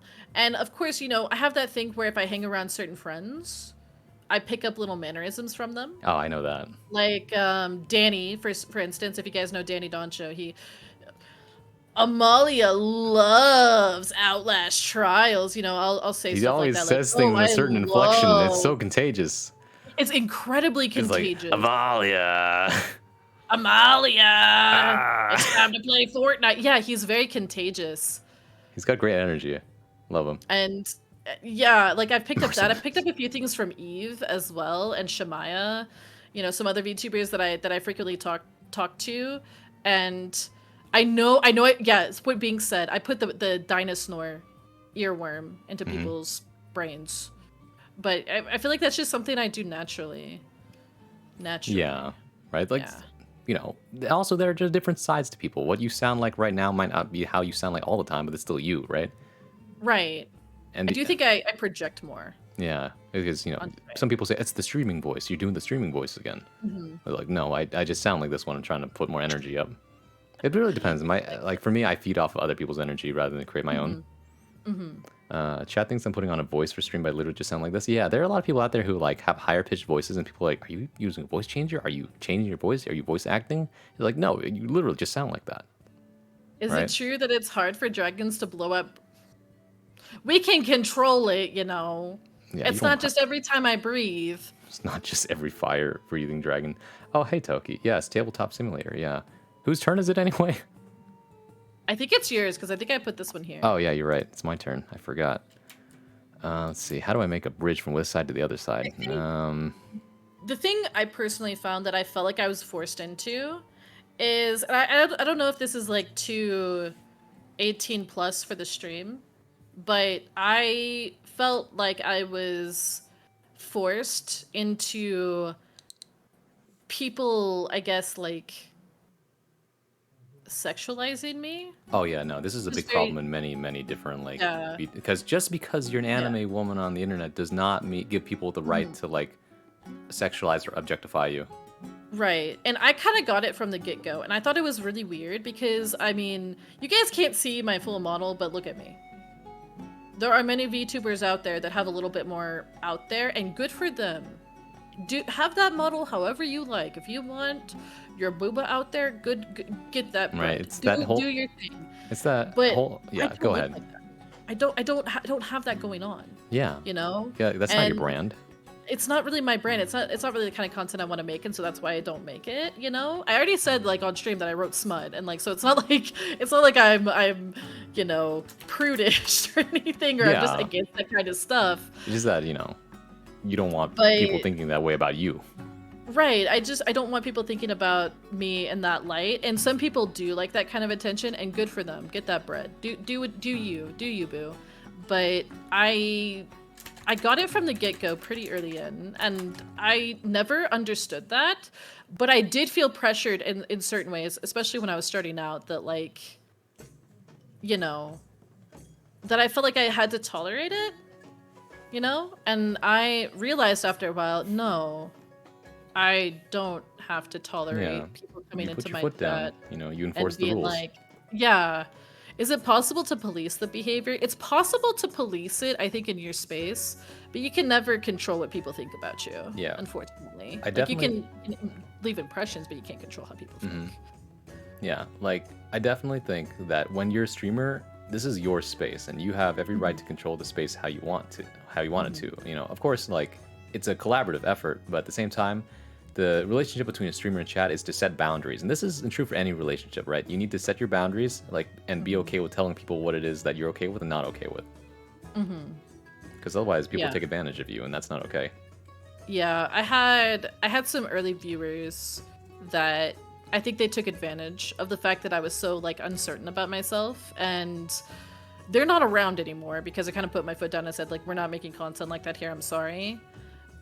And there were people that dropped me for that, but I didn't feel bad. Yeah, exactly. Like once again, is that the Yeah. audience that you want? No. It's not the audience you want, but it was something that I had to learn early in, and I'm kind of glad that I learned it fast because it taught me later, you know, Oh yeah. when, you know, it showed me the signs that I needed to watch out for.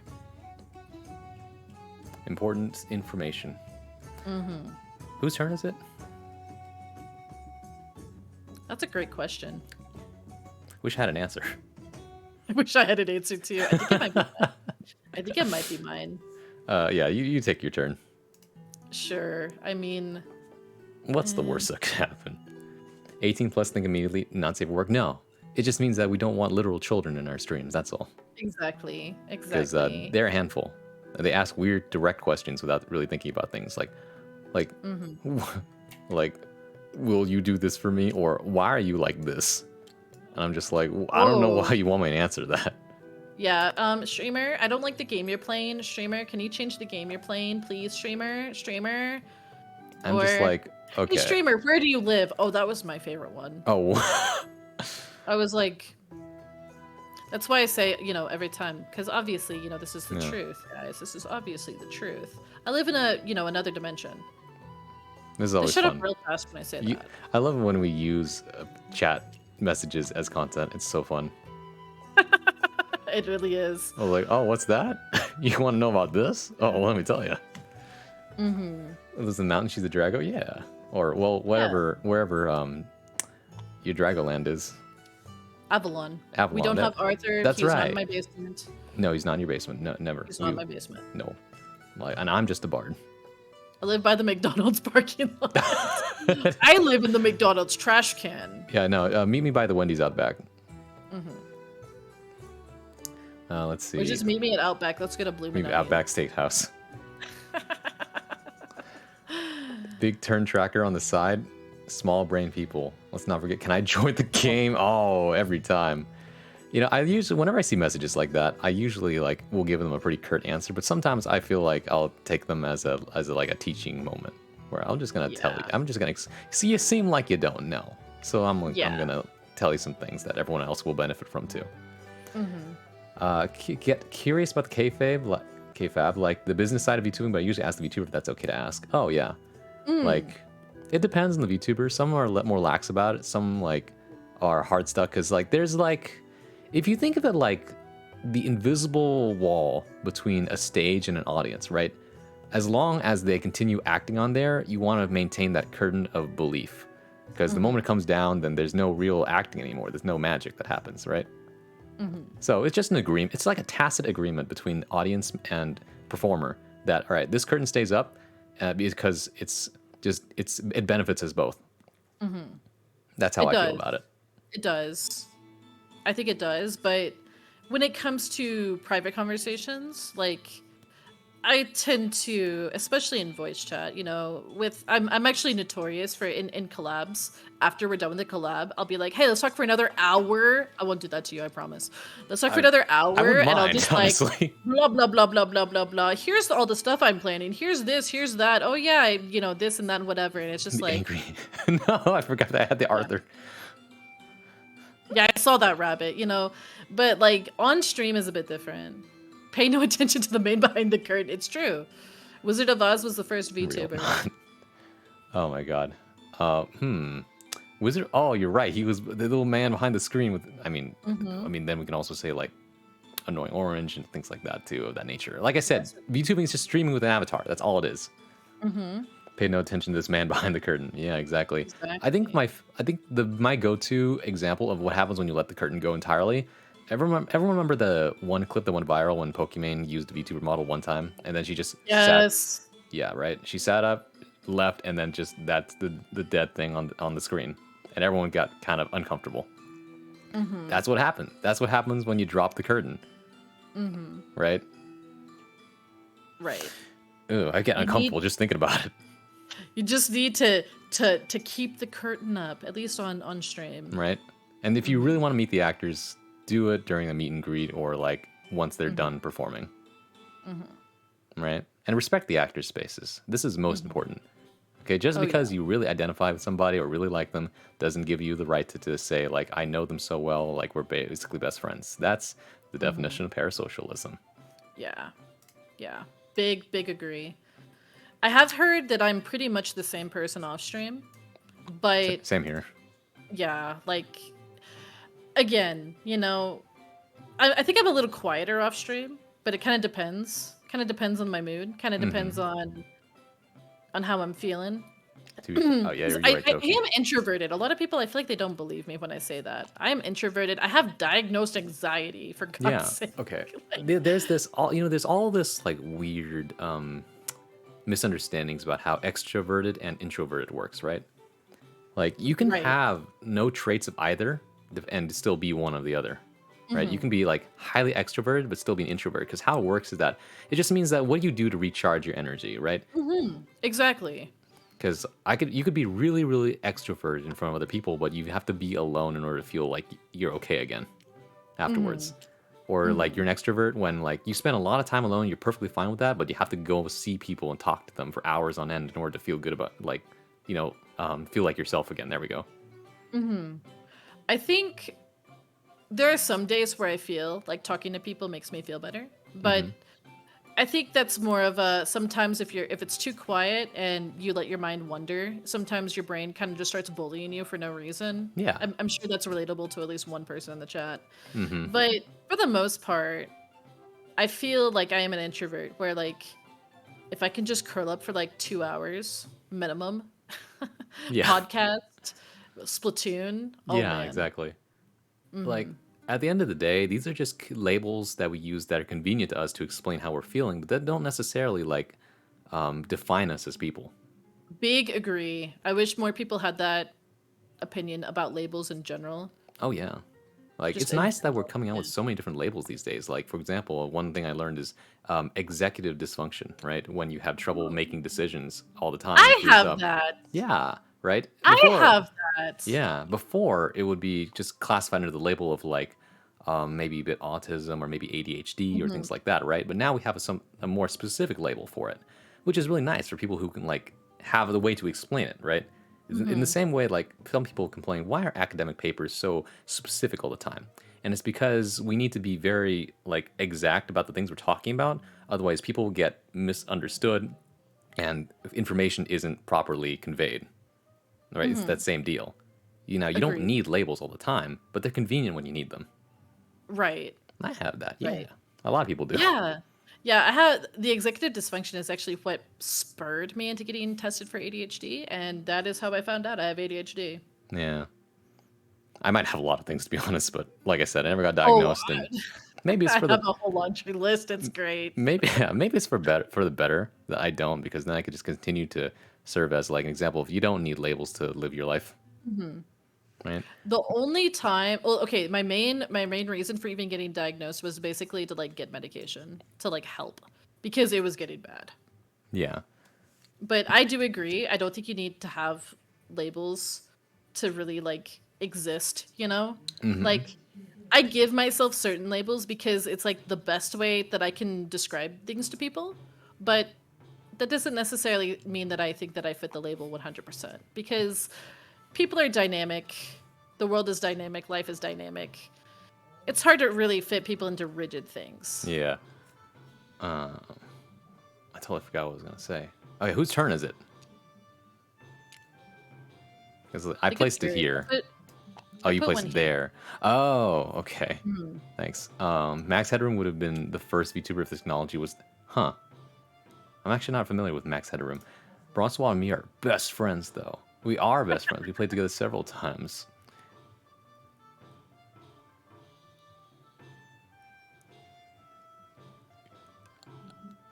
Mm,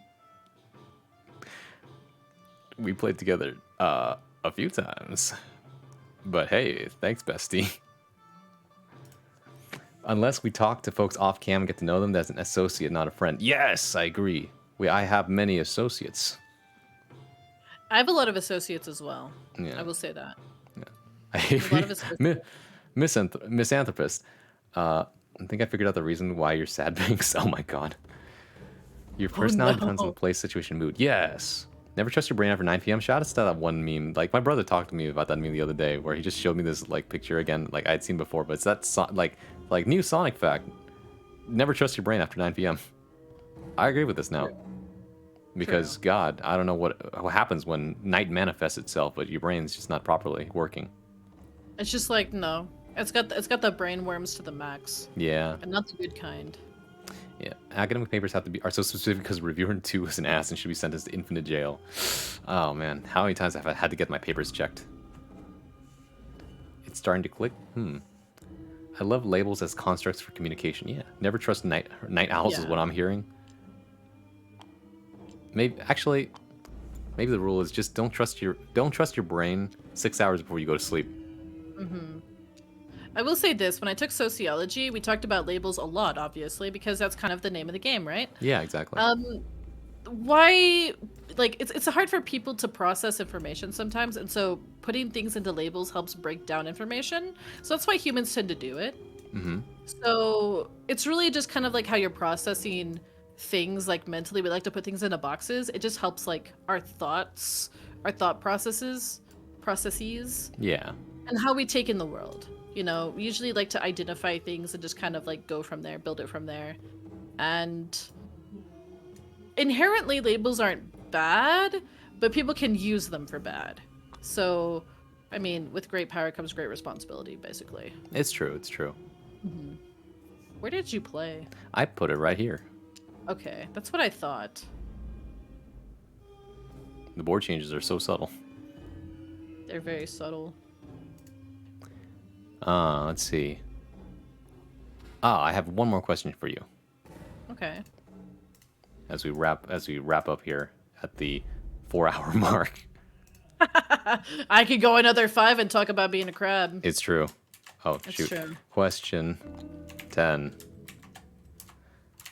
Let's see. What is one thing that you think more people should know about? In general, Yes. It could be anything you want. I want to say carcinization as a meme, but no. One thing people should know about more in general? That's hard because I feel like just in general, educating yourself on basically as much as you can is good. Mm-hmm. So I feel like I don't know, like in general, I advocate for people to educate themselves about things. No, as someone with ADHD, I definitely understand that some things just don't click with your brain, and there is not a power on the universe that can make you, you know, want to learn the thing and you will retain nothing if you try to learn the thing. I get that.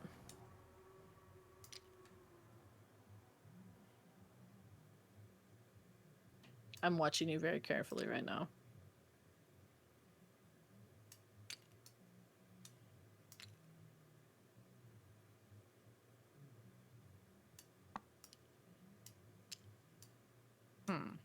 Curious. This is a real 5-head play right now. I'm contemplating what the purpose was. A bit, how do I explain even? Now we finished another playlist. Incredible.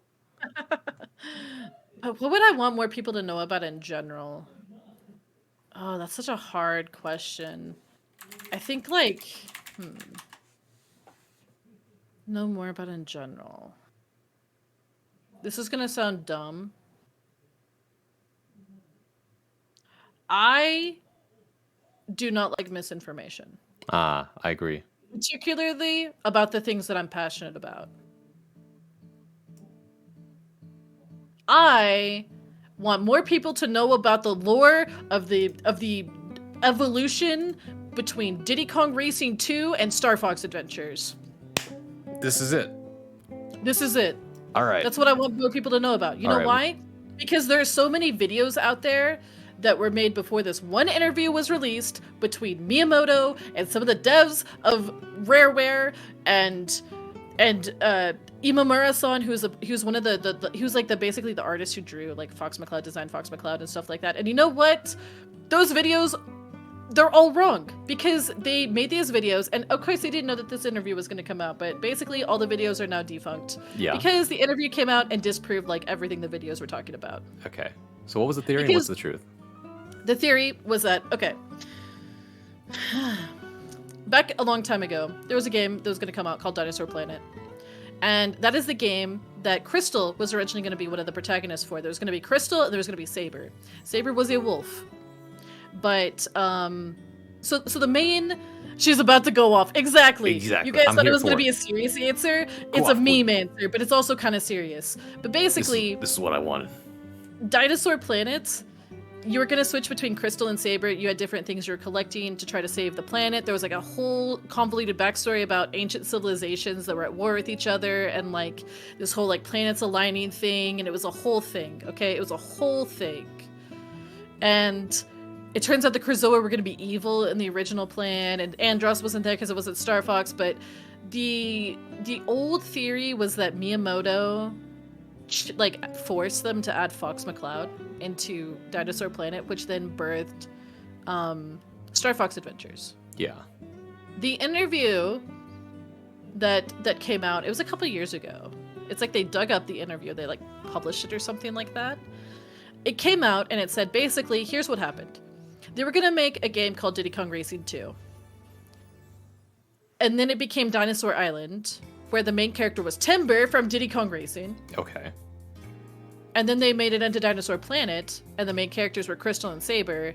And as they were working on that game, and it got pretty far into development, you can actually, in certain places of the internet, play a ROM of it. As they got far into development, the Star Fox 64 sequel was going to come out. Okay? And Miyamoto was heading that project. And Miyamoto looked over and was like, oh, they're making this Dinosaur Planet game. And they had already started on stuff for Star Fox 64 too, for lack of a better word. And Fox was already going to be out of his R-Wing. Okay? This was not because of Dinosaur Planet that Fox was out of his R-Wing. He was out of his R-Wing, and his weapon of choice was going to be a whip. Because Star Fox always has references to popular movie franchises. Like the opening screen of Star Fox 64, and I think the original Star Fox is a homage to Star Wars, for instance. Also, you have the Independence Day remake, basically from Katina in Star Fox 64. There's like a whole, like they did a homage to that. There's like so many different little references to things. I think Titania is supposed to be a reference to Dune too.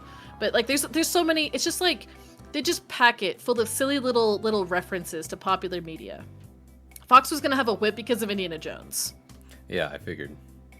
And so they were scripting this out. They had some ideas. Then they looked over and saw Dinosaur Planet and went, oh, this is kind of similar, so why don't we just make the project the same?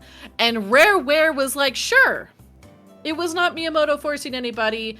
It wasn't that, Fox got added, kind of like because they wanted a Star Fox game. They were already making a Star Fox game, then they canceled that one and just kind of put Fox already in there. Okay. Put Fox in instead of Saber.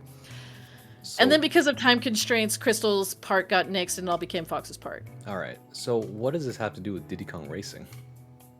Because the original... Okay, do you know much about Diddy Kong Racing? I played it. That's about as much as I can say. Remember the Triceratops? Yeah, I remember the Triceratops. His name was Tricky. Yeah. Do you know what the Triceratops companion in Star Fox Adventures is named? Is it tricky? It's Tricky. What Because the- it was supposed to be the same character. Oh, wow. But different versions of the same character, yeah. Huh. So basically, Timber is a character in Diddy Kong Racing, right? Yeah. He was going to get his own game. Okay. That was the thing. So he was actually the Dinosaur Planet protagonist for a short while, and then he got replaced by Saber and Crystal. And then Saber and Crystal basically Saber and Crystal got replaced by Fox. Okay. So it's been a whole line of just people getting replaced as All the right. protagonist. And a lot of people think that, oh, Miyamoto sucks because, there's a whole argument about why Miyamoto has made some really bad decisions as a creative lead in Nintendo, but this is actually not one of them. Because he didn't force anything on Rare. Rare thought it was a good idea. And you know why Rare thought it was a good idea? Because Star Fox is a pre-existing IP, and pre-existing IPs are less of a gamble. Business-wise, it was a good business decision in their mind. But the rumor is that, there was never another Star Fox game, and Miyamoto just forced, the on-foot stuff because Dinosaur Planet was already on foot. It was, easier to program.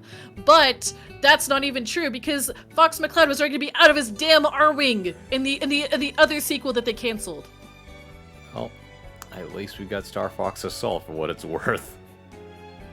I like Assault. Assault is good. So is Adventures, even though Adventures is kind of a mess. Assault Development-wise. is fun when you're actually in the thing. When you're not in the flying thing, things are a little awkward. I did not enjoy level 9 of Assault, I will say that. I liked being in the flying thing. I did not like anything else that was not the flying thing. Maybe the Yeah. tank, but even then. Actually, recently, so basically the timeline goes Diddy Kong Racing 2, then they named it Dinosaur Island. They actually just posted an old E3 memo about showing off Dinosaur Island. So that's a recent discovery. This was this last month. Oh. And then we got Dinosaur Planet, and then we got Star Fox Adventures. But it's funny because the ROM that leaked about 3 years ago now is a merge of Dinosaur Planet and Star Fox Adventures. It actually features Fox in Saber's place on the N64 instead of the GameCube. And Fox has a sword, like Saber had. Oh. And if you look at Saber's design, he has stripes. But he's a wolf. Wolves don't have stripes. You know who has stripes? Tigers. Okay. Like Timber. from Diddy Kong Racing, who was the original protagonist.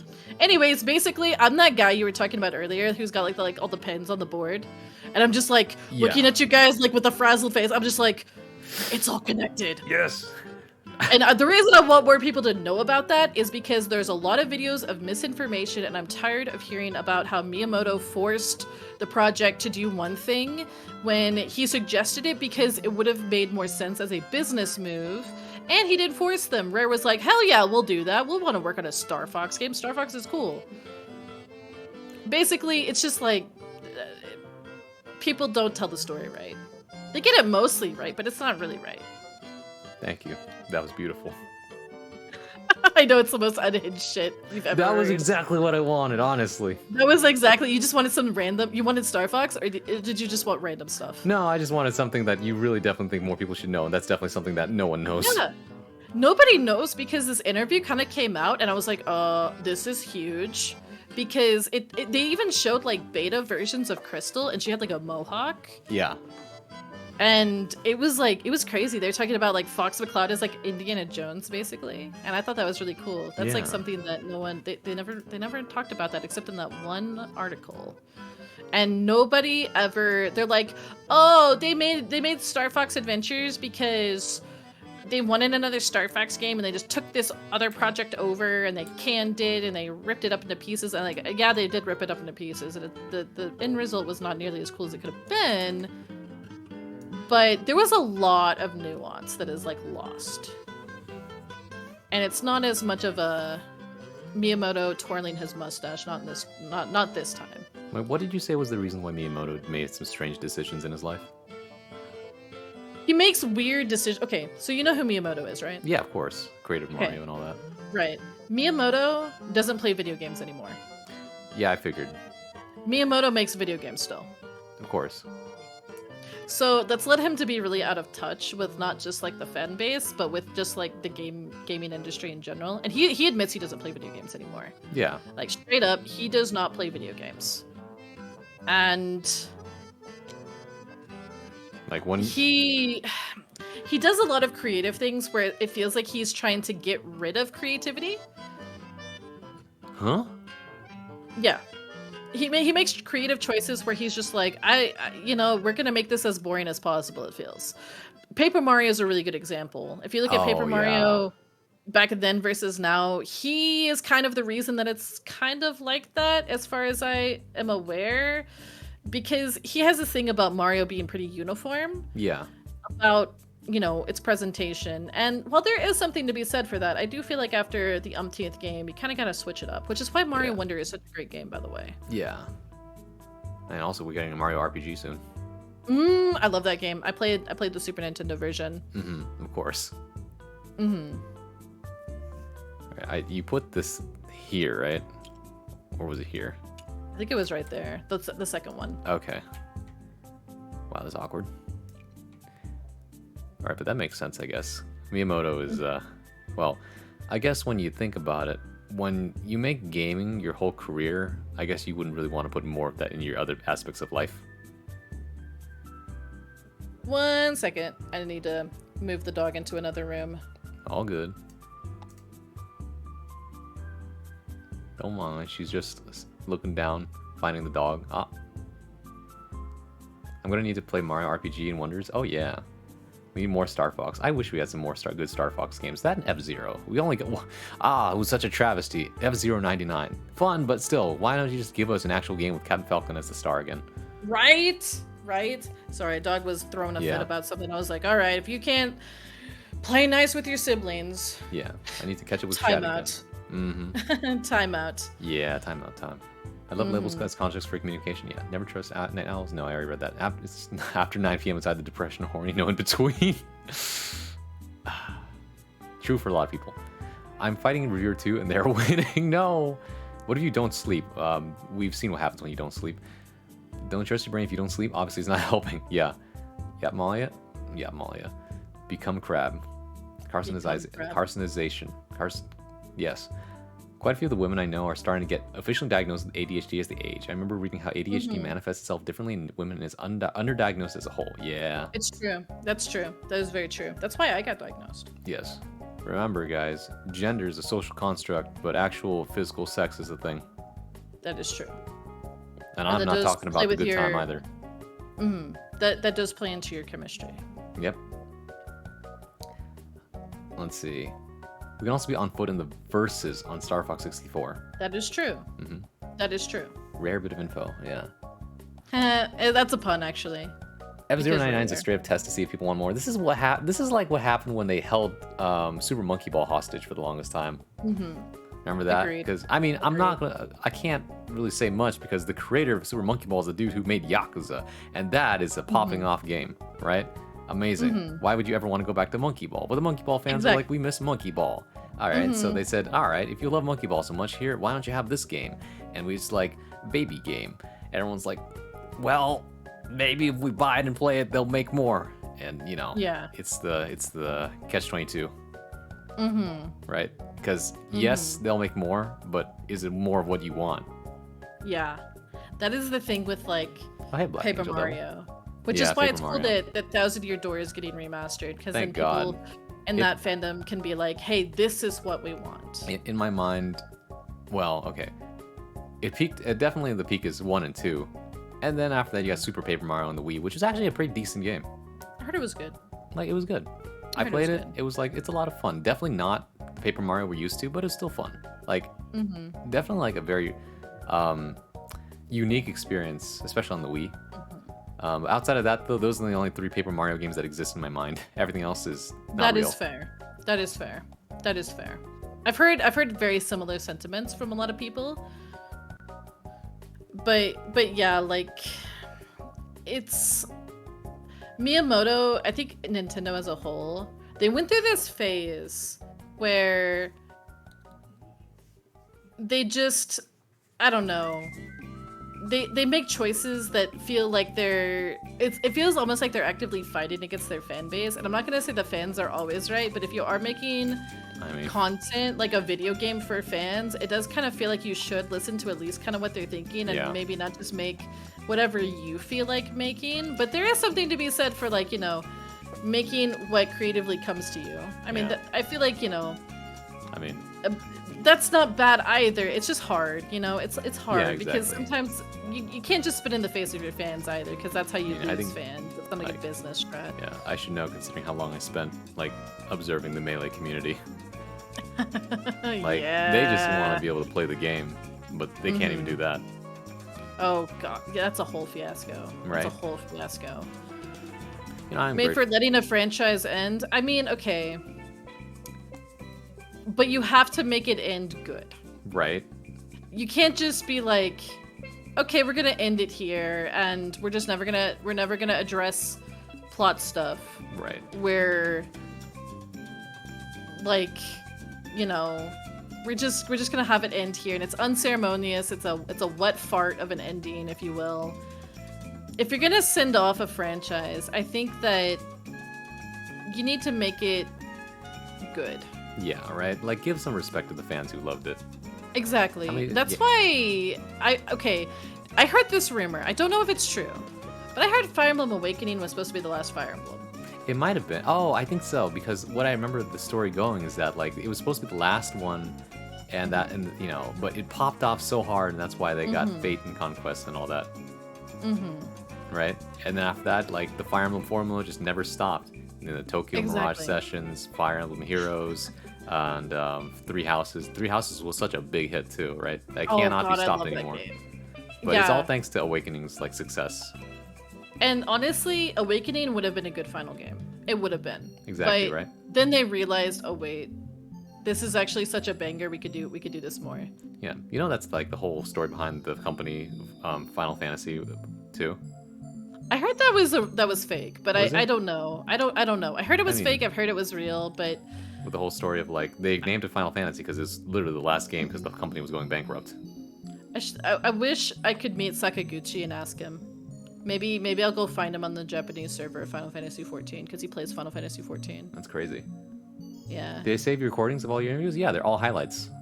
Hey yo, this will be Like immortalized I may not have a forever. VOD channel on YouTube, but every single stream that is worth saving, I make it a highlight, and that is essentially a VOD. I need to play the translated version of Fates. I played the official translation, and that was not good. Let's see. There was some plot stuff that was definitely just jank. Did you go last? I put my piece here. That's the last thing I did. Okay.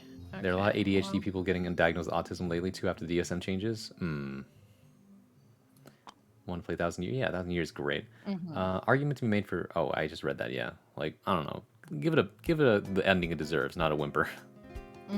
Right? How many games have I seen where they just stop making games and you remember them at their peak, but you don't want to remember them how they died off because God, exactly. Let's see. It'd be great content to upload to YouTube. Yeah, exactly. Right. I mean, eventually, just download it from Twitch and just throw it on there.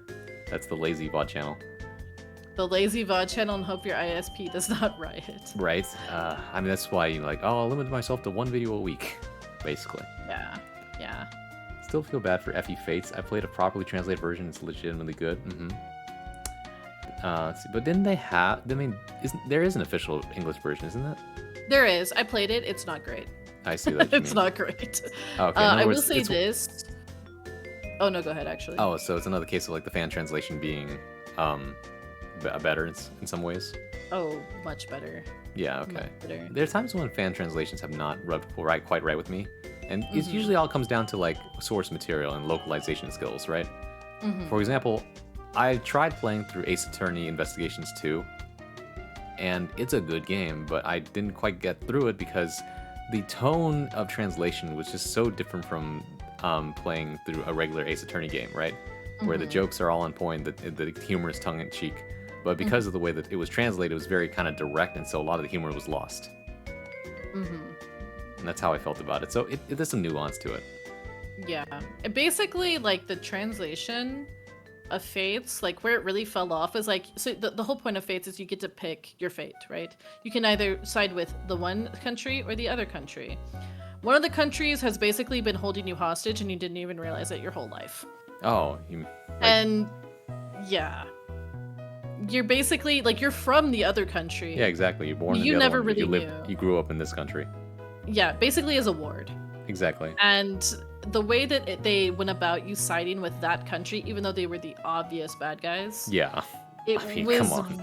Yeah, it was very like, oh no, I know they did some bad stuff, but it was very Stockholm syndrome-y. Yeah. And it was just not good. It was just not good. Meanwhile, the other side of the story was like, if you sided with the other country, it was about like defending your proper homeland and getting to know your estranged siblings. Yeah.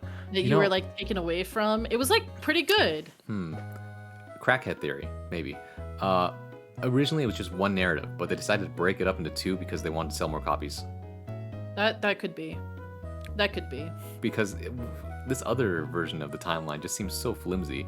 It's really weird. And then like, they you're released with, like a true ending that combined both yeah, games. and right? the true ending was dumb too. Like, it was really bad. Like they were just milking it at that point. Okay, you're a writer, so you'll appreciate this. The whole plot mechanic for the true ending is that there is a third country that's secret underground.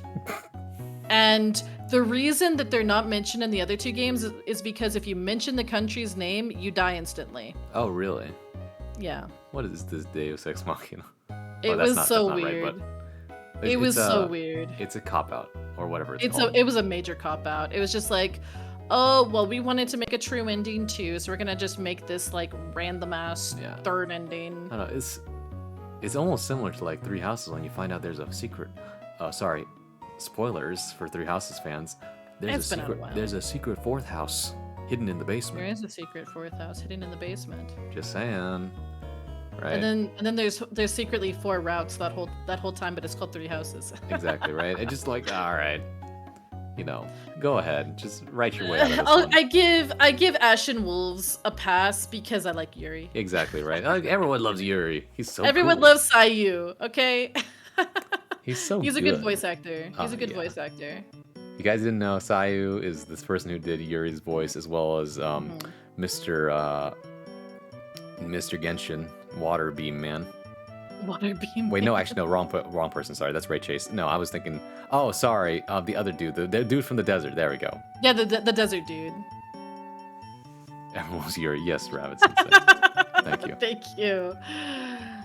Hi, Salami. How you doing? Hey, Salami. Who are the Fire Emblem fans that the new Fire Emblem is being made for? Okay, Like hot Schmoobs take. did. Yeah, thank you much. I streamed Engage, and I liked Engage for the gameplay, basically. Oh only, yeah, and the I soundtrack. forgot that existed for a second. It kind of fell off pretty fast. They kind of farted out the DLC, and then they were like, "We're never going to talk about this game ever again," which I think is interesting. Everyone agreed the writing was campy and just like cliche, I think. Yeah, it was like blah. Yeah, and like I think it just simply existed because they just wanted another Fire Emblem title. Like I think again, they just wanted to do like let's return to like it being campy and silly. And you can tell. But they because- did not well. Yeah, no, it didn't go well, and you can tell because all the extra stuff. They're like, yes, you can do yoga in this, and I'm like, okay, Yeah, I love doing yoga. that's my favorite my- part of Fire Emblem, I guess. My war tactics game is Yes. It's Just like it's weird because now Fire Emblem, because the reason why I guess they thought Fire Emblem was selling out was because it was less about the war tactics, more about the bonding with the characters, right? Which is like Yeah, it's the getting S dating. rank. And so they wanted to like, oh, we want to make it more of a lifestyle game with the war story in the background. it worked for Awakening because of the story of Awakening, and then they tried to force it into Fates, and it just didn't work. Hmm. And they at least did the romancing thing in Three Houses, and it kind of worked. Yeah. Kind of worked. Time to And then check it. Engage, it was just like there was a lot of problems with the writing with Engage. There was a lot of, I don't know, like it picks up towards the end, but getting to the end, it's like I have no desire. Like the gameplay is good though. I will give them that. The gameplay is good. The merging, the putting on the ring thing is cool. I like that. Using the different forms, that's cool. Yeah, that's fun. But like they nailed that, but they didn't nail anything else. Yeah. Except some of the character designs were pretty good. And I do didn't even admit play it. I watched someone else play it. And I'm just like, this is painful. that. Yeah, it was not fantastic. Yeah. Let's see, there's a reason why Treehouse isn't trusted with translation anymore. Yeah. ADHD autism used to be keyed as either or, even though they're very not. Yes. Thank you, DSM. By the way, can I ask what DSM is? I'm not actually. Maybe I'm forgetting what that is. Make a thumbnail for Bard and Banters for easier search. Oh, okay. Yeah, we can add those in. We can edit that in. We don't talk about the official version of the translation. Actually, what I could do is I could just use those promotional videos, our promotional pictures I'm putting on Twitter, and then use those as the thumbnails. That would help, I think. Official version translation. Who are the Fire Emblem fans? Oh yeah, we just talked about that. I was about to say. Electric No, I already read that. Three House fans? Yeah. Engage was going to be an anniversary game, which is why it's more campy. I see. The best Yeah. FE game is Shadows of Valencia. Oh yeah, that I remake didn't was play good, that right? one. I'm so sad I didn't play that one. I mean, yeah. That was okay. I was too mad at Fates to play it. Oh, I see. That's fair. But you know, if they remake an old game, you know it's usually gonna be good because that's the old plot, right? As long as they don't stray too far from whatever else was going on. Right. Let's see, prettiest art, yeah. The reason they focus heavily on the slice of life and romance stuff again after Fates is because the shippers who sent threats over not being able to ship in Echoes. Yeah, Echoes of Valencia, or no, Shadows. Wait. It was called Fire Emblem Echoes because that's it's right. an echo of a past game. That's what Right. I remember now. Yeah. FE fans or something. Yeah. I Diagonal. literally was gonna like swear off playing Fire Emblem ever again after Fates. I was that mad. You know, I have never properly played a Fire Emblem game from beginning to start. The farthest I ever went was like playing Radiant Dawn on the Wii. Radiant Dawn is so freaking long. That one is so long. It remember takes forever. I remember I had to look up like on game FAQs, just like how do I get past this part? Because I feel like every important person keeps dying, and it's like you have to do it like this, otherwise you're screwed. I'm like, Yeah, damn, I didn't know the not game was this enjoy hard. Radiant Dawn. Path of Radiance was fine. Yeah. But finding a copy of that is a pain right now because it's Yeah. like $500 or something. They put Fire Emblem 7, which is the one I started with, on NSO. But if I had to say which one is good to start with, 7 is a bit brutal. I think it's a bit brutal. It definitely doesn't have the quality of life that the newer ones have. But FE8, Sacred Stones, Really good. Yeah. Probably better gameplay than 7. You can level grind if you play in the lower difficulties, I think, and there's also optional content post game, which is really cool. Yeah. Did I say from beginning to start? You might have. I totally missed that. Yeah, no, I think we're both out of it at this point. God, Oh my the list gosh, of things is growing. Oh see, wait, I FE think Vans it's or your something? turn Yeah. actually. Diagnostic Statistical Manual of Mental Disorders. Oh, wow. DSM is Diagnostic Statistical Manual used in psychiatry. Okay. Main psychology book, periodically rewritten as new editions as new disorders and conditions are added or revised. Currently 5th edition DSM 5. You make it sound like a Pathfinder book. We got. I was we're in about to say Yeah, 5th at D&D edition. for your We brain. got DSM 5e. Who wants to play some DSM? DSM 5e. DSM 5e. It's like a video game. Sorry. It's been a good 4 hours and 40 minutes. I know. We're gonna cap my off at 5. God. This will be marked as my longest interview. My other interviews have been about 3 hours because everyone else has things to do at night. But we're chilling. Oh my god. Look at me go. The Yap Malia strikes. I only enable you. That's the problem. I'm a big enabler. That's true. That's true. Well, about certain things, mostly because I get wrapped up in it too. But you know, if you need someone to tell you don't spend money, I'm your guy. Like, Braun, tell me not to spend it. Okay, don't spend that. Yeah. And then you show me, but look, okay, that is cool. However,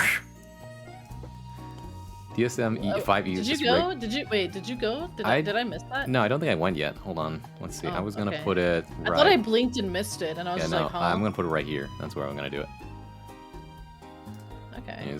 My brain was tired of bard music, tavern And then I win the stuff. game. So, huh? I win the game. Right? How do you win? Do you not see that line? You do. Yeah. Ah! Oh, it snuck it by me. This is all right. That's a huge W for the leaflets. Congratulations. I honestly was banking on you getting distracted. You made a good bet. I was like, what if I just put this sneaky little cheeky tile right here? Yeah.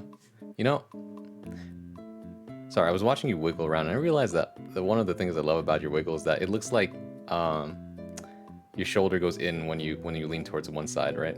It does, yeah. The way Which that is- Copybread rigged it is kind of interesting. And if you look at my original 1.0 model, my head moves very independently from my body, which is it was kind of interesting at the time, but I kind of like this. Yeah. I got a little bit of a cheeky little sway. Makes Yeah. me kind of inquisitive whenever I'm like leaning over. I think for my rigger, it's been 1 year since he made me this model, and he's improved since then. He said, "I want to upgrade your model," and I said, "All right, let me think about what to add." I might ask for, because he's pretty good at making sway now, especially with female models. But I might be interested to ask him, what do you think about this? And let's see what he has to say. Well, maybe we'll tweak Yeah. it as we go. That'd be interesting. Need Yeah, that I voice in my think head, voice of that- reason. I'm the voice of reason. Literally, just if okay, for those of you who are already in my DMs, if you need a friend who's to tell you like, Braun, I'm considering doing this. I don't think it's a good idea, and I'm gonna tell you, yeah, that's a terrible idea. What are you thinking? Right? I have a lot of self-restraint. It's my mama taught me. Tally of how many times Braun has won or lost across the series. For the most part, I have a decent 50-50 record against most people. I think out of, not counting the tutorial game, I think you won 2 and I won 2. Really? Yeah. We've only played 5 games total. Did we? It felt like a million. It's because, like I said, that's the beauty. The focus is not on the board game. The beauty is that we're talking the whole time. That's why That is we true. just need something to do while we talk. It's like the same reason why people are like on the phone, like they got it cradled in one neck. Sorry, Zoomers. I'm talking about millennials here. Still got the cord wrapped around, like you're just chopping things in the kitchen. You're talking as you do it, right? Mm-hmm. Right, or you're on your okay, Zoomers, you're on your Discord call. You're talking with your friends late in the night. And you're building a Gundam at the same time. There you go. Exactly. Right? Or you're- I don't know. I do stuff like that all Or the God time. forbid, if I'm in you- Discord with someone, I'm doing something else Yeah. too. Or God forbid, you're on Discord talking deep about late at night about deep philosophical things, and you're playing TFT at the same time. Let's see. Yup. Upgrade. I wish we need some more parts for that though.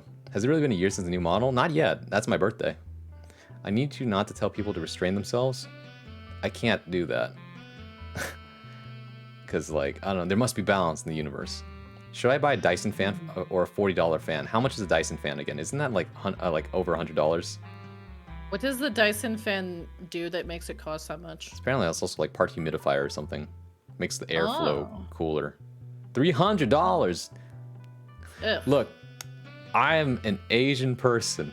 When it's the middle of summer and it's hot, I get out the fan that I have to pour water into to make it cooler. All right? If that doesn't work, I'm getting the little rotating fan that goes back and forth, and I want to go up to it and I put my face and go, wah, all right? And if that doesn't work, I'm breaking out my grandma's fan and fanning myself with that. You know what's funny is I have this little like desk fan, and Yeah. I put it because my desk is too crowded. I put it on the floor next to me, and it's so old that I have to smack it for it to work. That's incredible. I literally have to like the blades just don't usually start up, so I have to like sit there, and it's like I can hear it trying to go, and then I just whack it, and then it works. I love that. It's like when you're trying to get a CRT working, bam. Works Yeah, every time. sometimes you just gotta smack a fan. Yeah, exactly. It just works. They made appliances a status symbol rather than get a hand fan made of dried leaves. It's true, right? Just find a shady spot. You don't need that thing. They really did, yeah. Like, it just looks cool, and it works really well too. It's proven to work well. But do you really need it? Only if you have a disposable income and are really into it, right? Or it's like part of your room aesthetic. But otherwise, if no one's gonna be looking at it, it's better just get a regular fan, right? $40, sure, but it's still gonna work, right? I think my rule of thumb is that if it's worth the money and you think you're gonna use it a lot, don't be afraid to go the extra mile. All right. How many times have I bought something like halfway, kind of chickened out on it because I'm just gonna get the cheaper option. Then I have to deal with all the problems that went with like going with the cheaper option. Yeah, that's what I'm saying. Like sometimes it pays to just go all the way. Yeah. Because sometimes it feels like you actually lose money on the cheaper version because you'll just have to buy a new one faster. Exactly right. Although I will be honest, most manufacturers build things to break these days rather than to last. Right. True. That's why new refrigerators break so often. Whereas old refrigerators, damn, that military industrial grade tank that you bought back in like 1990 is still working like a charm. True. Right? Big true. That's why, you'd rather just learn how to solder something and fix the circuitry in the back rather than buy a whole ass new refrigerator. Oh yeah. And they say it's smart, but it's always stupid. I don't know. It's because it's like, how far are you willing to go save money? And at the same time, how far are you willing to invest, right? It's weird. I'm not a financial advisor by any means, but I try to do things that make sense in my brain. Who knows, though? Like, what do I know? I'm not rich. Yeah. The fans I blow felt hard. that. Yeah. The fans that blow hard were fine. Planned obsolescence dies of... Ooh. Anyways, by the way, we're now at the section where we can take questions from chat. Ooh, questions from chat. Right, yeah. All right, chat. Do you have any questions for Amalia? Let's see. Ooh, what are they chat gonna question ask me? time. What are they gonna ask me? Do you like visual novels? I don't really read a whole lot of them, but I do like quite a few. Do webtoons count? Not really. I mean, Not really? by definition, they should be visual novels, right? Or adaptations of it. But technically, those are comics. But these days, the definition of visual novel is like literally a story that you play as a game. There's some form of interactivity of it. I don't really play a whole lot of those, but I don't dislike them. Yeah. I just haven't really played much. It's a stereotype to think that it's just because someone writes fan fiction, though, that they like visual novels. That is fair. That is fair. I have watched a few people play visual novels, and sometimes seeing the shenanigans they get into can be pretty funny. Yeah, some visual novels are really cool. They have a lot of branching paths, but there are also really good visual novels that are literally just, there's no branching path. It's only one story, but you experience it, like, beautifully, right? Because it's like a different medium that you work with, where because you have some form of agency, like, you really invest more of yourself in the story. So there's that. I think the visual novel, the only one I've really played, funnily enough, is Doki Doki Literature Club. Yeah, that is a visual novel, and That is it's one hell of a visual an novel. experience. You know what's crazy, by It's the way? an experience. Dan Salvato, the guy who made Doki Doki Literature Club, is the same guy who revolutionized online Melee. Oh, that's Like- like a weird piece of obscure but interesting lore. Yeah, kind of like how big streamer Ludwig is also from Grassroots, the Melee community. I feel like I did know that one. Yeah, I mean, he has explained it, but just like randomly, you'll just find that like, wow, wait, these people were part of the Melee community? Like, yeah. Let's see here. Do you read Project web M. novel? Okay, that's fair. Sorry. Fair enough. Universal Patrol, UCF. That's right. Ooga Booga on holiday, so now I can watch Bronco all day. Hey, Fleet, congratulations on being on holiday. Hi. Do you read web novels or webtoons? We did talk about this earlier, and the one you recommended was about the reincarnation of the Demon King, right? A retirement. He Oh, retires. retirement. Sorry. He retires. I've been okay. So I used to read more webtoons, but I hadn't in a while. I'd read them on my PC, but I recently got the app, and so I'm catching up on quite a few. Yeah. I feel like mostly that retired Demon King one. Yeah, it's been interesting seeing the evolution of webtoon since its infant days when it came out, right? Because back then they were testing out so many different like creator like things that weren't from Korea, and now, right, as every time I come on, it feels like an oversaturation of them pushing all of the different web novels that they found off of like Korean webtoons, manhwas, and all that. Yeah. I just saw the next question. What? Let's see. I want to show the VNS. Good to know. Does Amal like BL? Yeah, there you go. Well, Okay. What do we consider BL? good question. What do we Categorize consider this. BL? Like, I don't dislike it. I've definitely read some BL. I respect it. I gotta Like, watch yeah, the like boy manga. love, like okay, Boys but it like up. I'm not really like I wouldn't say I'm like super into it, but as someone who used to write, you know, culture things with LGBT couples, I have partaketh of, you know, some adjacent, you know, writing. If that makes Yeah. any sense. Now, okay, one thing that people should know about me, my tastes in terms of men in particular are people older than me. You are a certified DILF lover. I am a DILF lover, to put it mildly. So, is it boy love if they're like 50 or 40? I mean, if the don't old men know. like each other, there's Man nothing wrong love. with this. Man love. Oh, Ogre, you came in at an awkward time. What's happening here? Hello, Eric Ogre. Nothing. This- This is nothing it. I'm having an interview with the one and only Amalia Solaris. Man love. ML Men's Love. Remember, guys, there's a difference between like this love genre and yaoi, right? That's something else entirely. Right. right. I like my boys girly. I honestly, I tend to be the scruffy, depressed, alcoholic kind of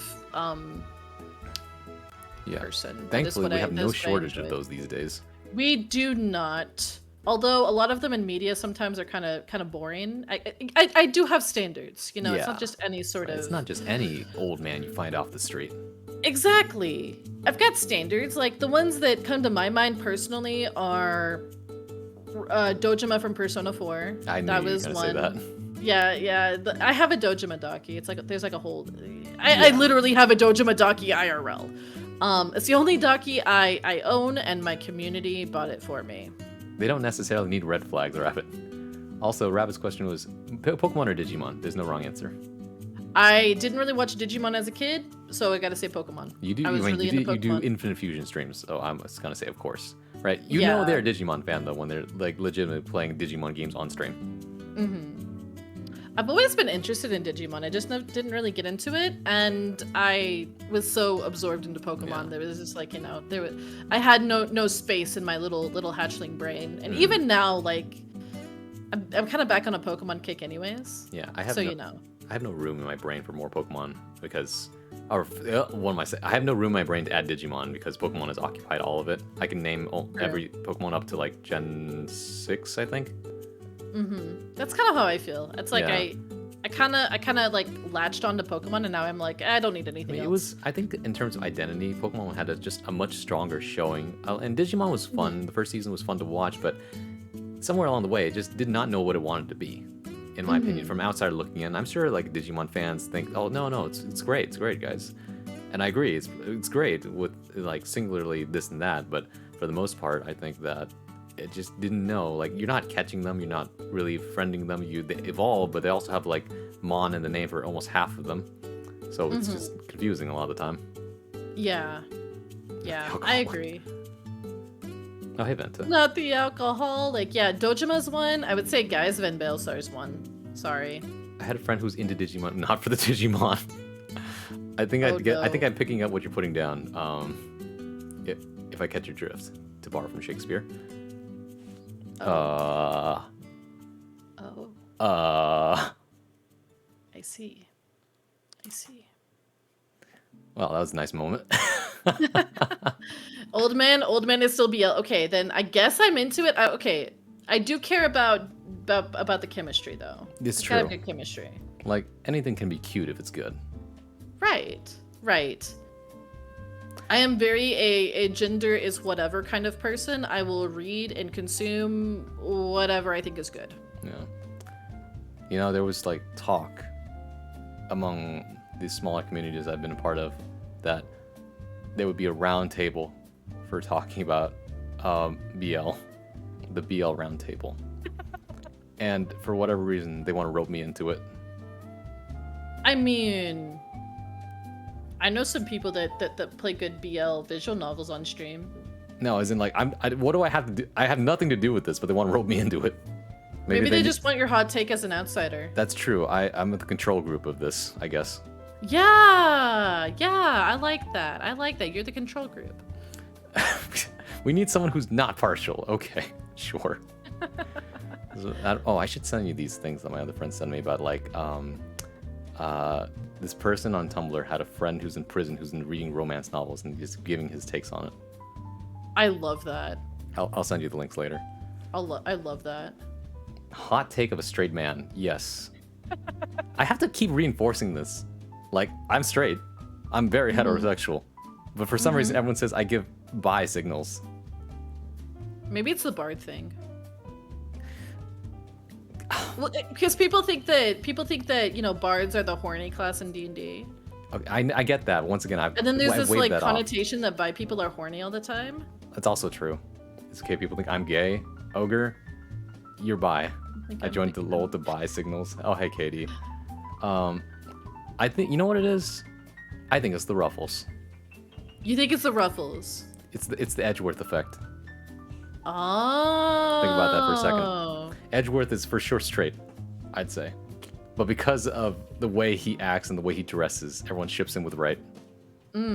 Right. Pun not intended that time. But yes. Like, I think it's the bird on your shoulder. oh, come on. Ow, gold pan. Congratulations. You guys forgot to calibrate your bidar and gaydars. Okay, chat. Calibrate them right now. What do you think I am? There's no wrong answer. I will not be offended. I will not be offended. Straight up. Calibrate them right now. A Drago? Okay, fine. That's fair. Alright, well, let's see what that's a chat good says. answer. You're a What was the question? Really? What sexuality What do you? is Okay, you Amalia? think you guys are so you're like, oh, Broadsword, is bi vibes. I mean, they've gotten it wrong before. You guys got it wrong. Okay, so guess on me. Amalia's a scaly? No. But scalies are cool. People keep asking You're if I'm giving a gay good 'cause they don't know vibe. Thank you. a good And if vibe. you're, I Yes. guess some leaflets may know this. scaly. I actually answered this on stream the other day. Your sexuality? So it's yeah, I did actually. I must not have been there for that. It was very like offhanded, like, oh yeah, by the way, I'm blah blah blah blah blah, and then people were like, oh cool. I don't even think It's Ron really is bi or funny. gay. Didn't think about that. I never think about people's Straight until sexuality proven like, otherwise. ever.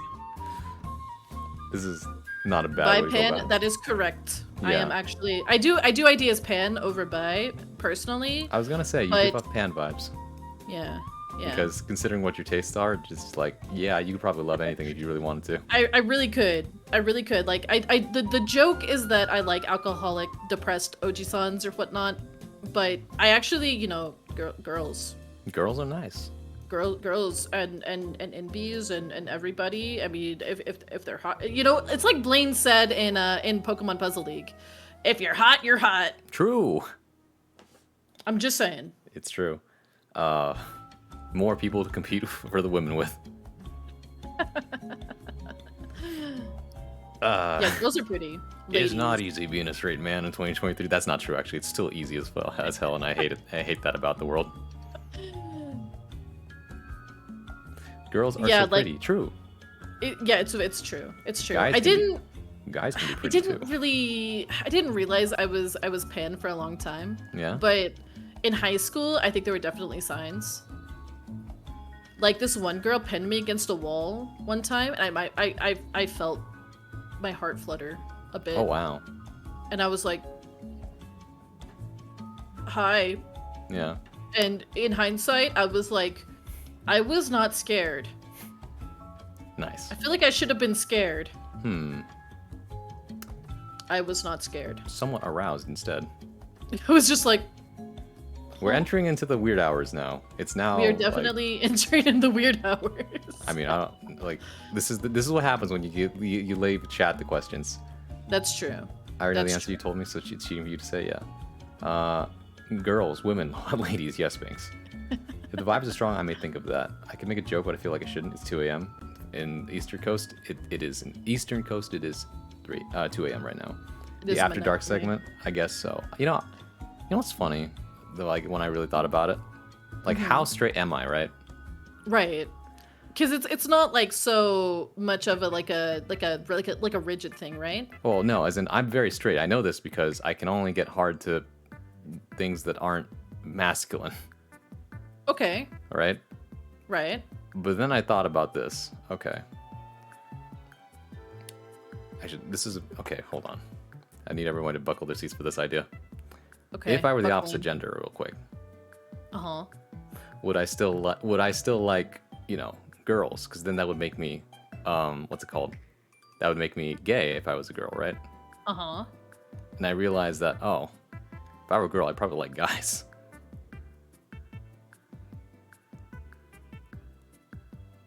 I don't know. Right? Like, I mean, how straight you are you? don't know until you know, right? That's just like, when I thought about it, it's like, damn, I'm so straight that no matter what gender I am, I'm gonna like the opposite. I think you may not know unless you were.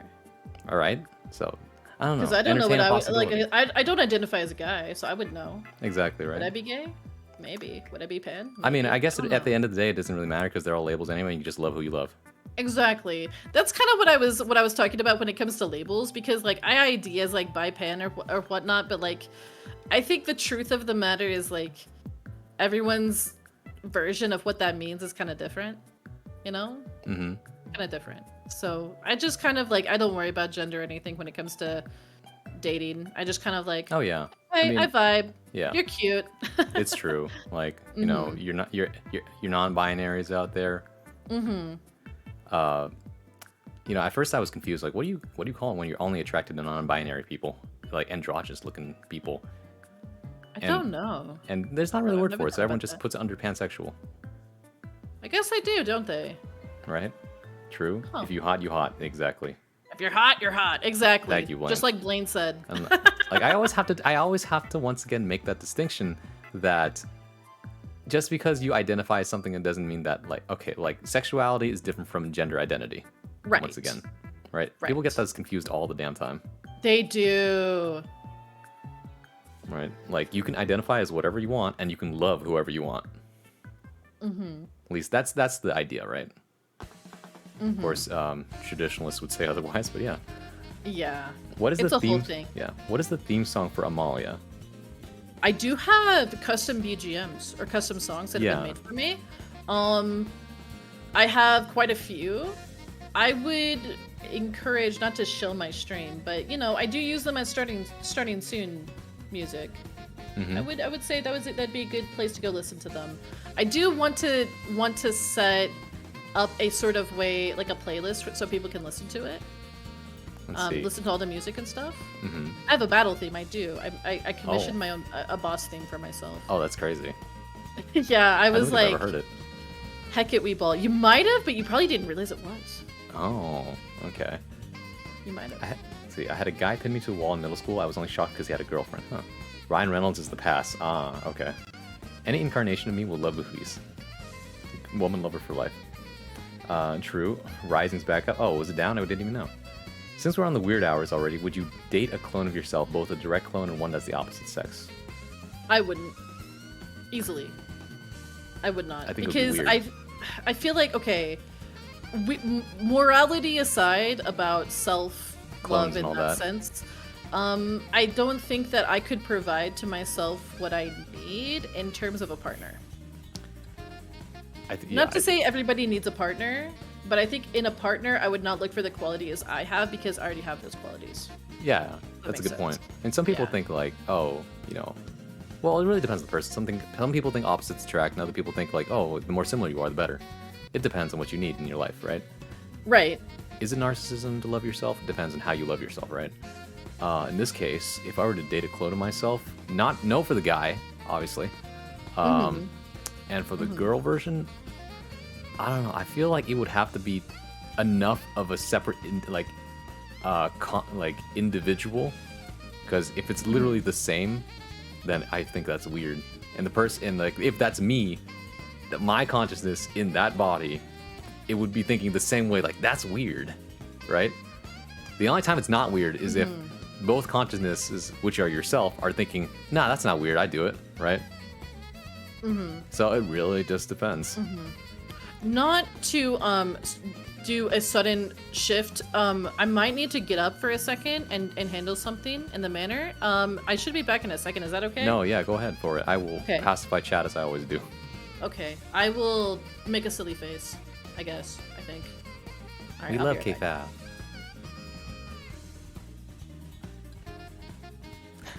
She's so good at that. I don't know how she does it every time. Let's see. My brain went to Amalia dancing to the Vocaloid song for the Be Right Back screen. That's a fun one. She has a battle theme, yeah. Let me rephrase. What song would represent... Oh, okay, that's a much better... Okay. I would not... I feel like I would be irritated with myself all the time. That's true. Some people just dislike themselves, and that's, like, not going to work out, right? Oh my god. We went so far and so long that the playlist once again ended. That's crazy. We're at 5 hours now. I guess we'll go with this one. Hold on. There we go. I can't cook. I need a girlfriend who can. Would you like to learn? The self-cess question. That is the question. People say my girlfriend is the female version of me and I hate her so I couldn't do that. Huh? You hate who? See you later. See ya, M9. Thanks for dropping by. We went so far and tried so hard, but in the end, it didn't even matter. What the? If I recall from psychology class, opposites may attract because people are seeking adventure in their lives, but without commonalities, have nothing to keep the relationship together, so it will almost always end up as a fling if they can't find common ground. So this is true in my experience, actually, because you need to be able to relate to your partner in order to actually, like, feel good, because you want to be able to have someone who actually shares the same interests as you. This is often, like, the problem, right? Sometimes it works out because the other person wants to know more and will share your interest after you introduce them. But for the most part, if you have nothing in common, it becomes really, really hard to talk to each other out of anything else, right? Like, in terms of the opposites thing, I think it's often like the personality, like hot personality versus cold personality, and they just work together in that sense. But usually these kinds of things just are, in theory, based on tropes. In reality, in practice, it doesn't always work out that way, in my opinion, based on my observations. Like, those are some good answers. I'd have to date a female version of me personally. After all, I can't love anyone until I've loved myself. It's fair. But, like, how do you love yourself, right? And can you, like, think about this in a relationship, right?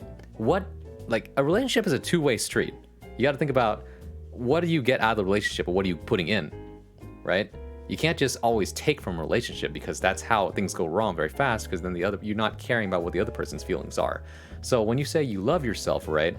Like, this is a self relationship too. This doesn't even have to be a clone question.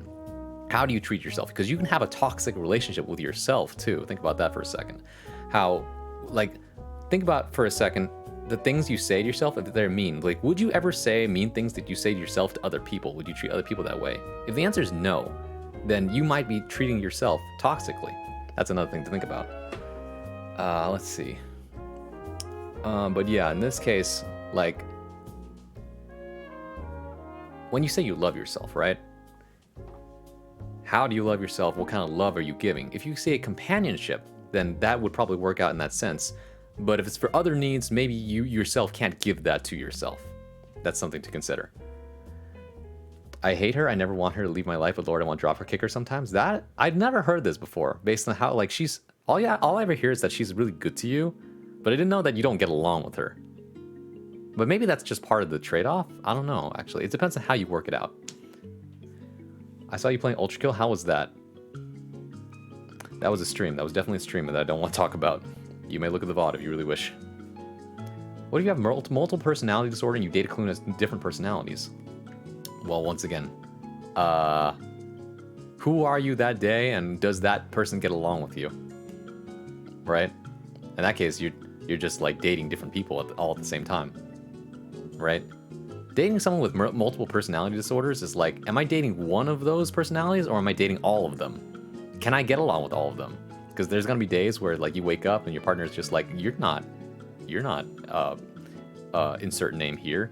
No, I'm not. I'm this guy today. It's like same face, same body, but the mannerisms are different, and the personality is just all over the place, right? That's why I think it would be really hard to date someone with multiple personality disorder. Well, I return. Welcome back. I was fielding all these different questions and giving a relationship advice. Ooh, a relationship advice. Mostly because, like, check out this question. Would you date someone... Well, what if you have multiple personality disorder and you date a clone who has different personalities, right? I don't think I could fathom how that would be. Like, you would be dating a different person every single day. Or, like, depends on how often they shift personalities.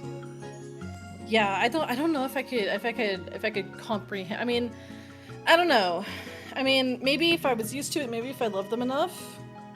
Maybe? I was going for the pun, but valid. I see. Love yourself. You should love yourself now. Gonna go to sleep. Good night. Goodbye. Good night, Toki. Thanks so much for sticking around. The other thing I thought was interesting was Aki says, if I recall from psychology class, opposites may attract, but ultimately, if you don't have any commonalities, then it's really hard to keep a relationship together. And I agreed with that.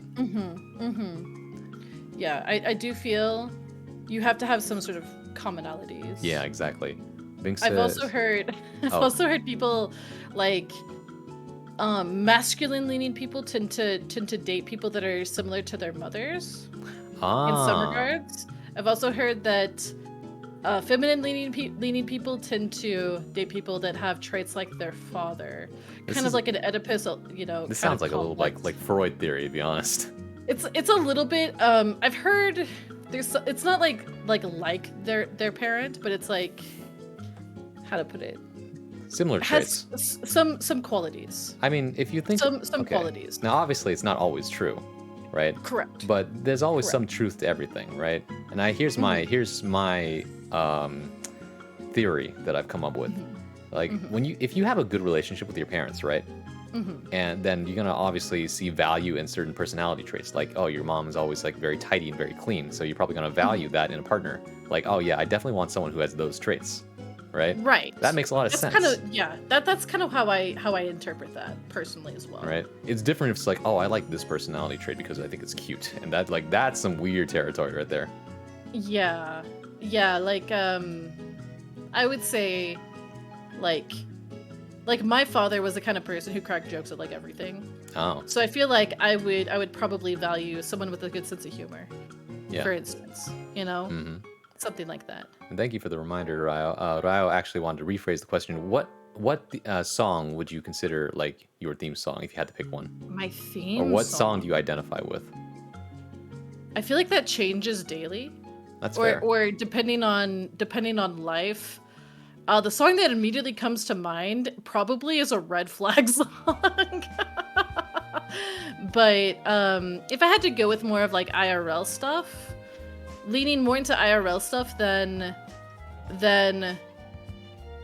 VTubing stuff. Backlight by Ado. Oh. Ado is a really like there's some lines in that song that I'm like, oh, that does hit kind of diffy. Banger. Oh, you got some fans in the Absolute chat. banger. Absolute banger. Great, great song. I feel like that could raise some red flags given the context of the song, but it's a good song. It it's a song about revenge and loneliness. Oh, wow. So that's kind of some heavy themes. No, I get that. But that's kind of more, I guess, like leaning into IRL. Yeah, like always Stuff. something going on under the surface for sure. Yeah, and not to say that that might not apply to some VTuber lore. Yeah. Maybe stuff I haven't mentioned yet. Mm-hmm. Going for the pun. Oh no, hold on. How's returned? Are they eating well? Eating is actually good. What happened was my dog. He went from being angry about the cats playing near him. Oh. To mother, I have to pee right now, and I was like, gotta let the dog out. Yes, he had to go take a quick little pee pee break. Yeah, he's fine. He is currently eating out of his bowl. Okay. Yeah, he's an old man. He's old man. He's 15 wow. and a half. Yeah. He's an old man. Different identities don't always share the same memory, so one personality may not even realize they're dating you. Oh, that's also true. Oedipus, echidna complex. Let's see. It's Electra. Yeah. Oh, Electra. I can correct it. Echidna, Yes, Electra. Electra. It's Electra. All right, thanks. That's funny. All right, I think that about does it for the chat fielded questions. Okay. That means last thing, last question. Last question. Where can people find you? You can find me at what is it? Twitch.tv/AmaliSolaris, one word. That is where you can find me on this platform. It is the same username basically across the board though. So if you'd like to check me out on TikTok, Instagram, Bird App. I'm definitely the most active on Twitch and I would say Twitter as well. I do have a Discord. We talk about all sorts of things there. I post stream updates and stuff like that on there too. But yeah, I think my next stream is probably Sunday. Let me do my job. I'm sorry. I took the initiative this time. I almost asked people where they could find you, then I realized it was a stupid question. Yeah, you also have an Instagram and a TikTok, I think. Do you have TikTok? No, right? I do have a TikTok. It's not. TikTok's hard. Yeah, let's the Instagram's cool though. The Instagram is cool. If you want to join my TikTok, I mean, hey. And then you have you get silly little videos. That's about it, and clips. And you got a YouTube clip channel. I do have a YouTube clip channel. I will be doing an actual YouTube channel in the near future. In the near future. Soon, I've been TM. cooking. I'm hoping January. Please, January. All right. Well, with that, Amalia, I usually let the guest have this honor, but is there anyone in particular you would like to raid? Ooh, that's a good question. Who's even on? You said it like it was part of the interview. Ooh, good question. Who's even on right now?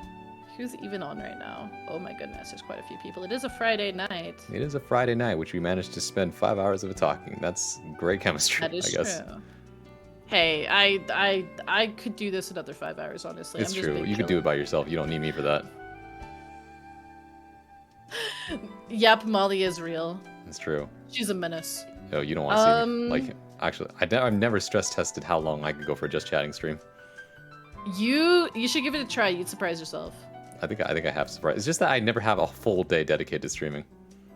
That is, yeah. If you can get a full day, I mean, it's that's hard. The only full day I've ever Yeah. had is my birthday, because I specifically took that day off. Then again, it's the end of the year and I need to use up my sick days, so. I'm hearing a marathon. Bronzwa talks for like. But then again, if I 12 don't, hours. here's the age-old issue. You take too many sick days in a row, no work gets done. And then you get sick for real. Right? And then oh no, my emergency 6 hours. Amalia goes online and we raid her. Yeah, I'm swallow. not streaming in 5 hours. I'm Wait. not streaming until probably Sunday. That's fair, yeah. I'm also not streaming till Sunday. Oh my you just got God. raided. That's awkward. Well, I guess we're just going to have to keep going, Bronzwa. Oh my God. I say, holding my Rats. glaive to your neck. Actually, That's hold on, because let me we're in my grab primetime that hours right. now. Hello, Curation. Hello, Rat. Exactly. Hello, Sunken Shell. Rat, thank you so Hello, much for welcome in, Raiders. subscribing. Oh my god. Sunken Shell, hello, welcome in. Hateable Vermin, hello, good to see you again. Avanel, hello, welcome in. Excellent Dread, hello, welcome in. Conorock, I think. Hello, welcome in. Nox Lumina Zero, hello, welcome in. And Callisto, good to see you. Welcome to Raiders. Hello, my name is Francois, modern day bard at your service, your one-stop shop for poetry, performance, and pleasantries. When I'm not playing fighting games, you can usually find me reading, writing, and sometimes I might even sing you a song. Let's see. You know, you have one of those too. And everyone asks me, like, did you memorize that? I mean, when I say it so often. I have a what? Like a thing you say to people. Oh, yeah. Sometimes I worry that I'm gonna launch into that IRL.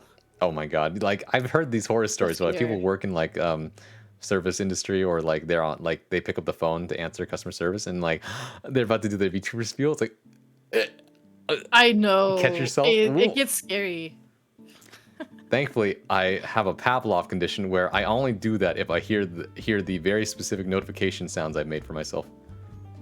That is clever. Which is all Ace Attorney related. Which is sometimes I hear in my dreams, and I'm just like, da da da da da da da. Oh I'm like, yeah. Raid! I'm getting raided. You're getting raided. I'm not again. Oh, actually, wait, you have those dreams too?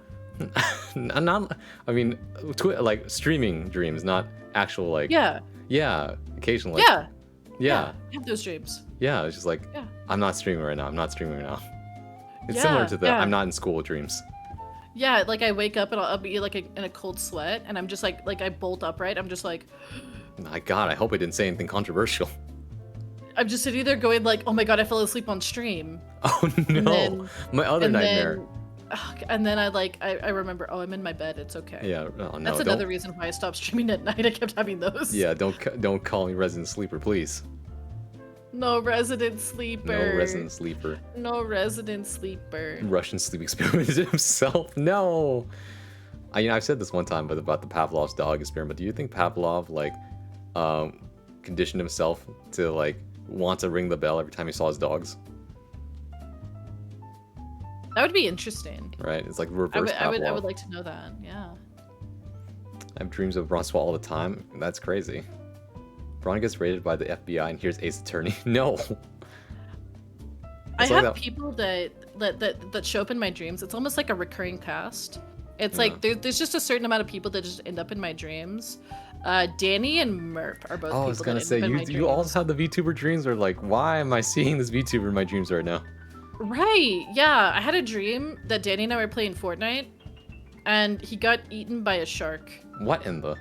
But it was like we were like really there. It was like we didn't realize it was Fortnite, but then it was like afterwards when Danny walked out of the shark, or like he like respawned, we're like, how are you alive? And then we're like, oh, we're playing a video game. It's all a game. It's none of it's real. I mean, I'm waiting for, I guess, when technology has advanced enough that we can actually like be in virtual space as ourselves. That's not just VR chat with a headset. That would be nice. Because like, It'll probably happen. yeah, I mean, range of movement, right? Mm-hmm. I mean, how would they even work? Maybe like a Kinect. Like, you know how Xbox had the Kinect and you can just reach your movements, right, in 3D space. Mm-hmm. So there's that. Plus, like, you actually have the headset on, but not too heavy. Exactly. Yeah, exactly. So stuff like that would be kind of cool. Mm-hmm. The only thing that would be lacking is sensation. Yeah, But then, wouldn't be able to like yeah, like let's not. touch. Yeah, but let's not. What's the word? Sparkling Pixie, thank you for the follow. I appreciate that. Welcome in. I was gonna say that let's not connect our brains or connect headsets directly into our brains. Otherwise, we'll end up like SAO all over again. Yeah, there's a similar story like that in Pendragon. Oh yeah. Since we were talking about Pendragon earlier, that was like one of the books. As they go there and yeah, there's like pyramids full of people that are just like plugged in. Mm-hmm. Kind of like Matrix. Yeah. Say, when did you get that weapon on you? Oh, this was definitely me not threatening you during the raid. You know, right when you got raided, and I was like, well, I guess we're just gonna have to keep going because you got raided. Let's see, what was the button? Was it? Oh, no, not that button. Oh, there it is. I mean, there's nothing to be afraid of. I am a benevolent creature. I'm divine. That's what the angels After all. say. I know one angel. I wouldn't say she's divine. Oh, okay.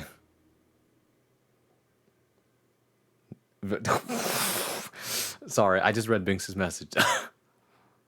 Chat Tussie, I love that. God, no. Oh, the things we could When go she on could about just after bite to it, dark. Eddie Boba could. I mean, like, things involving a piston, but you know. Have y'all ever had a friend suddenly have a dream about them and realize you no longer see them as a friend? Oh, that's kind of sad, actually. I'm getting a lot of those lately. I don't know. I don't know who it was who said it, but I agree with Natasha from Honkai Star Rail. Oh, Natasha from Honkai Star Rail is being approved. Nice. Residual self-imaging, so not quite the Matrix. I guess not quite the Matrix, right? I mean, some people say the next revolutionary thing is if we could all connect our dreams together, but I don't think that's possible. That would be like a very weird Unless, MMO. I don't know, do you ever play 999 or like the Zero Escape series? No, but I watched someone play 999. Okay, like something about like, what's it called? Virtual field, not as in like psychic fields, right? Where everyone shares the same brainwaves in the air.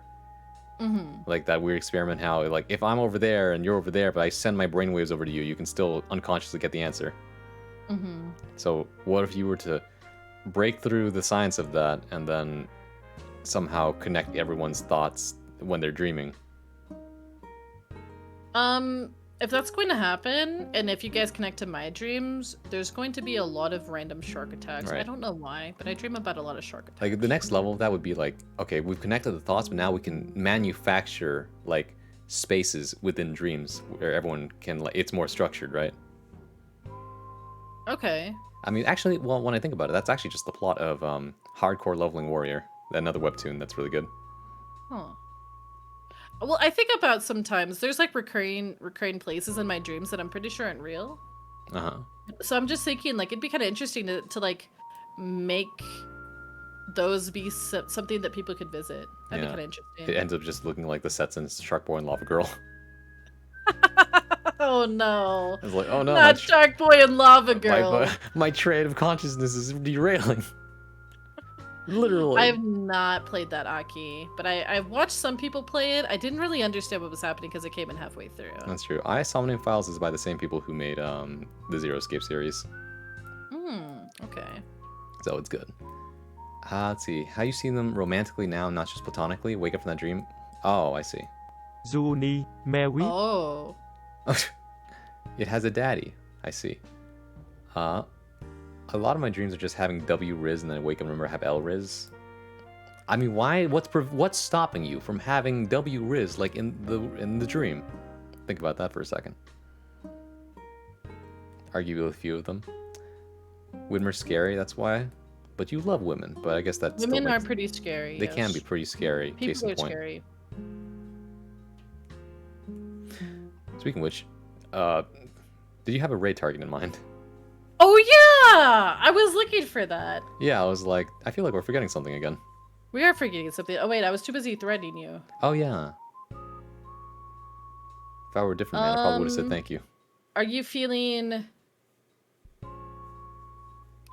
suffering physically or suffering emotionally?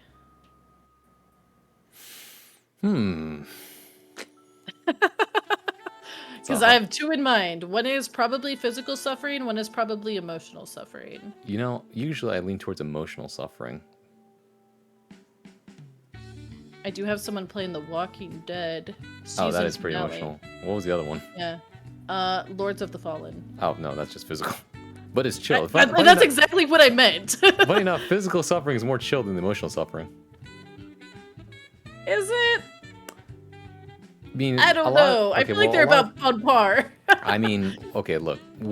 Sometimes physical suffering leads into emotional suffering. True.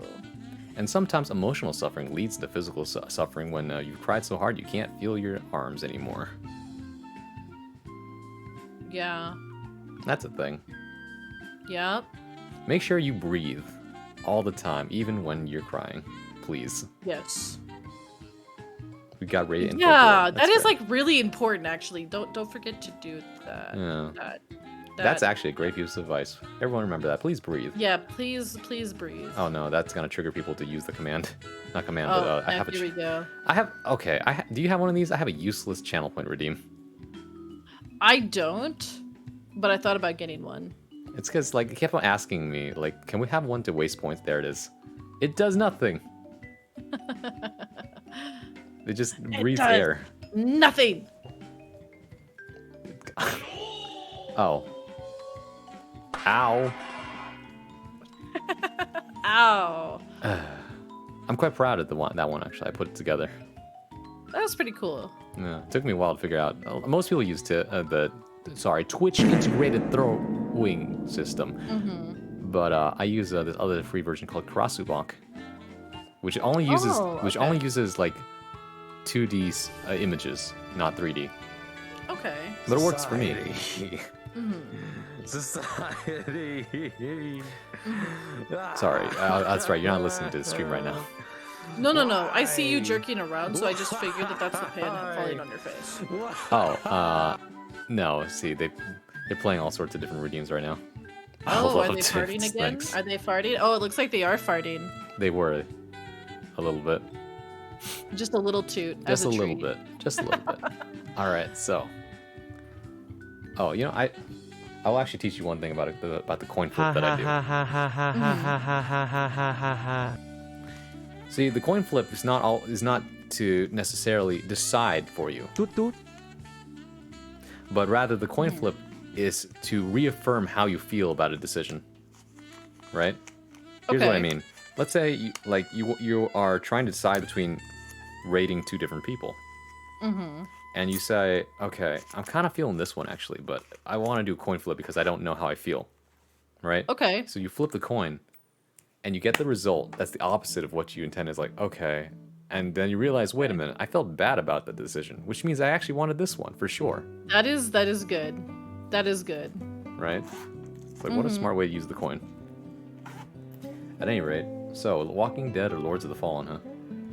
Yeah, those are my targets. Yeah, do you know how far they are into The Walking Dead? I think they just started the final season. Oh, I see. That's a good part, actually. I'm not opposed. Also, wait, It's up to you. there's one other thing, though. Who's less likely to end? That is another good question.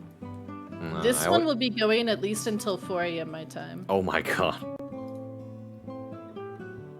Always gotta check the time.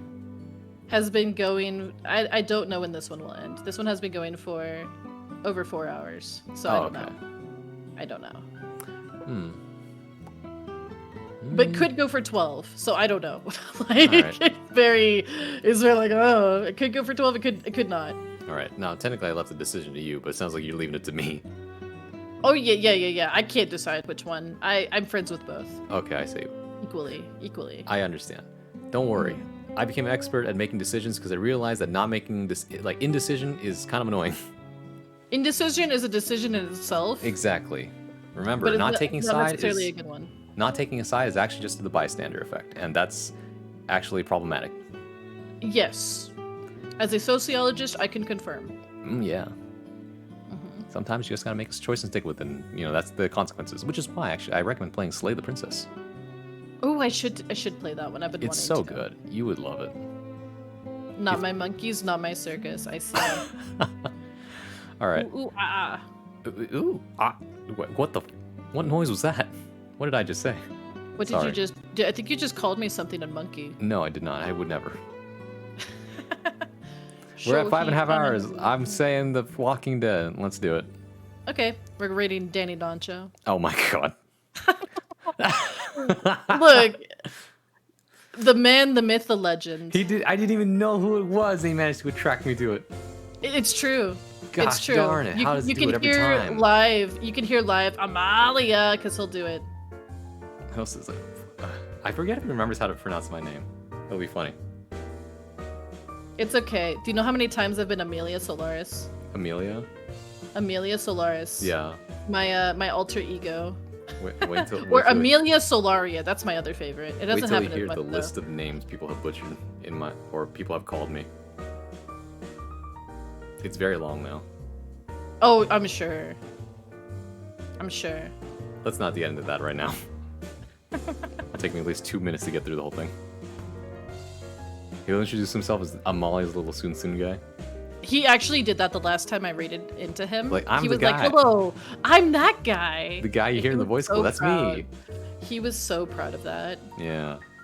It's like, my greatest achievement, becoming part of someone else's stream permanently. Actually, now that I think about Hey, it. Now that I I think about have it. done that too. Oh, wait.